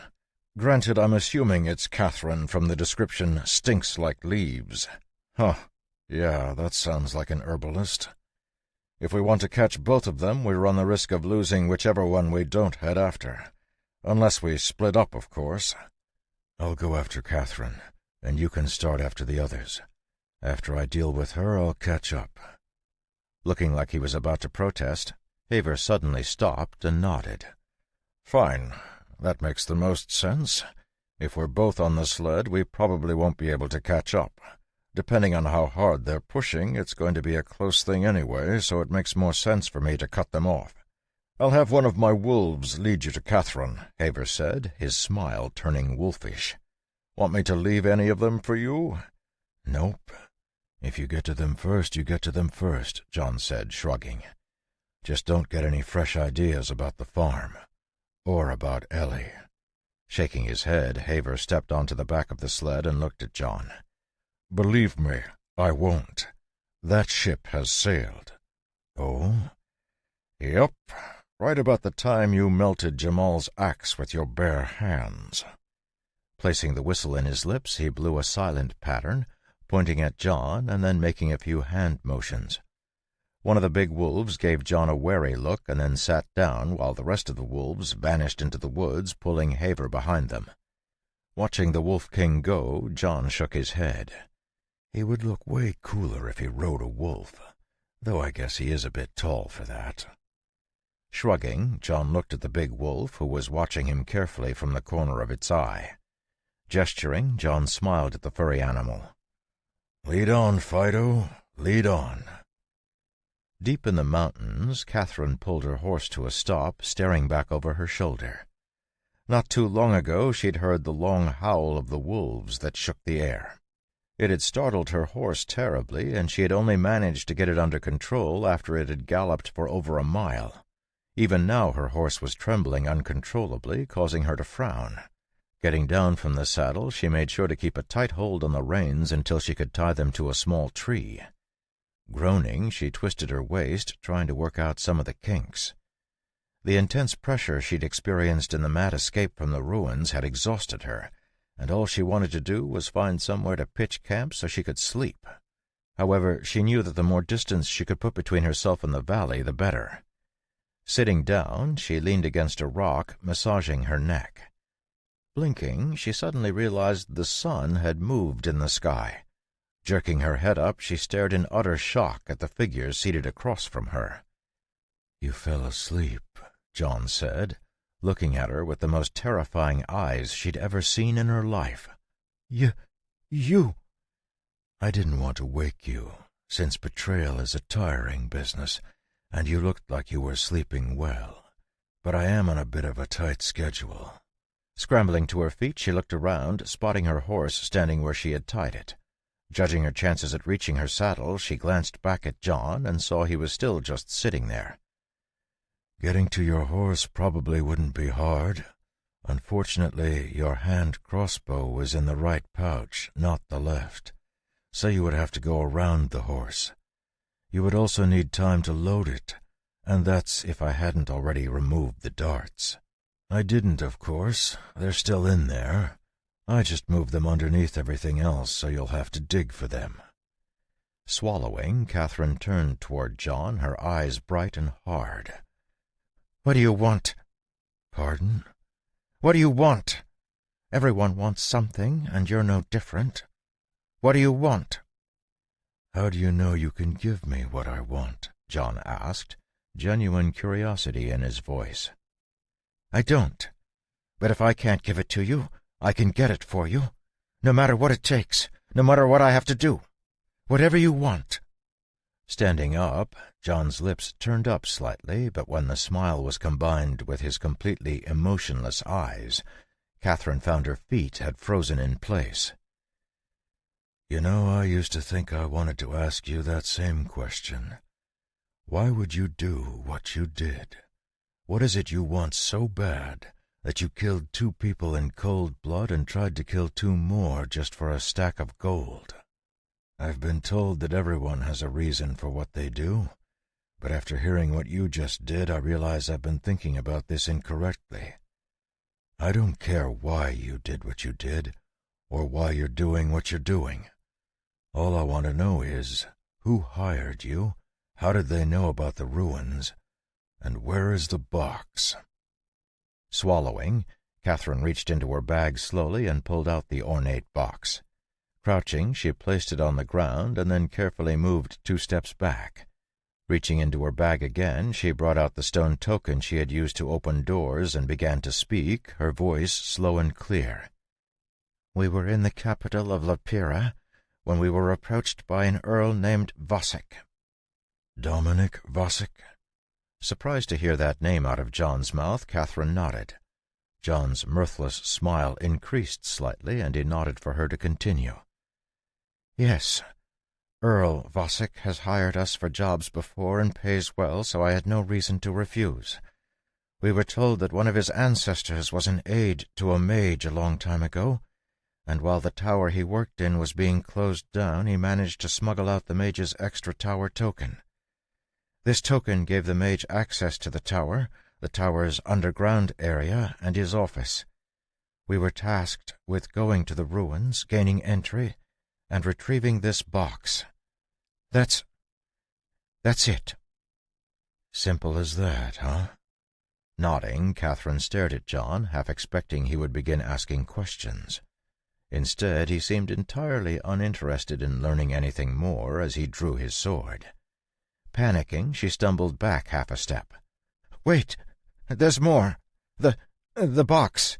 It has the secret to becoming a mage. It holds the secret to how to use magic. Do you want to know how to control magic? Have you ever seen a mage? They're the rulers of the world. They can have everything. I don't know how to open it, but Earl Vosek does. He knows. We can go and get it from him.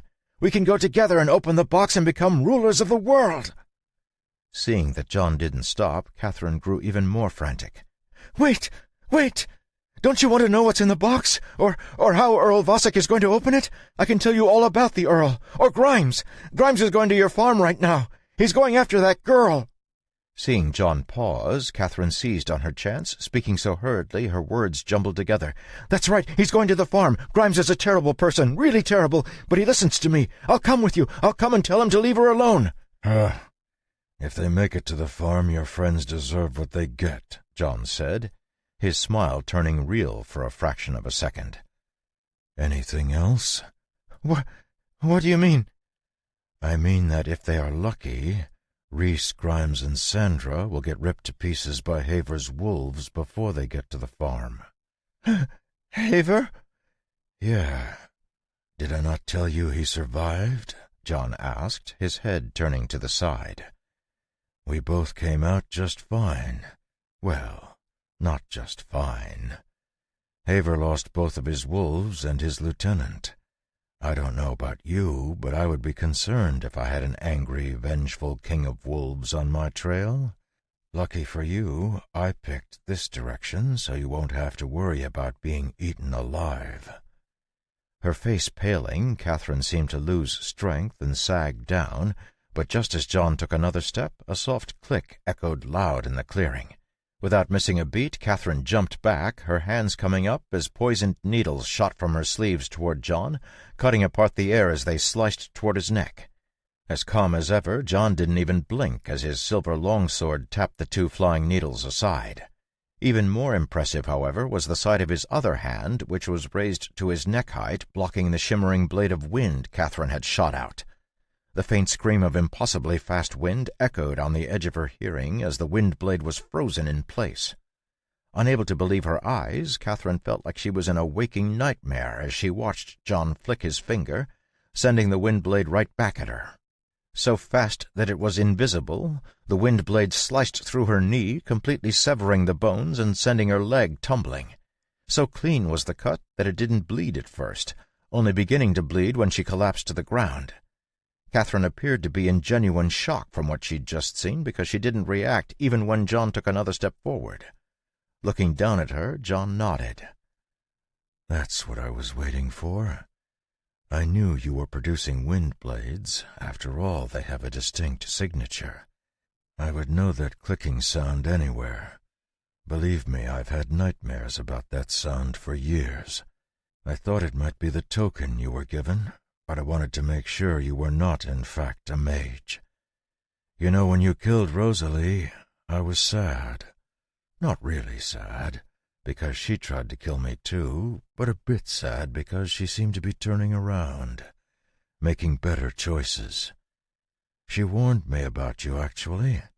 Told me to pay attention to your crossbow. The one that Haver blocked? Now there's a human. He started making better choices too. Not you, however. You had even more opportunities than both of them did, and yet here we are. But that's the thing about humans, I guess. We all make choices, and then we live with the consequences.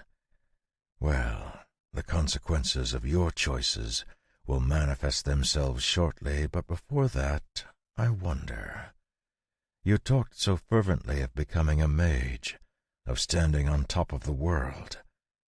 Have you ever seen a real mage? Someone with the ability to cast real spells? Powerful spells that can rend flesh from bone and burn you from the inside out? No? I have. And the truth is as you thought. Mages do rule the world. Real mages are terrifying. They're cunning and crazed and more dangerous than an entire army of thorn bears. Over the years I've met a lot of real mages. Snapping his fingers, John leaned close as the light of a dozen blue fireballs reflected in Catherine's eyes. And I've killed them all. Chapter 44. Turning off the water pouring into the sink, Ellie plunged the plate she was holding into the warm water, marveling at what John had managed to accomplish. It had only been a few months since he'd arrived, and yet the farm felt totally different. There was a life to it that hadn't been present since Old Man Burrows had passed away, maybe even before that. Once she was done washing up the dishes, she dried her hands and stepped out onto the porch, her eyes drifting to the road. "Ma'am, here are the vegetables you asked me to get." Turning, she took the basket from Thomas, smiling when she saw the plump radishes and green lettuce he had picked. "Thank you. Is Evan back yet?" "No, ma'am, though it should be soon. He had a couple extra deliveries to do out on the edge of the valley." "How is he doing with everything? Any problems?" "No, ma'am. He's a bit slow on the uptake, but once he gets a hold of an idea, he's got it for good. So long as I show him a couple times, he does great." "Good. Thanks to you and Evan, the farm is running smoothly." "Just doing my job, ma'am. But don't be upset at Mr. Sutton. He gets antsy some days and needs to stretch his legs." Raising her eyebrows, Ellie gave the middle-aged man a faint look. "Do I look like I'm upset?" "No, ma'am," Thomas said, shaking his head and shutting his mouth. "That's what I thought." Taking the vegetables, Ellie escaped into the kitchen, but not before she peeked at the road again, causing the corners of Thomas's mouth to twitch. Busying herself with preparing the vegetables, she couldn't help but let out a sigh. John had brought life to the farm, but now that he was gone, there was a certain emptiness she couldn't quite describe. Shaking her head, she decided she needed a cup of tea, so she filled up the pot at the sink and put it on the warm stove. About to get the tea out of the cupboard, she suddenly froze, her head snapping up. Stepping back out onto the porch, she closed her eyes and listened, her face growing whiter by the second. After listening for a moment, she gathered her skirts and ran for the barn. "Thomas?" "Ma'am?" "We're about to have visitors." From the bloodless state of her face and the tremble in her voice, Thomas knew it wasn't a happy occasion she was describing. Letting go of the udder he was holding, he sat up on the stool, his face still as calm as ever. "You should go to the cellar, ma'am." "No, I can't." Ellie shook her head. "Evan and Ben are due any minute now. Once they're back, we'll all go into the cellar. Until then, we need to delay the people coming." Thomas's eyes narrowed a hair, but eventually he nodded. "Yes, ma'am." "I'm going to the house. When they come, I'll speak to them." Before Thomas could say anything, Ellie walked back to the house and entered the kitchen, adding a bit more water to the pot on the stove. Getting out a few cups, she put them on the table, adding the honey pot and some fresh cream in a little pitcher. As she was getting out some cookies she had just baked that morning, she heard the thunderous sound of hooves coming down the road. Their horses lathered with sweat, Grimes, Sandra, and Reese charged into the farmyard, pulling their horses up with a shout. Looking around, they saw that everything was peaceful and quiet, just like the last time they'd seen it. Grinning widely in what he thought to be an extremely dashing manner, Grimes swung down from his horse and walked up to the porch, Reese and Sandra close behind. Before he could set foot on the step, the kitchen door opened, and Ellie appeared, her face calm and composed. "Well, hello there," Grimes said, removing his hat and giving Ellie a sweeping bow. "Hello. Have you come to see John? He's not in at the moment." "Ha ha! No. I haven't come to see John. I've come to see you." "Oh." Ellie's face showed faint surprise. "Are you here to talk about ordering cheese? Please come inside." Seeing her step back, Grimes turned and looked at Sandra, jerking his thumb over his shoulder toward the doorway. "And you thought there would be trouble. Look, she's inviting us right in." Rolling her eyes, Sandra just walked past him and went into the kitchen, followed closely by the ranger. Seeing that Reese wasn't following, Grimes stopped and looked at him. "Something the matter?" I don't know. I'm getting a strange feeling about this place," Reese said, looking around at the farm, his expression slightly confused. "Ha ha! It's the angel flower. You're just coming down. Take another one if you're starting to feel it." "Yeah, that must be what it is. I'm going to wait out here. Whatever you're going to do, hurry up. This place is giving me the creeps." This time it was Grimes who rolled his eyes. Shaking his head at the addled fighter, he walked into the kitchen where Sandra and Ellie were waiting. Giving Ellie a smile, he walked to the table and pulled out a chair and flopped down. Lounging in the chair, he pushed one of the cups toward her with his finger. "Fill it up like a deer, will you?" Seeing Ellie's hesitation, Sandra let out a laugh and walked to the table, patting her on the shoulder as she walked past. "I'd do what he says. Grimes gets nasty when he gets angry." Biting her lip, Ellie picked up the pot and brought it to the table, hesitating a moment longer before she poured Grimes's cup. "I take honey and cream." Turning to look at him, Ellie's eyes met Grimes's and quickly dropped. Putting the teapot down, she put honey and cream in his cup and pushed it toward him, quickly pulling her hand back as he reached for it. "Ha ha! Shy one, huh?" Picking up his cup, he took a sip and grinned at her over the top of the cup. Before he could say anything, the door slammed open and Reese stuck his head in, his eyes darting around. "Grimes, hurry up!" "Give me a break, Reese. These things are delicate. Just relax a little bit." "We have no time. Listen!" As everyone grew silent, a long wolf howl was heard in the distance, causing Grimes's eyes to go wide and Sandra's face to pale. Standing up from the table, Sandra strode to the door, her ears straining. Hearing another howl, she spun around and glared at Grimes. "Hurry up or we're leaving without you. No more games." The kitchen door slammed behind her as she and Reese ran toward the horses. Inside the kitchen, Grimes took a long drink of his tea and put it down regretfully.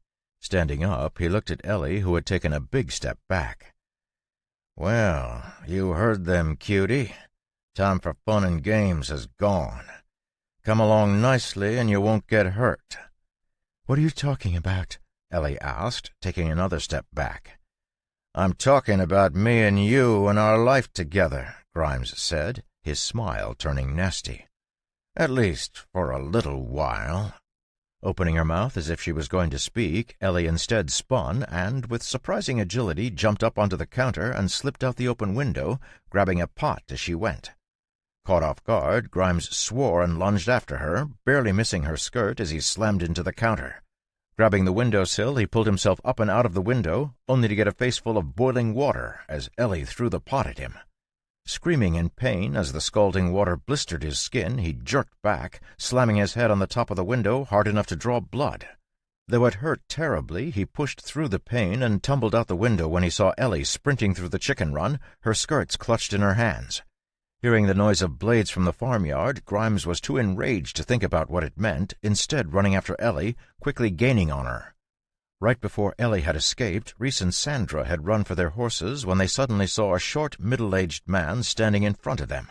Sliding to a stop, the adventurers stared at him, unable to understand how he had just appeared. It took Sandra a moment, but she quickly recognized him as the farmhand she'd seen the last time they'd been on the farm. Striding forward, she pulled out her curved daggers, her lips turning down in a grimace. "Get out of the way if you want to live," Sandra said, her voice ice-cold. "My apologies, ma'am." Hearing his reply, Sandra's eyes narrowed and her grimace turned into a sneer as she suddenly dashed toward him, her daggers crossing like a pair of scissors as she slashed at his throat. Right before her curved daggers landed, her body blurred and she jumped backward, a silver rapier appearing in the air where her heart had been a moment earlier. Turning his body slightly, the middle-aged man lifted his rapier so that the hilt was in front of his chin, his other hand holding a long, straight dagger in a reverse grip across his stomach. "I'm afraid you must stay, ma'am." As she watched the perfectly calm middle-aged man, Sandra got the distinct impression that if she took her eyes off of him, she would die. Never in her entire life, even when facing 8 thorn bears, had she felt such a suffocating pressure. "Rhys, what are you doing?" Sandra snarled. The large fighter heard Sandra's question, but his mind was elsewhere, preoccupied with the strange feeling that had been plaguing him ever since they stepped foot on the farm. His large broadsword had been ruined when he destroyed the portal stone, and he was currently holding a scimitar that he kept as backup. Looking around wildly, he suddenly saw a dark shadow darting at him, and raised his scimitar just in time to block a raking claw that nearly took his eye out. Hearing a hoarse scream from the kitchen, both Rhys and Sandra were distracted, and in that moment Thomas and Sigvald attacked again. Steel clashed as rapier and dagger met in the air, and Sandra was forced back. Pressing his advantage, Thomas's rapier hissed through the air, carving and stabbing so fast it looked like he was wielding a silver whip. Barely defending, even when using both daggers, Sandra's face was growing paler by the second. Despite how flexible his sword was, every time she blocked it, Sandra felt a shock run through her weapon. The vibrations ran through the handles of her daggers into her hands, causing her grip to loosen. Across the yard, Sigvald had jumped toward Rhys, letting out a loud squawk as his large wings beat in the air. Flashing talons met the curved sword, sending sparks flying. Slamming his wing into the fighter's face, Sigvald crowed fiercely, his sharp claws continuing to scratch at Rhys's chest. With a bellow of rage and panic, the fighter slashed out with his sword, drawing blood from Sigvald's head. Falling back, Sigvald flew up to the roof of the porch, blood streaming from one of his eyes. Laughing madly, Rhys waved his scimitar at the large rooster, only to hear a powerful snort from behind him. Spinning, Rhys saw a massive bull glaring at him. Flames burned in the bull's eyes, and with every breath, steam burst from his nostrils. In his addled state, Rhys could have sworn he saw the tips of the bull's large horns glowing red. Letting out a loud moo, the bull lowered his head and charged forward, each pounding hoof leaving a burning flame on the ground. Terrified, Rhys turned and tried to run, but a crimson horn stabbed through his back, cutting his spine and crushing his ribs. With a wrench, Ferdy threw Rhys into the air as Sigvald let out a furious cry and attacked again. Rhys desperately tried to lift his scimitar, but his body was not responding to his thoughts, and as Sigvald's claws and beak closed in on his throat, the adventurer found himself wishing he had never set eyes on Sutton Farm.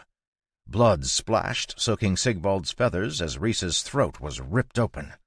The light faded from the fighter's eyes as Sigvald landed on his broken body. Throwing back his head, the rooster crowed loudly, causing everything for a mile around the farm to fall silent. Only a dozen feet away, Sandra heard the sound, and her heart caught in her throat. The tiny sliver of distraction that Sigvald's cry caused vanished when she felt a lancing pain across her ribs. Pulling back his sword, Thomas flicked the blood from its edge and brought it up around his head, slashing down at Sandra's shoulder.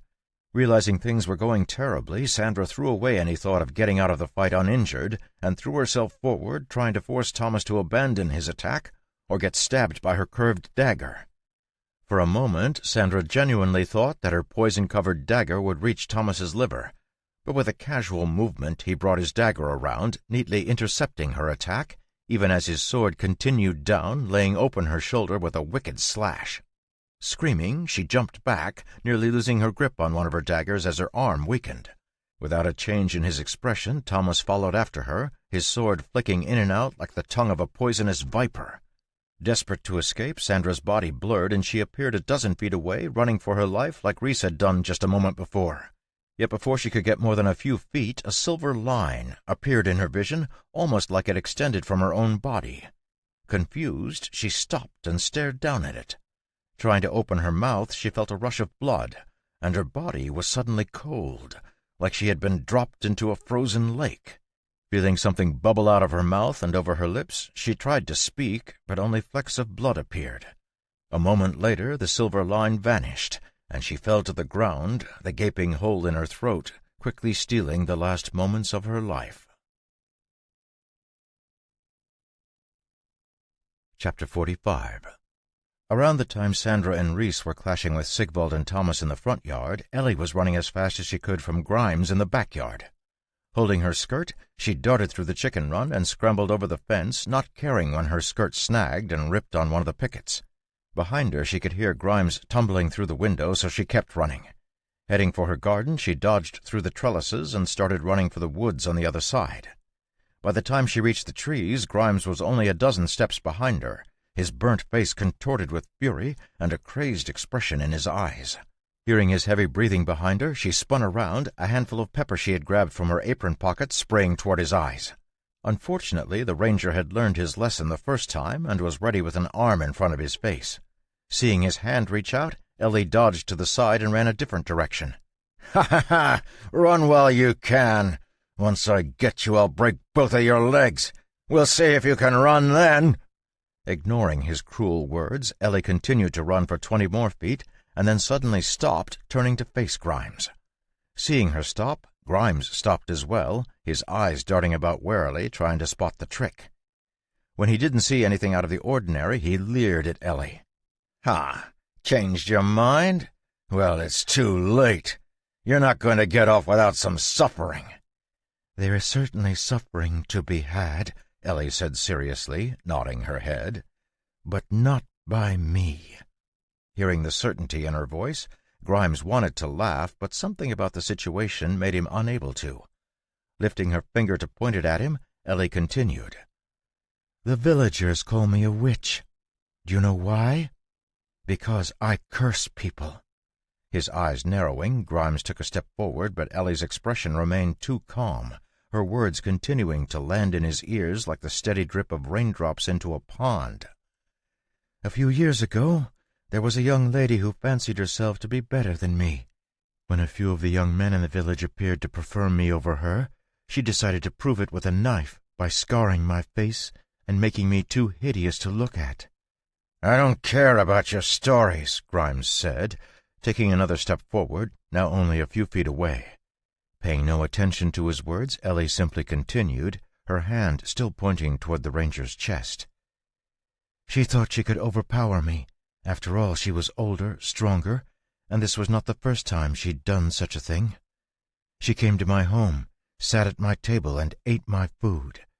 And then she took up her knife against me. But she didn't know. She didn't know." Here Ellie paused, and, despite himself, Grimes found himself enthralled. Unable to squelch his budding curiosity, he couldn't help but be caught up in the moment. "What did she not know?" A small, sad smile crossed Ellie's face, as if the words she spoke brought up a dusty memory from the dark corners of her mind. Letting her hand drop, she shook her head. She didn't know that to eat a witch's salt is to bind yourself. Fortune follows blessing, misfortune follows a curse. There's one rule in dealing with witches: eat nothing, lest you bind yourself to threads of fate beyond your means to cut. Silence fell over the forest as Grimes tried to process what Ellie had just said. Unable to make heads or tails of it, his expression soured and he shook his head. "Enough foolishness. Keep talking and I'll have your tongue out. You won't need it anyway, so don't tempt me." Striding forward, he was about to grab Ellie when a piercing pain struck his stomach, causing him to hunch over like he'd been struck. Eyes going wide, he stared at Ellie, who was looking at him calmly, still standing where she had stopped. You poisoned the tea." "Poison? No, I don't deal in poison." Struggling to take another step forward, Grimes felt another sharp pain, causing him to groan. Nothing he had ever felt in his entire life was even half as painful as what he was experiencing. A racking cough ripped through his body, and he spat a mouthful of blood onto the forest floor. Staring down in horror at it, his mind reeled, unable to process what was going on. Suddenly, a mad expression appeared on his face, and he forced himself to move forward, his hands reaching out like claws for Ellie. In the shadow of a nearby tree, a calm middle-aged man had been listening to the exchange. As Grimes lunged forward, Thomas's eyes widened, and the pitch-black blade at his side started to rise. Just as he was about to jump out, a hand landed on his shoulder and a calm voice spoke in his ear. "Just watch."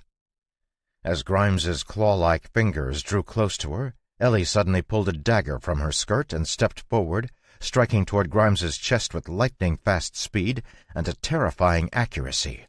Alas, no matter how fast she wasn't as fast as a class-holder. An iron-like grip closed over her wrist and squeezed, forcing the dagger to the ground. Leering at her through blood-covered lips, Grimes forced her a step back. "Ha! Nice try. But I knew you still had a trick up your sleeve. Your pathetic poisons might work on a normal woman, but I'm much stronger than you could ever imagine. Grimes's voice came to an abrupt halt, and he stared at Ellie with wide eyes. Using her other hand, she pried off the fingers that were holding onto her wrist and stepped back, her calm gaze never leaving Grimes's insane eyes. With a fumbling hand, Grimes felt toward his chest, where another dagger was planted in his heart. Looking down, he saw the handle of the dagger, and, gripping it, tried to pull it out. Yet his strength had vanished as pain continued to rip through his body. Slowly looking up, he saw Ellie smiling at him. "Do you know what's better than one dagger?" Ellie asked. 2 daggers. With that, her face flushed heavily, and a drop of blood began to slip from her nose down onto her lip. But she wiped it away and walked around Grimes, who was still frozen in place. Walking a few feet, she stopped and looked up at John, who stood between the trees. Seeing his calm gaze, she gave him a wan smile. "Welcome back. I meant to have dinner for you, but things have been busy." "I can see that. You seem to have managed well." Taking a step forward, Ellie tried to say something, but the world spun and darkness began to creep into the edges of her vision. Before she could fall, she felt a strong pair of arms catch her and a warm voice speak by her ear. "Rest. Everything is fine." As she gave in to the pull of darkness, Ellie found herself delighting in the warm breath that tickled her ear. "Is she okay?" Hearing a voice, John turned his head and saw Thomas standing in the shadow of the trees. "Yeah, she's fine. Just a bit of fever. I'll take her back to the house. Clean up here." "Yes, sir." About to leave, John stopped and looked at Thomas for a moment. "Your doppelganger technique is getting better." For the first time since he'd arrived at the farm, a genuinely happy smile appeared on Thomas's face, as he bowed toward John's back. Walking through the cool forest, John carried Ellie carefully. He could feel the mana spinning around the inside of her body, causing damage to her heart and intestines as it moved. Never in the 10 years since he'd been summoned to this world had he encountered a non-class holder who could harness mana, but somehow Ellie had managed to do it. Considering what she had told Grimes before he died, John could only suppose it had something to do with her grandmother. But with Ellie unconscious in his arms, he had no way of satisfying his curiosity. Slowly, carefully, John began to pull the swirling mana out of her body. Sucking it into his lungs, he allowed it to rampage through him, marveling at the different feeling it gave him. His mana was like molten metal, but this mana was completely different, reminding John of the wind and rain that accompanied a thunderstorm. As he continued to pull the mana out of her body, John felt Ellie relax, the tension fading from her muscles as the mana that was threatening to pull her apart vanished. Carrying her to the house, John had just stepped into the house when Haver, the Wolf King, appeared in the distance. Sticking his head out the door, he called to Thomas, who was raking the yard to get rid of the bloodstains that had soaked the dirt. "Yes, sir?" "The Wolf King is coming. He's not on the list anymore, but I don't have time right now. Let him know that I'll visit him in the future." "Of course, sir." As the kitchen door slammed shut, Thomas turned around and looked at the exact copy of himself that had appeared holding Grimes's corpse. Placing the body down, the Thomas who had been carrying Grimes flickered and faded away, leaving only one Thomas in the farmyard. The middle-aged man turned to look at the wolves who were dashing up the road, pulling Haber's sled behind them, and waited calmly. Rushing up the drive, Haber pulled up, his eyes scanning the calm yard. At first glance, it looked no different than any other time he had been to the farm, but as the seconds ticked by, his eyes took in more and more details that proved almost nothing was the same. The first thing he realized was that the number of buildings on the farm had increased. The second thing he noticed was the calm farmhand standing in the middle of the farmyard, 3 dead bodies laid out beside him, and a bloody rake in his hands. Haver prided himself on his wolf-like instincts, and right now those instincts were screaming at him to keep his distance from the bland-looking man. Starting to gather the sled's reins to turn it around, he saw a shadow from the corner of his eye and glanced over. Looking at him from the corner of the barn was a massive bull he almost didn't recognize, and a proud-looking rooster he'd definitely never seen before staring down at him from the bull's head. Seeing the caked blood on the rooster's face and the strange flames that burned in the bull's eyes, Haver suddenly felt like he wanted to be anywhere else but on the Sutton farm. John was strange enough, and adding a killer farmhand and 2 animals that looked like they could eat a dozen of his wolves alive was simply too much for Haver to handle. His eyes swept the 3 bodies, immediately recognizing Grimes, Reese, and Sandra. "Ah, well, it looks like I'm not needed here. You must be the Wolf King." "Yeah, that's me. And you are—" "My name is Thomas. I work as a farmhand here on Sutton Farm." "Ah, got it. So, everything is good? No trouble with them, then?" "There was a bit of a fracas, but nothing we couldn't handle. Unfortunately, both the Madam and Master are occupied at the moment, but I'm sure the Master will visit you once he has some free time." "Master? John is here?" "Of course John is here. No, you know what? That's fine. No need to bother him. He can just stay right here on his farm, and I'll stay on my mountain." "Of course, sir. Have a good evening." Muttering something under his breath, Haver jumped back onto his sled and took off so quickly he nearly overturned it. Watching him go, Thomas heard a low moo and turned to see that Bertie was looking at him questioningly. Judging from the murderous way Bertie had watched Haver, Thomas didn't have any problem understanding the bull. "No, Mr. Sutton informed me he was off the list." "I know. A shame, really. Come on. Help me out with these bodies. It wouldn't do to leave them in the yard." Walking over, Ferdy stood still while Thomas put the 3 dead adventurers on his back. With Sigvald holding them still, they took the bodies out into the woods and dug a deep pit for them. Dumping them into the pit, Thomas was about to start covering them over when Ferdy shook his head. With a snort, the bull blew out a thick cloud of steam, the tips of his horns taking on a molten orange hue. Lowering his head, Ferdy let out a low moo, and flames burst from his eyes, raking over the bodies and reducing them to ashes. "Huh. Show off." After filling in the pit, Thomas returned to his raking and was just finishing up cleaning the yard when the milk cart clattered up to the farm, piled high with empty milk bottles.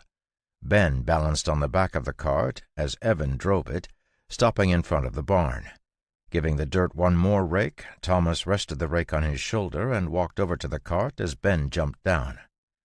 "How was it?" "Great! We picked up 3 more customers in the village and then made the deliveries out to the other farms.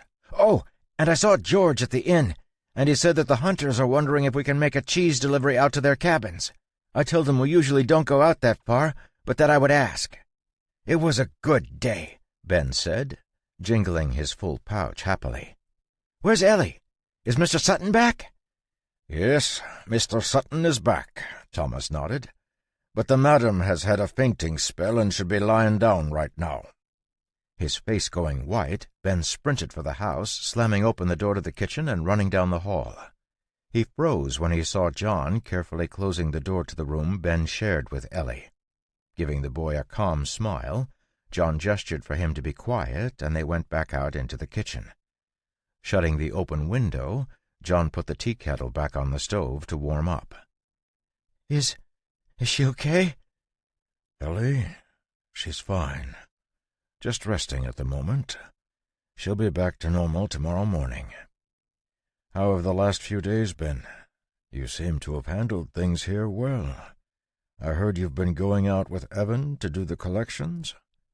Grinning proudly, Ben stuck out his chest and began to tell John all that had happened since he had left the farm. Chapter 46. The sun had been up for a few hours when Ellie finally stirred, her eyes drifting to the white curtain on the window. She'd put it up when it had just been her and Ben on the farm in an effort to make the house less lonely. Her head still felt stuffy, but she slowly got up and made her way to the bathroom, turning on the warm water and washing her face. The sounds of the farm were faint, but she could hear voices in the kitchen, and after fixing her hair in the mirror, she opened the door. John and Thomas were sitting at the table talking quietly as they sipped on their morning tea. Seeing Ellie enter, both men stood up. John pulled out a chair for her, and Ellie smiled thankfully and sat down. Soon there was a breakfast of scrambled eggs and toasted bread with butter and berry jam in front of her, and she began to dig in, only now realizing just how hungry she was. Between bites, she listened as John and Thomas talked about the cows that would be giving birth soon. The farm couldn't support a constantly growing herd, so the plan was to raise the male calves as steer for beef and sell the extra female calves while trying to maintain a milking herd of about 30 cows. At first, John had wanted to raise another bull as well, but after hearing from Thomas about Ferdy's ability with flames, John gave up on that idea. It was clear that Ferdy had already crossed the threshold from animal to beast and would probably outlive everyone on the farm apart from John. Seeing that Ellie was about done with her food, Thomas stood up and gave her a short bow, excusing himself. Left alone with Ellie, John didn't rush to speak, instead pouring her a cup of hot tea. Pouring a cup for himself, he took a sip and put the cup down. "How are you feeling this morning?" "A little woozy, but I didn't expect to wake up for at least a week, if ever," Ellie said, her calm voice at odds with the frightening words she spoke. "That means this isn't your first time doing something like this." Nodding, Ellie held her cup in 2 hands, breathing in the curling fragrance that rose from the top of her cup. "I have to admit I was quite surprised to see you activate an ability like that. It was a curse, right? Yes. My grandmother was a witch, and she'd intended to pass down her class to me. There was a problem, though, and I lacked the aptitude. Still, she taught me a few things to help me protect myself against other people. I didn't know if it would work on a class holder, so I had to move much more mana than normal. You did quite well. Amazingly well, really. And the fact that your grandmother could adjust a spell so that you could use it means she was an amazing woman. She was really amazing. But what was even more impressive was your attack with the dagger. Very fierce. Blushing slightly, Ellie hid her face behind her cup. Taking a sip, she put the cup on the table, still holding it with 2 hands. I've been watching some of the training Ben has been doing with Thomas. I can tell.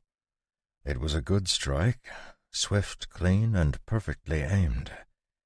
You can take comfort in the fact that you gave him the most merciful end he could have gotten. If I had gotten my hands on him, well... Falling silent, John looked out the window. The early morning frosts had given way to a light dusting of snow that glistened in the winter sunlight. After a moment, he turned his head back to Ellie and took a sip of tea. Do you mind if I ask you what went wrong when your grandmother tried to pass on her teachings to you? Shaking her head, Ellie took a moment to straighten out her thoughts and then began to speak quietly. The problem had something to do with affinities. Witches use a medium for most of their spells as a way to borrow power from the natural world. My grandmother's affinity was the stars. She could borrow their light to reveal the truth of the world. She could also store up their power to use when she cast other spells. My mother also had a star affinity. In fact, all of the women in my family for 10 generations had the same affinity. But for some reason, my affinity was different. We didn't discover it until too late, and the backlash when the class ceremony failed almost killed me. Your grandmother saved you. Yes, Ellie said, her eyes downcast. She took the excess mana out of my body, but doing so shortened her life by 12 years. She died little more than a year later. Sitting in silence for a moment, John let out a sigh. I'm really sorry. That's a tough break. Thank you. Filling up his teacup, John poured more tea for Ellie as well. Putting the pot back on the stove, he returned to his seat and looked over his cup at her. And Ben? When did you pick him up? Ellie's eyes widened slightly at the question, but after a moment she smiled slightly. I found him in the ruins 6 years ago. He must have been 4 at the time. I was 18 and had just come into the valley, so when we arrived in Fairford everyone assumed we were related. I just went with it. How did you know? Magic runs in families. When I saw you, I knew you had magic or had used magic before. Even during the first meal we had, you did something to the bread. I assume it was the same spell you used on Grimes. Ben, on the other hand, only has enough magical talent to be a melee class holder. Seeing Ellie's clear embarrassment, John smiled and waved his hand. Seriously, I don't mind. I only brought it up to point out that I knew. Besides, mana of that level has no effect on me. Anyway, I thought it was unlikely you and Ben were biological siblings since your mana was so distinct. Blinking her eyes as John's words sank in, she looked at him curiously. Is that part of your class skill? To understand someone's mana? I imagine it would come in handy when guarding against hidden class holders at the palace. Realizing Ellie still thought his class was Royal Knight, John just smiled. I'm sorry. I got us a bit off track. You were telling me what happened with your class ceremony. Ah, yeah. Well, since we didn't know what my medium was, when I tried to accept the mana my grandmother put in my body completely rejected it and started to collapse. So she pulled the mana back out. However, the mana had already been infected by my body, and it was destructive. His eyebrows rising, John looked at Ellie in astonishment. Hold on.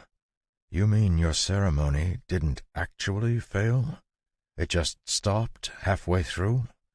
Scrunching her forehead, Ellie shrugged her shoulders. I don't know. I don't know anything about it, apart from what my grandmother told me. No wonder you can use mana, John said, his eyes lighting up. You're actually still in the middle of your class ceremony. Wow, what a strange situation. Seeing that Ellie was looking totally lost, John laughed and jumped up, getting a large bowl from the cupboard. Grabbing the kettle, he brought both to the table and set them down. Draining the tea from his cup, he placed it in front of Ellie. Imagine that this is a regular person. Their capacity for holding mana is this teacup. What would happen if we were to try to force this entire pot of water into the teacup? It would overflow? Exactly. It would overflow, and the boiling water would burn everything around the cup. Now, when someone undergoes a class ceremony, the first thing the bestower does is use some of their mana to construct a bigger cup for the person in the ceremony. Moving the teacup aside, John put the big bowl in the center of the table. Now what would happen if you filled the person up with this entire pot of water? It would fit just fine. And if the ceremony succeeds, the new class holder would have taken that extra mana, the water in our example, and used it to make the bowl their own. That way, they could hold mana from that point on. When a class ceremony fails, the temporary bowl that was created vanishes and the teacup cracks, making it virtually impossible for that person to ever try again. But your situation is still at the halfway point. Your grandmother's temporary bowl is still inside you, allowing you to use mana to a very small degree, almost like a brand-new class holder. If you can figure out your medium or learn to control mana, you could make that bowl your own, and you would be a mana-manipulating class holder. Staring at John in complete shock, Ellie didn't notice the tears that began to drip from her eyes. It had been her wish from as early as she could remember to follow her grandmother's footsteps, so to hear from John that it might actually be possible was almost too much for her heart. Taking a deep breath, she realized she was crying and quickly wiped her tears. I'm sorry. Nothing to be sorry for, John said seriously, resting his arms on the table and leaning forward. The big question is, how do we determine what your medium is? I don't know. My grandmother always said it was just something we would know. She spoke so fondly of the stars, and I think she just assumed I felt the same way. But she never knew what my medium was. How did she gather her medium? You said it was stars, right? It wasn't actual stars. She would go outside at night and dance under the stars. She said it allowed her to be closer to them, and that their light held mana she could use for her craft. She could use other mana, but it wasn't as strong. What was her mana like? Do you remember? Closing her eyes for a moment, Ellie's face relaxed as if she could feel her grandmother's mana all around her. It was beautiful, glimmering. It looked like diamond rain set against a soft navy blue sheet. Rubbing his chin, John began to think back over the feeling of the mana he had pulled out of Ellie the day before. It was clear to him her mana had a particular feeling to it, but nailing down exactly what that feeling was proved difficult. Suddenly struck with an idea, John opened up his skill list and selected his new skill. Mental Model 01. He had 33 skill points to spare, and there were no other skills in sight, so, with a shrug, he dumped all 33 skill points into the skill. Mental Mode 34.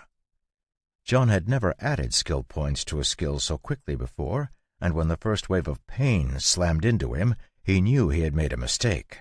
Holding up his finger to ask Ellie to wait, he carefully placed his hand in his mouth and bit down so hard his teeth creaked alarmingly.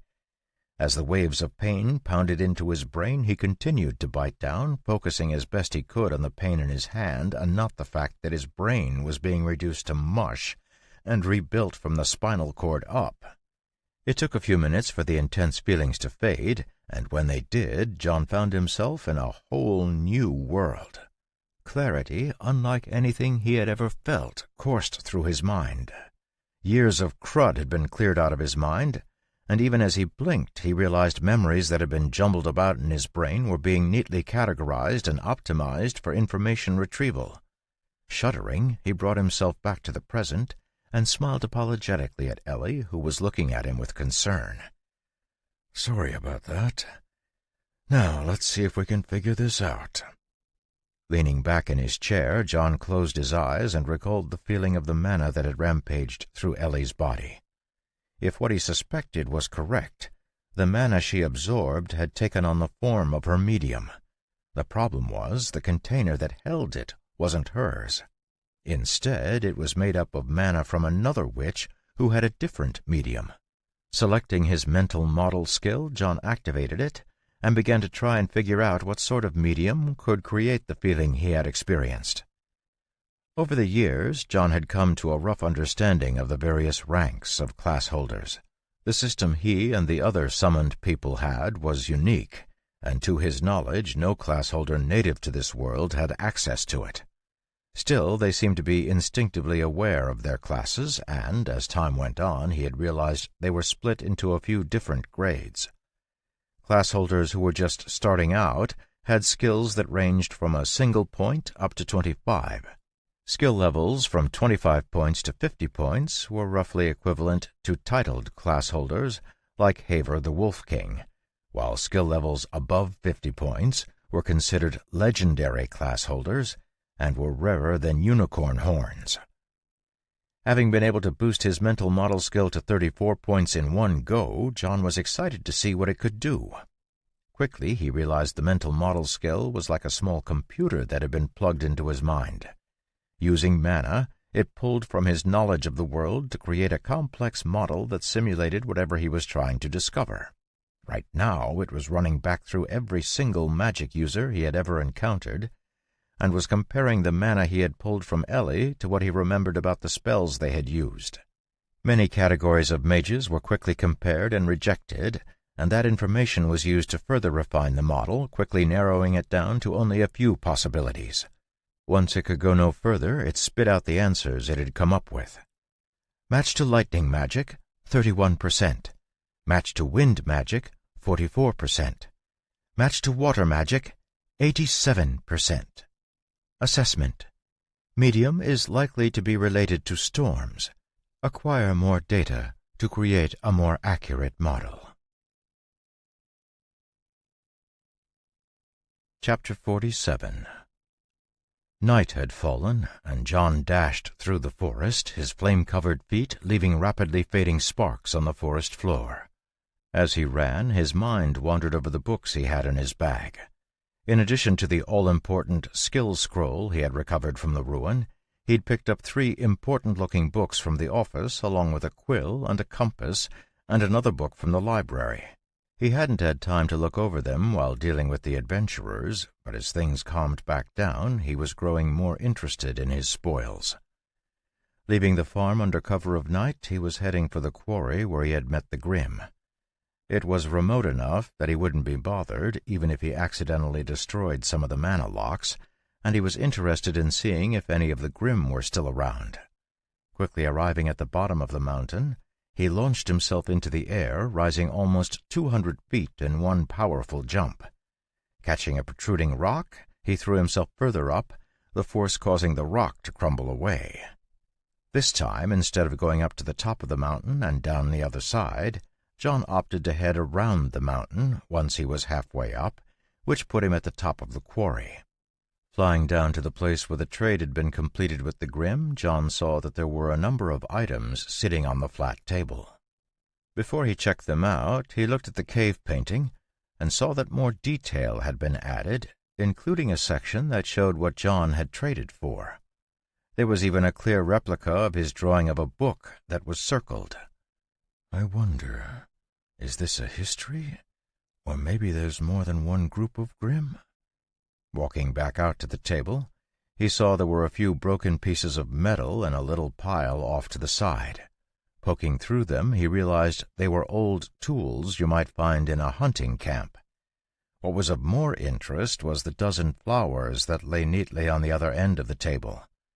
Quickly creating 8 crystals, he swept up the flowers and then shot up into the air, heading for the peak of the mountain. The top of the mountain was just as bare as it had been the last time he was here, but the clouds had deposited a thick layer of snow earlier in the week that blanketed it in soft white. With a flick of his finger, the snow melted from the top of the boulder he had set up at the top of the mountain, and with another flick a line of flame sliced the top of the rock perfectly smooth. Smiling happily, John sat down, his legs crossed under him. The night was freezing cold, and the wind would have cut like knives against his skin if he hadn't been entirely immune to both the temperature and the force. Instead, John thought it felt pleasant. A feeling of awe filled him as he looked out over the quiet valley, and his smile grew even wider. After meditating for a few minutes to make sure he was in the right state of mind, John began to get out the items he had gotten in the ruins. First was the leather-bound book that had been hidden in the safe. Taking it out, he examined the archaic writing on the cover. It took him a moment to work out what it said due to the faded, well-worn lettering, but when he did, shock ran through him. Basic Arcanum, an introduction to mages, spells, and spellcasting. Even though he was whispering, John felt as if his voice was as loud as thunder in his head. For a moment he simply sat in complete silence, unable to believe what he was seeing. He'd been looking for just such a book ever since he had ignited his first fireball, but the grim realities of this war-torn world never relented. So much time had passed, and the truth was he'd already reached a level of magical control and power the ancient mages only dreamed of. Even the legendary mages who could cast forbidden-level magic were little more than a nuisance in John's eyes. Yet even the most basic magical knowledge was completely foreign to him. A wave of his hand could crush mountains, and yet, in many ways, the newest mage of the bygone era was probably more useful than he was. Taking a deep breath, John stabilized his surging emotions and began to undo the mana lock on the leather-bound book. Maybe because he was afraid of damaging it, it took him nearly 3 times as long as it should have before the lock was removed and the book fell open. Swallowing nervously, John opened it up and began to read. Written in the same archaic lettering, the text took a while for John to get through, but with each word he figured out, he could feel his arcane tongue skill sucking up bits of mana as it magically enhanced his understanding of the writing system.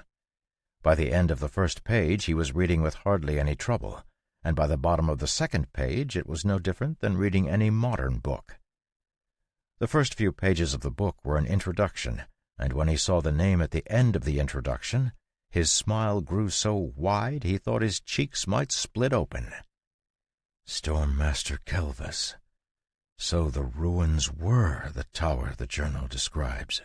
That means that it's highly likely the other books and artifacts I got are from the Tower Master's room. That would have been the room with the strongest seal, since it would have been based on Kelvis's strength. From the fact that Tower Master Kelvis could cast a forbidden-level spell like Windblade before the tower fell, he must have already been a legendary mage. Growing even more excited to examine the other books he had recovered, John put Basic Arcanum down and picked up the 2 artifacts he had found. The first was a small compass without any needle. John could feel the mana it contained, but without spending a long time examining it, he knew it would be hard to discover what its use was. The more interesting of the 2 items was the quill.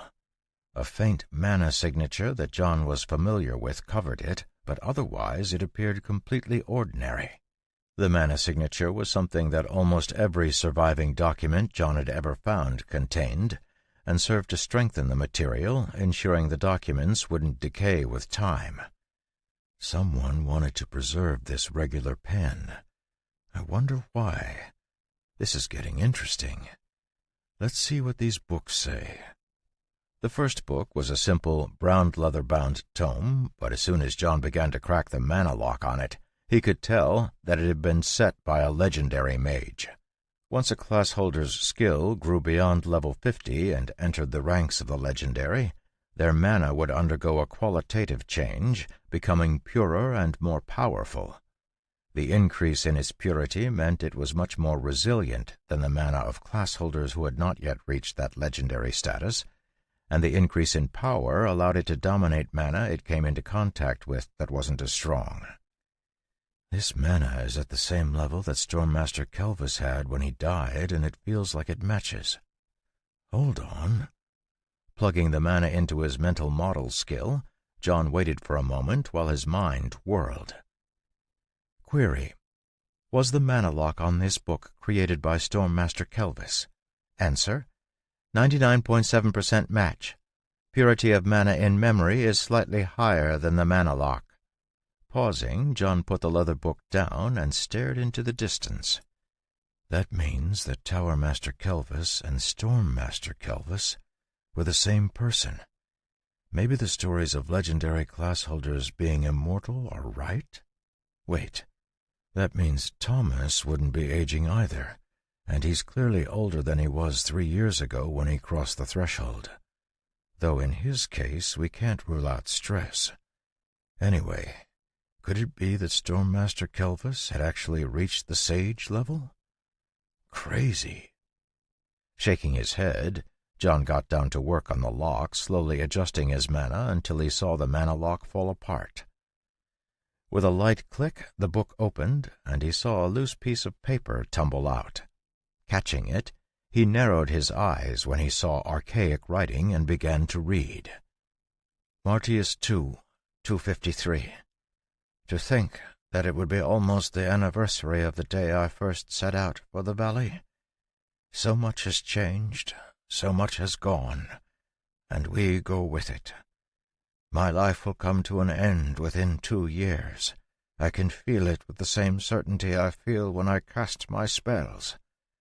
I had thought I could escape the pull of time, but though it beckons me toward death more slowly than most, it beckons me still. Forgive me. I am old, and my mind wanders more than it used to. If you are reading this, you must be a descendant of mankind in the future when my seal has faded. Or maybe you are another race entirely. It does not matter.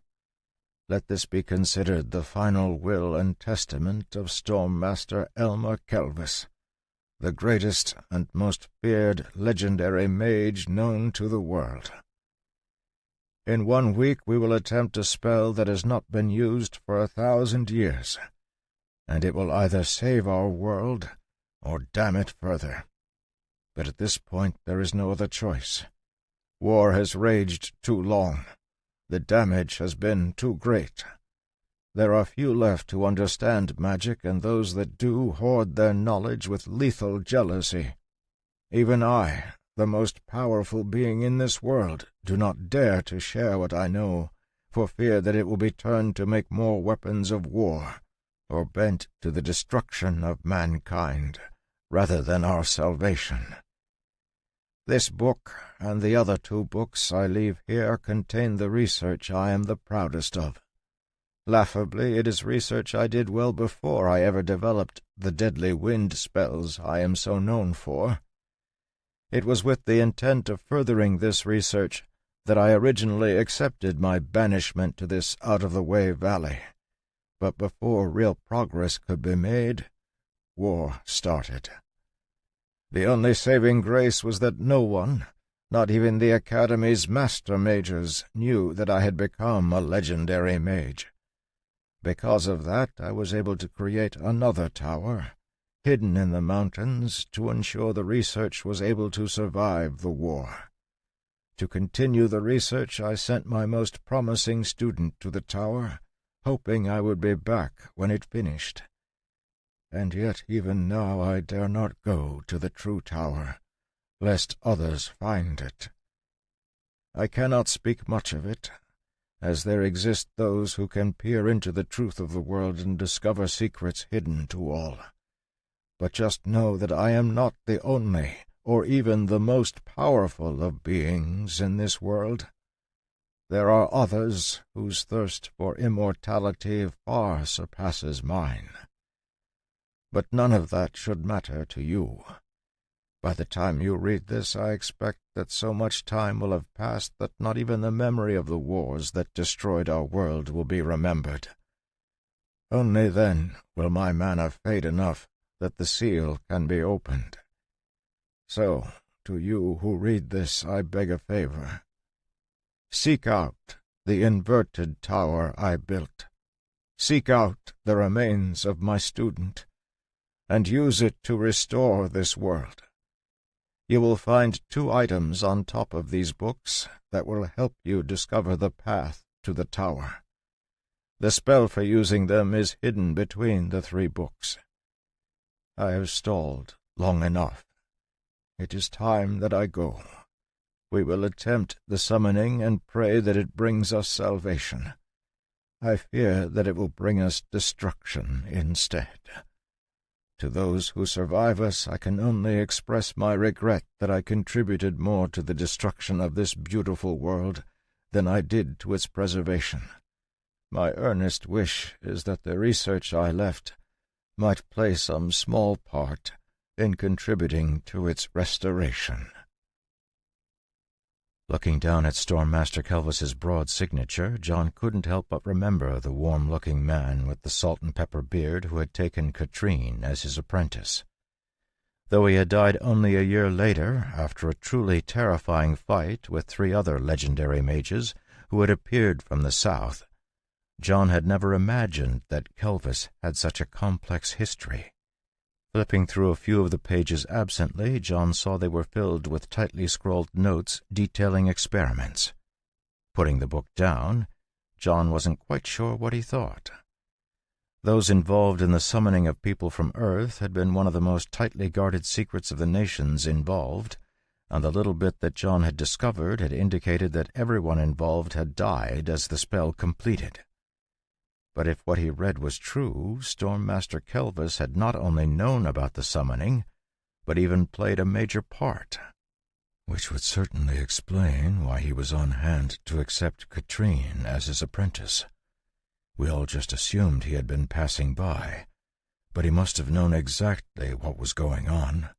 Wait, that means that the others— Letting out a breath, fury began to grow in John's heart, but he hurriedly suppressed it before he got another doom point.